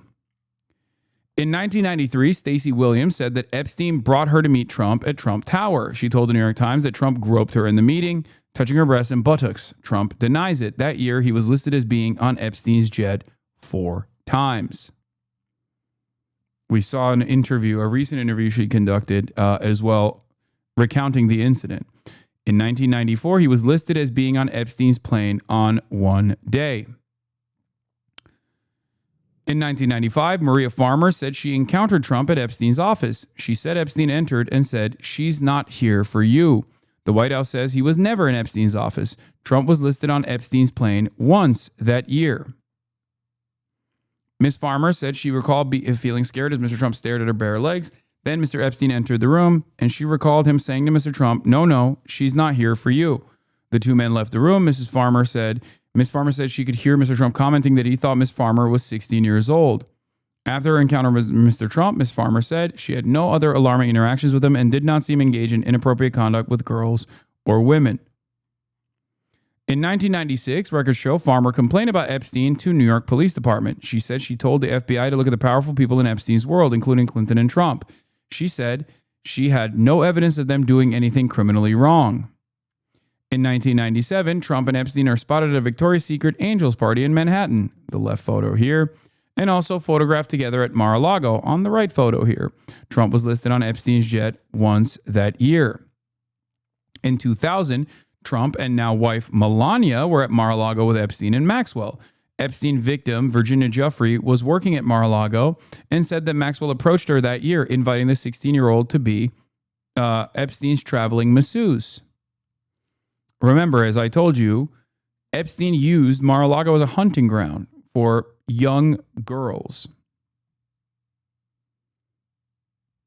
In 2002, Trump tells New York Magazine that Epstein is a terrific guy. He's a lot of fun to be with. It is even said that he likes beautiful women as much as I do, and many of them are on the younger side. This was a positive article in New York Magazine. International money man of mystery, Jeffrey Epstein, and all of his wonderful friends. He's pals with a passel of Nobel Prize winning scientists, CEOs like Leslie Wexner of the Limited Socialite, Ghislaine Maxwell, even Donald Trump. But it wasn't until he flew Bill Clinton, Kevin Spacey, and Chris Tucker to Africa on his private Boeing 727 that the world began to wonder who he is. International money man of mystery. That's right, Chris Tucker. It's true. In 2003, according to the Wall Street Journal, Epstein received a 50th birthday message bearing Trump's name. The message, according to the Journal, included the outline of a naked woman and Donald written as the pubic hair. This is the letter where he was like, "Ooh, we have secrets, we have mysteries, I'll never tell a soul." In 2004, Trump and Epstein battled for control of a Palm Beach property. Trump won. Trump has since said he is not a fan of Epstein and that he kicked Epstein out of his club for being creepy. In 2006, records show that the FBI came to speak with Epstein victim Maria Farmer. She said that the conversation included her reiterating her 1995 encounter with Trump and concerns about all the powerful people around Epstein. The FBI notes released are so far heavily redacted. In 2020, during an Oval Office meeting, a year after Epstein's death, Trump brought up an article that had been published about Maxwell. As Maggie Haberman from the New York Times reported in her book that Trump asked, "She say anything about me?" Trump raised Ghislaine Maxwell link with AIDS. Perhaps he was worried. Weeks later in 2020, Trump spoke about Maxwell publicly and said several times, "I wish her well." If you recall, this was the weird interview that he had. Mr. President, the other day a reporter asked you about Ghislaine Maxwell. You said, quote, "I just wish her well, frankly. I've met her numerous times over the years, especially since I lived in Palm Beach, but I wish her well, whatever it is." Mr. President, Ghislaine Maxwell has been arrested on allegations of child sex trafficking. Why would you wish such a person well? First of all, I don't know that, but I do know that. She has. She's been arrested for that. You know Her that. friend or boyfriend, Epstein, was either killed or committed suicide in jail. She's now in jail. Yeah, I wish her well. I'd wish you well. I'd wish a lot of people well. Good luck. Let them prove somebody was guilty. I mean, do you know that Oh, she's so you're guilty? saying you hope she doesn't die in jail? Is that what you mean by wish her well? Her boyfriend died in jail, and people are still trying to figure out, how did it happen? Was it suicide? Was he killed? And I do wish her well. I'm not looking for anything bad for her. I'm not looking bad for anybody. And they took that and I mean, they she's made a it child such, alleged child sex such a trafficker. big deal. But all it is her boyfriend died. He died in jail. Was he killed? Was it suicide? I do. I wish her well. Incredible. This year, Trump has called the Epstein files a hoax and a smear campaign by the Democrats. He has criticized those, including many who supported him, who have clamored for their release. Intrigue over the Epstein files, but I do want to ask you to clarify something you said this morning. You said this was all a hoax. Has your attorney general... Like you said before, whenever else do you hear him talk like that? That much charity? Never. Trump is notorious for never really offering any charity to anyone at all, especially a person that is like is going to harm him by association. It's alarming. It is one of, I think, the most shocking parts about this relationship that shows that invites a lot more scrutiny, that it shows that the connection between Donald Trump and Jeffrey Epstein and Ghislaine Maxwell is perhaps more important and goes deeper than we think. Told you this was a hoax. What evidence have you seen? It's not the Attorney General. No, I know it's a hoax. It's started by Democrats. It's been run by the Democrats for 4 years. You had Christopher Wray and these characters and Comey before him. And it's a bad group. It started, actually, look at the Steele dossier that turned out to be a total hoax. The 51 agents, the intelligence, so-called intelligence agents, it was a hoax. It's all been a big hoax. It's perpetrated by the Democrats. And some stupid Republicans and foolish Republicans fall into the net. And so they try and do the Democrats' work. The Democrats are good for nothing other than these hoaxes. They're bad for policy. They're bad for picking candidates that can get elected. Like in New York, we have a communist running. He may get elected too, actually, but he'll destroy the city. No, it's I call it the Epstein hoax. It takes a lot of time and effort. Instead of talking about the great achievements we've had, a great gentleman yesterday, as you know, went on CNBC and he made the statement that Trump may go down as the greatest president. Okay, the rest is bullshit. This article takes a deeper look at the Trump-Epstein relationship over the years. It's on the New York Times. And here's Mike Baker. Once again, I spoke with Annie Farmer, who testified in the Ghislaine Maxwell trial. She fears the prospect of leniency for Maxwell and said that Maxwell is not a reliable narrator of events. Hold on, let me fix the gray bars. Once again, gray bars again.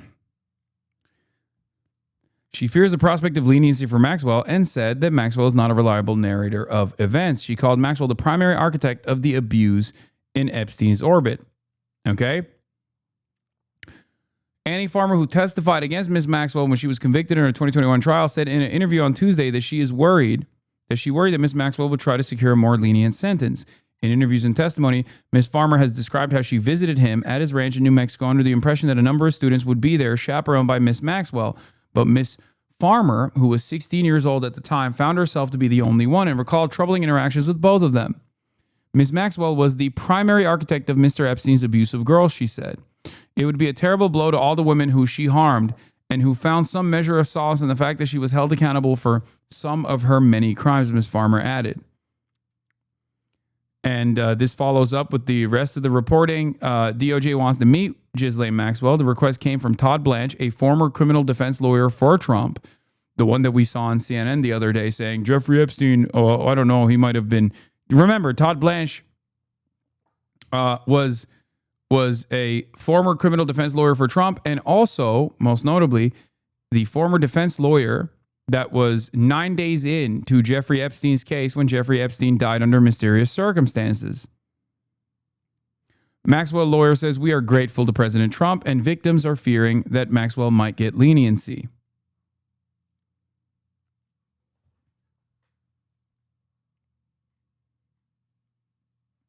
Maybe Ghislaine is the intelligence asset the entire time.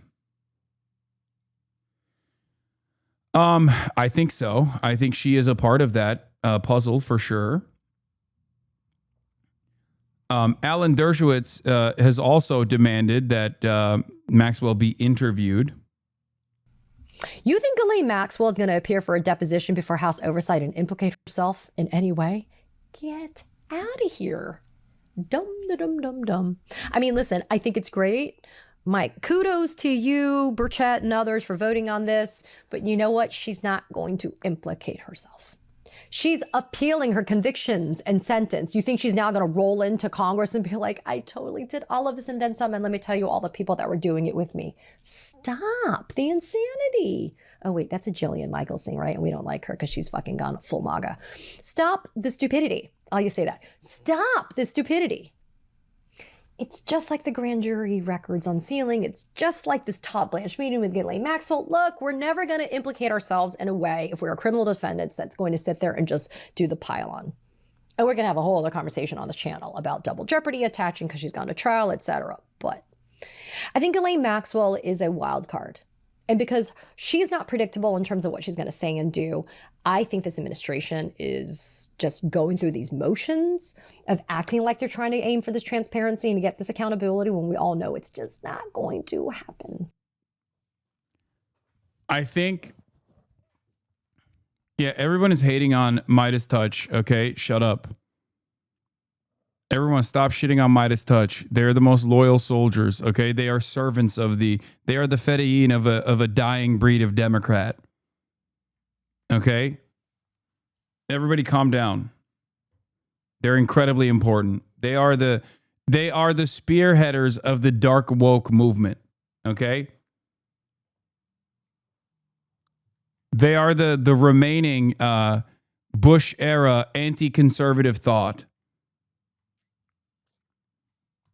They are the ones who are radicalizing your mothers, okay? You need to understand something. Your mom is watching Midas Touch on YouTube, and she is developing opinions about what the Democrats should and shouldn't do. They're the ones who are radicalizing the wine moms into saying Hakeem Jeffries should die to save America.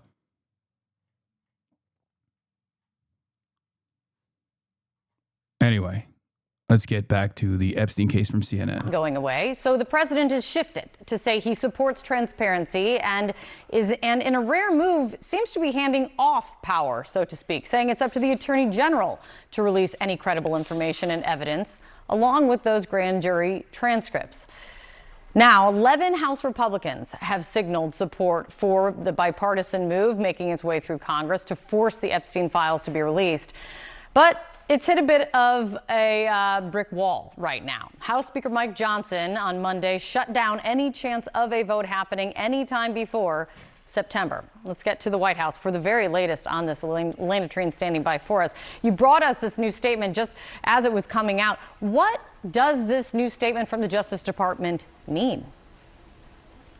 I think it's still to be seen what exactly this could yield, Kate. But I think what is clear is that they are recognizing that this position that they have really stuck to over the last couple of weeks, this idea of trying to change the subject, to try to get the president's supporters and the broader American public to move on from it, isn't working. And so this is just the latest turn showing that, okay, they recognize they need to put out more information. I want to read for you just more of that statement that we got this morning from the Deputy Attorney General, Todd Blanche. He said, at the direction of Attorney General Bondi, this is a quote, I've communicated with counsel for Ms. Maxwell to determine whether she would be willing to speak with prosecutors from the department. I anticipate meeting with Ms. Maxwell in the coming days. And then, Kate, we also got a statement from Ghislaine Maxwell's attorney, David Oscar Marcus. This is what he told CNN. He said, quote, I can confirm that we are in discussions with the government and that Ghislaine will always testify truthfully.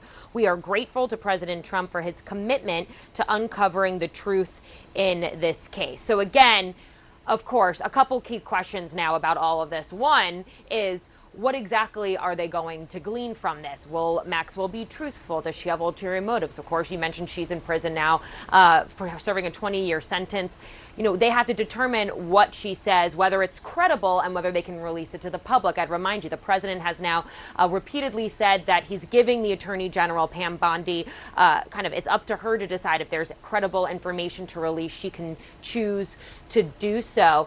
But all of this, again, is another question, really, is if this will be enough for the people who have been pushing for this administration to release the Epstein files. That has really been what people have been asking for. You mentioned those Republican members in Congress who are pushing this effort.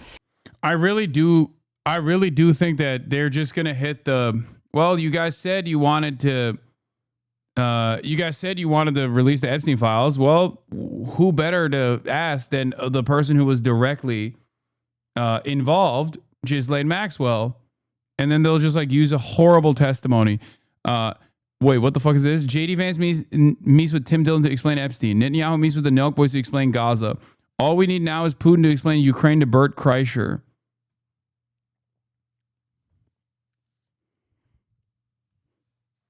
I mean, they did do that. It's Putin did that with Tucker Carlson. Clip of Tim Dillon saying JD Vance told him no compromising Epstein tapes exist.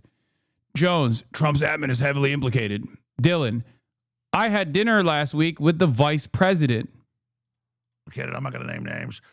And so, but you nailed it when you brought up Netanyahu. So let me, if you've got time here. We have all the time in the world. I just want to add, when Bondi said we have 10,000 hours of video, she said we have 10,000 hours of video. I had dinner last week with the vice president. He told me that was commercial pornography. They do not have videos of any. Oh, if JD Vance said that, then okay. Well, you guys had dinner together and he said it during dinner. Oh, well.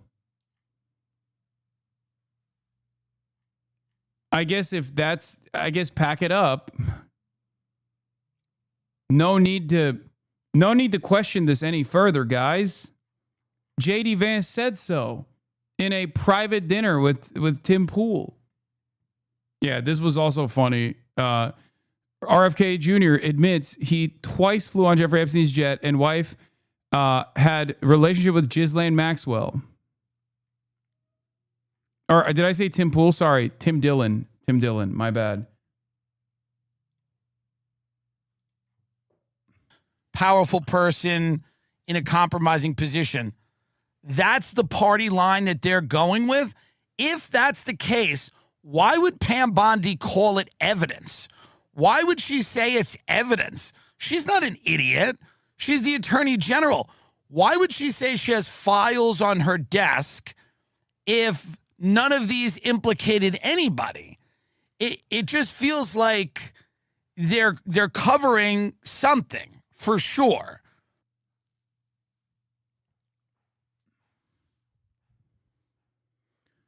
The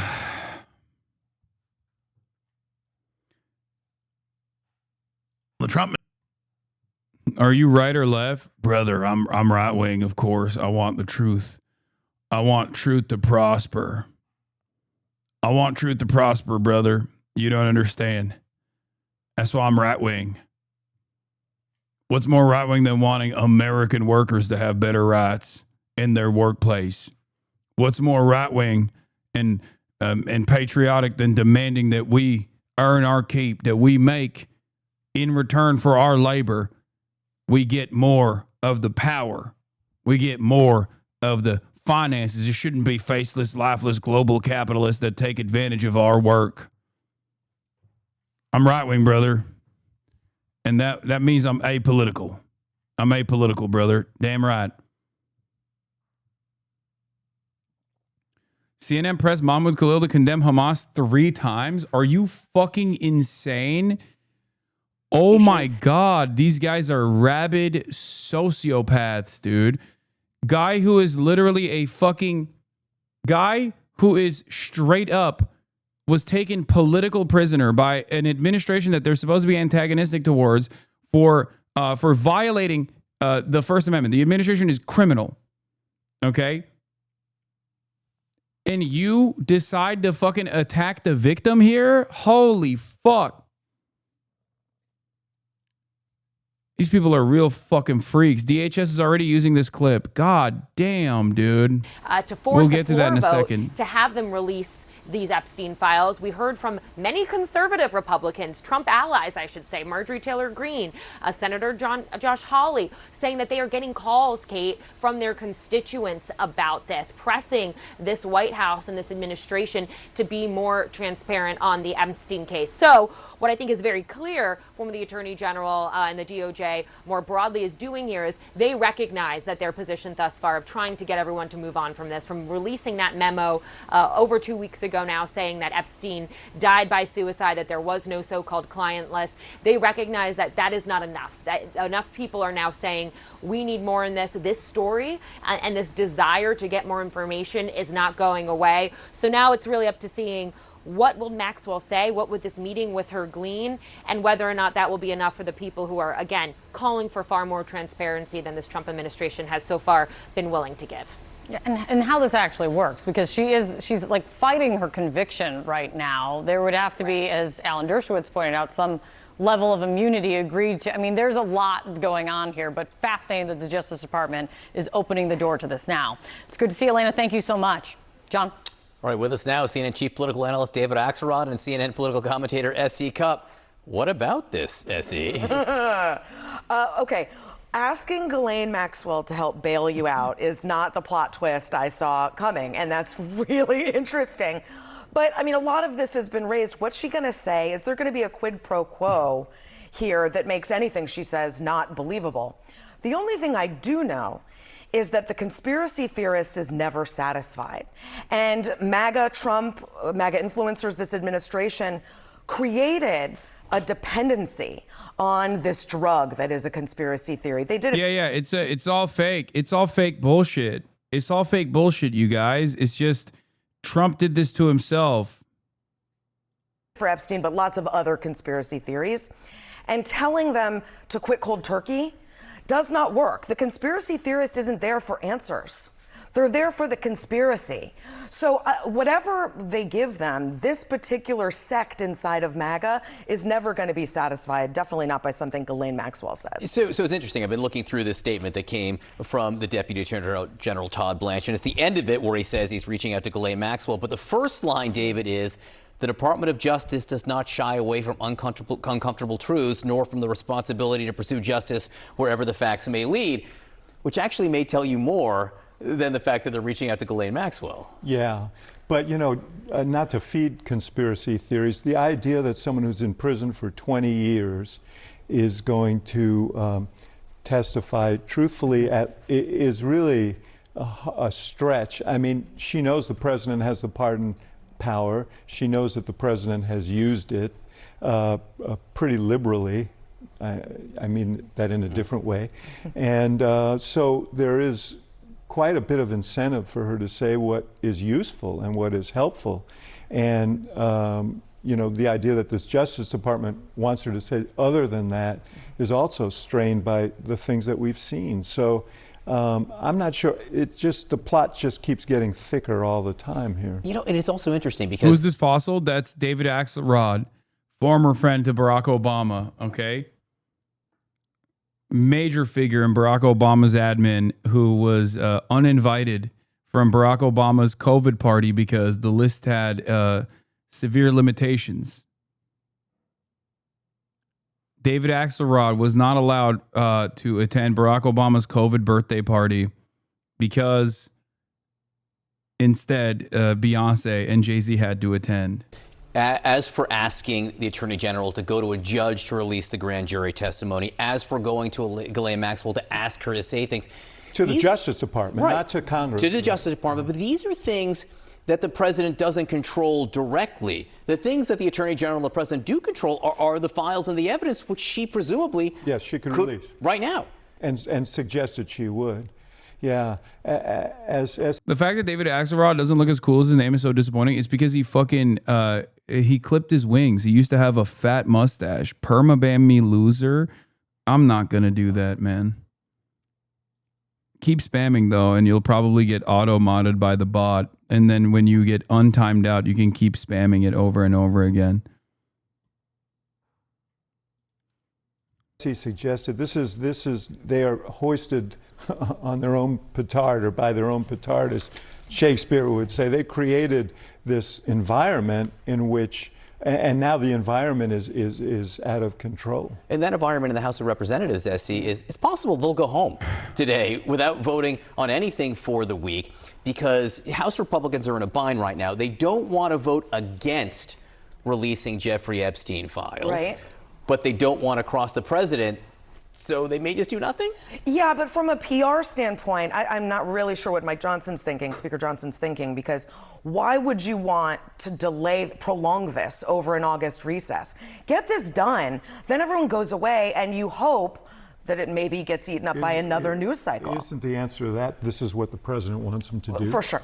For sure. Yeah, I mean, For sure. the But good it's news done. is they may get home earlier. The bad news is when they get home, they're going to see a bunch of angry people who have a lot of questions about this. So. Yeah, we just know what we're hearing People from they members. ginned up. I mean, the list of characters you put up from the House of Representatives is not a surprising connection to the constituents that want more of these conspiracies, and they're going to keep asking questions because they conditioned these people to demand it. With us is Congresswoman Nicole Malliotakis, a Republican from New York. Congresswoman, thank you so much for joining us. What do you think of this move by the Department of Justice? And what do you think about calls from some Republican members of Congress, including Senator Josh Hawley, to actually get congressional testimony from Ghislaine Maxwell?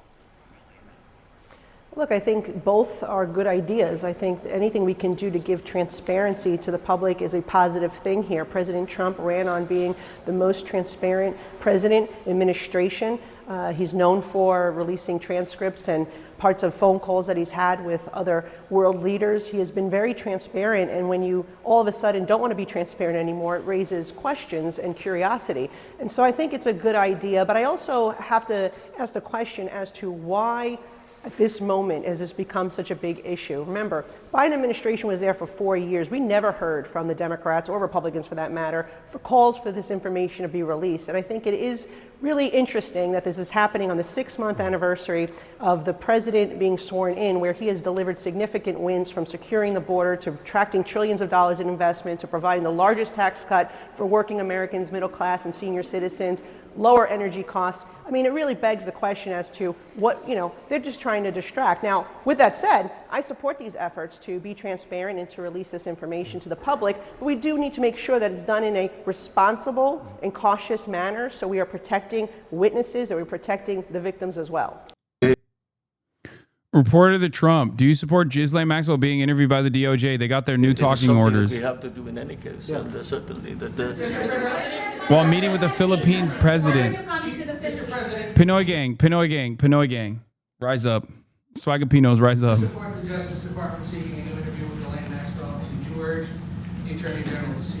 I don't know anything about it. They're going to. I mean, don't rise up too hard for your current leadership, but. Attorney General has reached out to Ghislaine Maxwell's attorney asking for a new interview. Yeah, I don't know about it, but I think it's something that would Yeah, Pinoy L, don't mention us right now. Honestly, yeah. That's maybe not the best that Pinoy gang has to offer, okay? The Swagapinos have to offer, but, it is what it is. Sounds appropriate to do, yeah. Do you have any concern that your Deputy Attorney General, as your former attorney, would be conducting the interview, given... No, I have no concern. He's a very talented person. He's very smart. I didn't know that they were going to do it. I don't really follow that too much. It's sort of a witch hunt, just a continuation of the witch hunt. The witch hunt that you should be talking about is they caught President Obama absolutely cold. Look at him trying to redirect. That's right. It's the real witch hunt is President Obama. Please stop talking about Epstein. Start talking about President Obama. Tulsi Gabbard, what they did to this country in 2016, starting in 2016, but going up to 2020 in the election. They tried to rig the election, and they got caught. And there should be very severe consequences for that. When we caught Hillary Clinton, I said, you know what? Let's not go too far here. It's the ex-wife of a president, and I thought it was sort of terrible. And I let her off the hook, and I'm very happy I did. But it's time to start, after what they did to me, and whether it's right or wrong, it's time to go after people. Obama's been caught directly. So people say, a group. It's not a group. It's Obama. His orders are on the paper. The papers are signed. The papers came right out of their office. They sent everything to be highly classified. Well, the highly classified's been released. Damn, he's going to arrest Barack Obama. And what they did in 2016 and in 2020 is very criminal. It's criminal at the highest level. Lock him up. Now to the latest on House to begin August recess early amid dispute over Epstein files legislation. It's pretty funny that the House decided to call it quits quickly and expeditiously instead of having to deal with the Epstein stuff. Anyway, let's see what CNN's been doing. You are in the Philly D Thumbo for the Nelkboys. Oh my God. Scandals now exposing people for the dangerous clout-chasing grifters they are. Why Colbert and Stewart versus CBS and Trump matters more than many realize. We've got huge Trump-Epstein scandal updates as Ghislaine Maxwell. Big stuff to talk about in the here and now, starting with this. Someone said having Netanyahu on is like having modern day Hitler. No, I saw that. Which is, honestly, guys, I'll be honest, I'm here to... That's a good point. So those podcast bro caricatures are the Nelkboys, and they are now facing massive backlash after interviewing Benjamin Netanyahu. And these Nelkboys, if you don't know, they got big with their prank vids and vlogs, with them then getting into the podcast and streaming space, dipping their toes into politics, and then actually becoming a kind of big fixture, especially in the lead up to the last election. They ended up joining this kind of larger group of influencers, podcasters, and streamers who seemingly gave Trump a huge boost in the last election, especially with young men. Right, and last year, just before the election, you had Trump appearing on their Full Send podcast for the second time and even inviting them on his plane. And then you fast forward to yesterday and they had Netanyahu on the show. Right? And he, of course, is the prime minister of Israel, which is a country that many rights groups and experts say is perpetrating a genocide in Gaza. Right? With many arguing that if it's not a genocide, why is it genocide shaped? And that, as Netanyahu himself is wanted by the International Criminal Court on allegations of war crimes and crimes against humanity, including the use of starvation as a method of war. Right? And one of the reasons I highlight that is because we actually talked about it again yesterday. And as the UN and rights groups have long warned would happen, we really are starting. Like, I get the clout chasing aspect of things, okay? As a content creator, you just like don't really have a decent moral compass on stuff like that. But I just don't understand, like, there is some clout you don't chase. You know what I mean? Like, there's got to be a limit. Like, if Benjamin Netanyahu's not the limit, who is? You know what I mean? And I think they basically miscalculated because they thought this would be like Andrew Tate or interviewing O.J. Simpson, you know? Do you hear yourself? No, I'm saying that, like, even from a content creator perspective with no fucking moral compass other than like constantly trying to get clicks, like there's got to be a limit for every single person.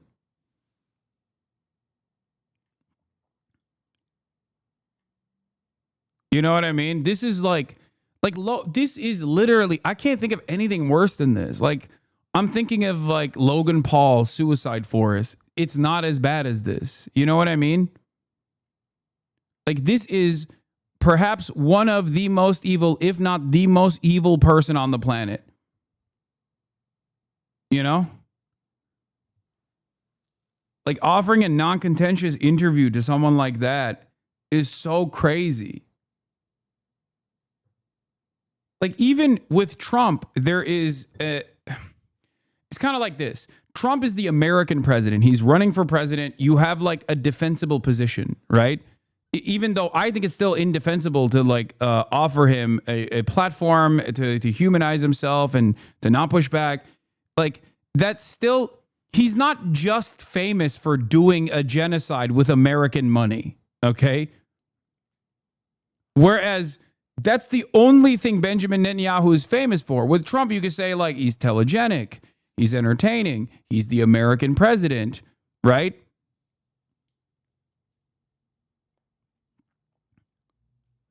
It's like offering a positive interview to a school shooter, but instead of one school, this motherfucker shot all the schools. You know what I mean? Like, there's nothing that comes of this other than pain and torment.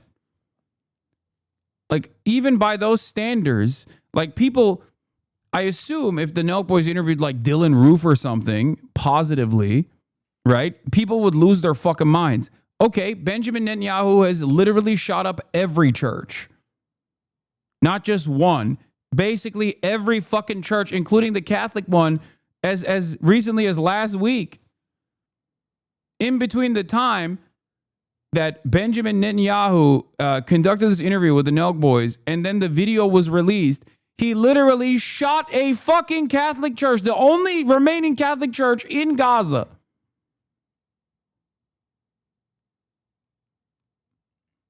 Like, what are we doing?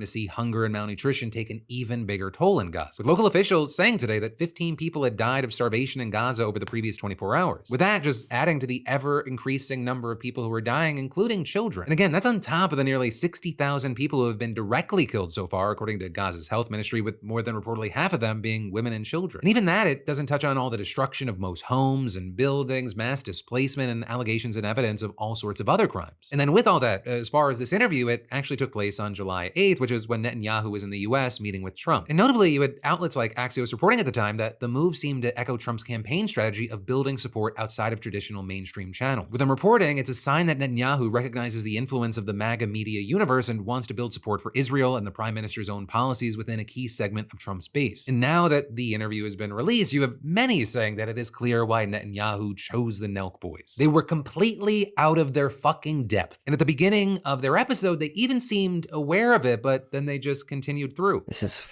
nuts. This is so crazy. We are so not qualified to do this. No. This is probably one of the most, if not the most controversial podcast we for sure the most have ever done. Yeah, 100%. And by the way, I want to say too, I'm not claiming to be an expert on this issue or anything like that. I see so much stuff about, you know, what's going on in Israel and, you know, Iran and Palestine.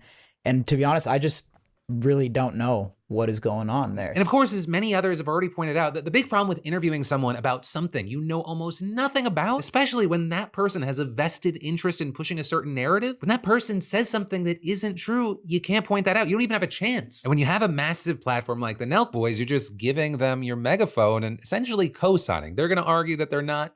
That's essentially what you're doing. But we will get more into the criticism later. I first want to talk about what was actually said. Because the whole thing, it just started with Netanyahu just laying it on thick for old Donnie Trump. I think there's never been a friend like Donald Trump in the White House for Israel. I think he's a remarkable leader. I think he's changing history. He said he'll... Why hasn't it anyone says this? This is like if these chuckle fucks interviewed Hitler in the middle of World War II on God. What do you mean? I did say that to their faces.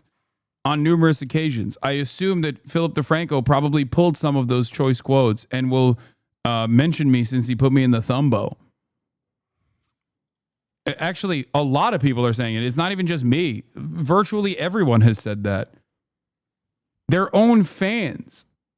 Their own fan base is saying that. Their own fan base is like, dog, this is like interviewing modern day Hitler. Like, what the fuck? Make America great again? He's already done it. You know, America is widely admired now around the world. But of course, in reality, the opposite appears to be true, at least when talking about America being admired around the world. In fact, according to a recent Ipsos poll, the number of people saying the US will have a positive influence on world affairs, it fell in 26 out of 29 countries since Trump got elected. And a Pew Research poll last month similarly found that the number of people who view the US favorably has dropped in most of 24 measured countries. Then separate from that, in the interview, you also had the Nelkboys asking what Americans think about Israel. I think the broad segments of the American public support Israel, but I'm concerned that the young people in America, some of them are getting the wrong picture of Israel, vilification, demonization. Yeah, it's like, that's why I'm here. That's why I'm here on the Nelkboys podcast.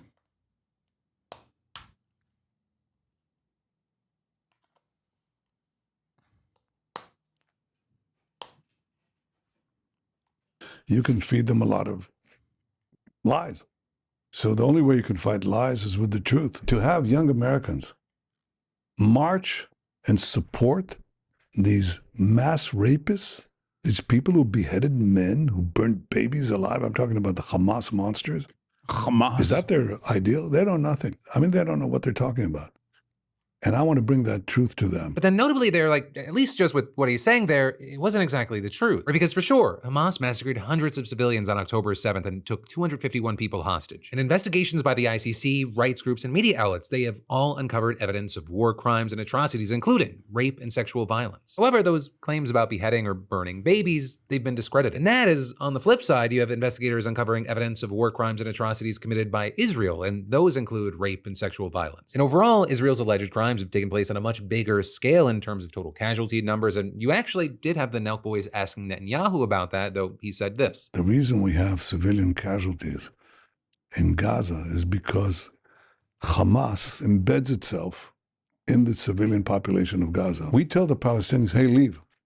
because after they butchered us and raped our women and beheaded our men and burned our babies, we have to remove this threat. So we come in to take care of the Hamas terrorists.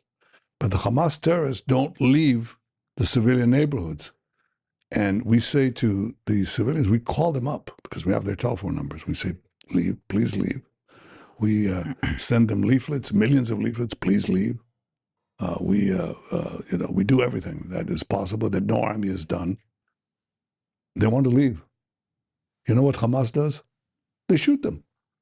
You say, we want you to stay because we want to have civilian casualties, because then they can show it on CNN or all these other networks and so on and claim that Israel is deliberately doing this. We're not deliberately doing anything. You then also had Netanyahu similarly trying to shift blame to Hamas when asked about accusations that Israel is starving the people of Gaza. Well, because we're trying to get the food in, and we let food trucks. This interview is way worse than I thought. Is so funny to say because this is not any different than anything that is pro-Israeli envoys have said on mainstream media.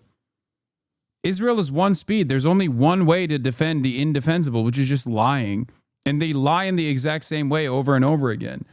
The only difference here is that he's trying to do this to an audience that is not receptive on independent circles that is predominantly right-wing.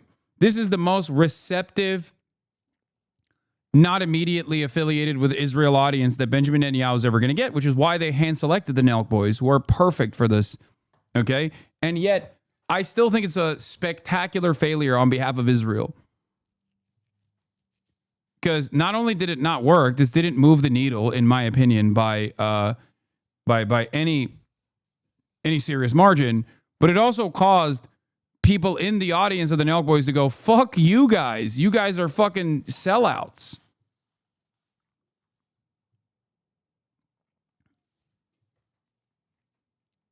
If anything, I think guys like this, Benjamin Netanyahu and other Israeli envoys, they have an easier time doing this on like a reputable institution, which will offer a little bit of pushback on some of the claims every now and then, of course, but ultimately will take up a lot of that fucking propaganda and eat it. And that in and of itself, when they eat that propaganda, the elderly population, I mean, they're infinitely more receptive to this kind of pro-Israel nonsense.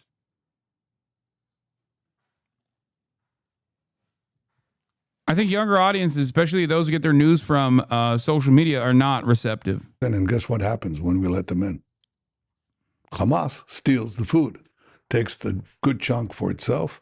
It's crazy that your critique of AOC applies to Bibi and Israel law. What do you mean?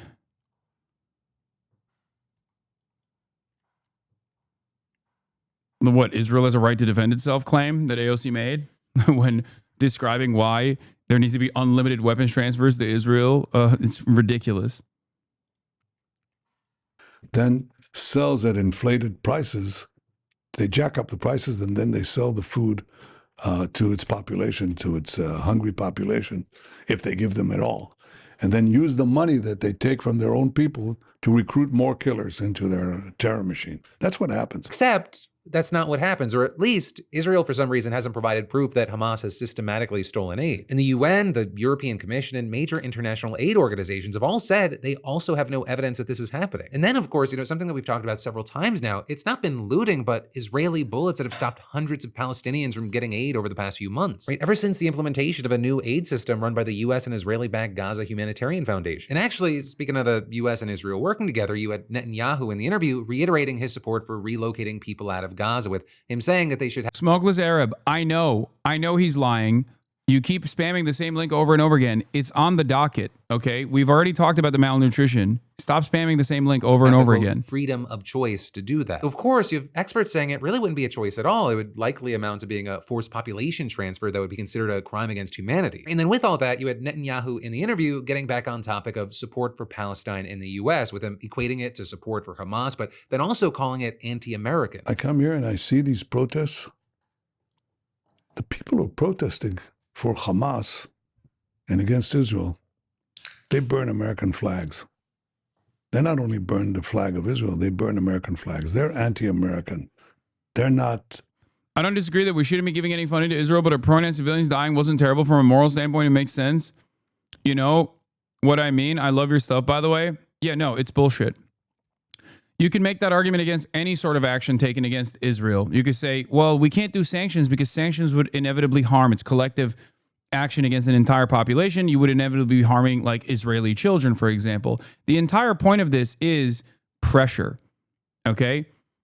The whole point is if Israel feels defenseless, then Israel can't continue doing a genocide. If Israel feels like a global pariah and that the number one top dog that is its backer is moving in a different direction, then Israel can no longer do the metric ton of crimes and the metric ton of evil that it's doing. It's not about fucking assassinating the Israeli civilian population. Anyone who says that is ridiculous. That's not the point at all. That's not what anyone's intention is. It's completely ridiculous. It is about deterrence. Israel gets to be as violent as it wants to because it knows that America will give unlimited funds in the form of defense to Israel. That's precisely the reason why it has bombed Lebanon into oblivion. It's currently bombing Syria and it's taken up more of just mean from an optics. Nah, fuck that. That's bullshit. The appropriate response in this circumstances, of course, we have no more weapons transfers means no more defensive weapons as well. Because think about the optics of it.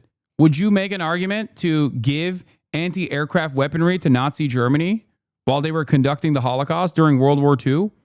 Would that be an appropriate optical argument? There are civilians in Germany as well. There were plenty of civilians. No one would make that argument. Do you think that is anyone making an argument to give Russia anti-aircraft weaponry, anti-air defenses? Are we making this argument for Palestinians who deserve it more than anyone else on this planet right now? Anti-aircraft weaponry and anti-aircraft defenses? Are we making this argument for Iran? No, we're not. Are there no civilians in Iran? Are there no civilians in Palestine? Are there no civilians in Russia? Of course there are.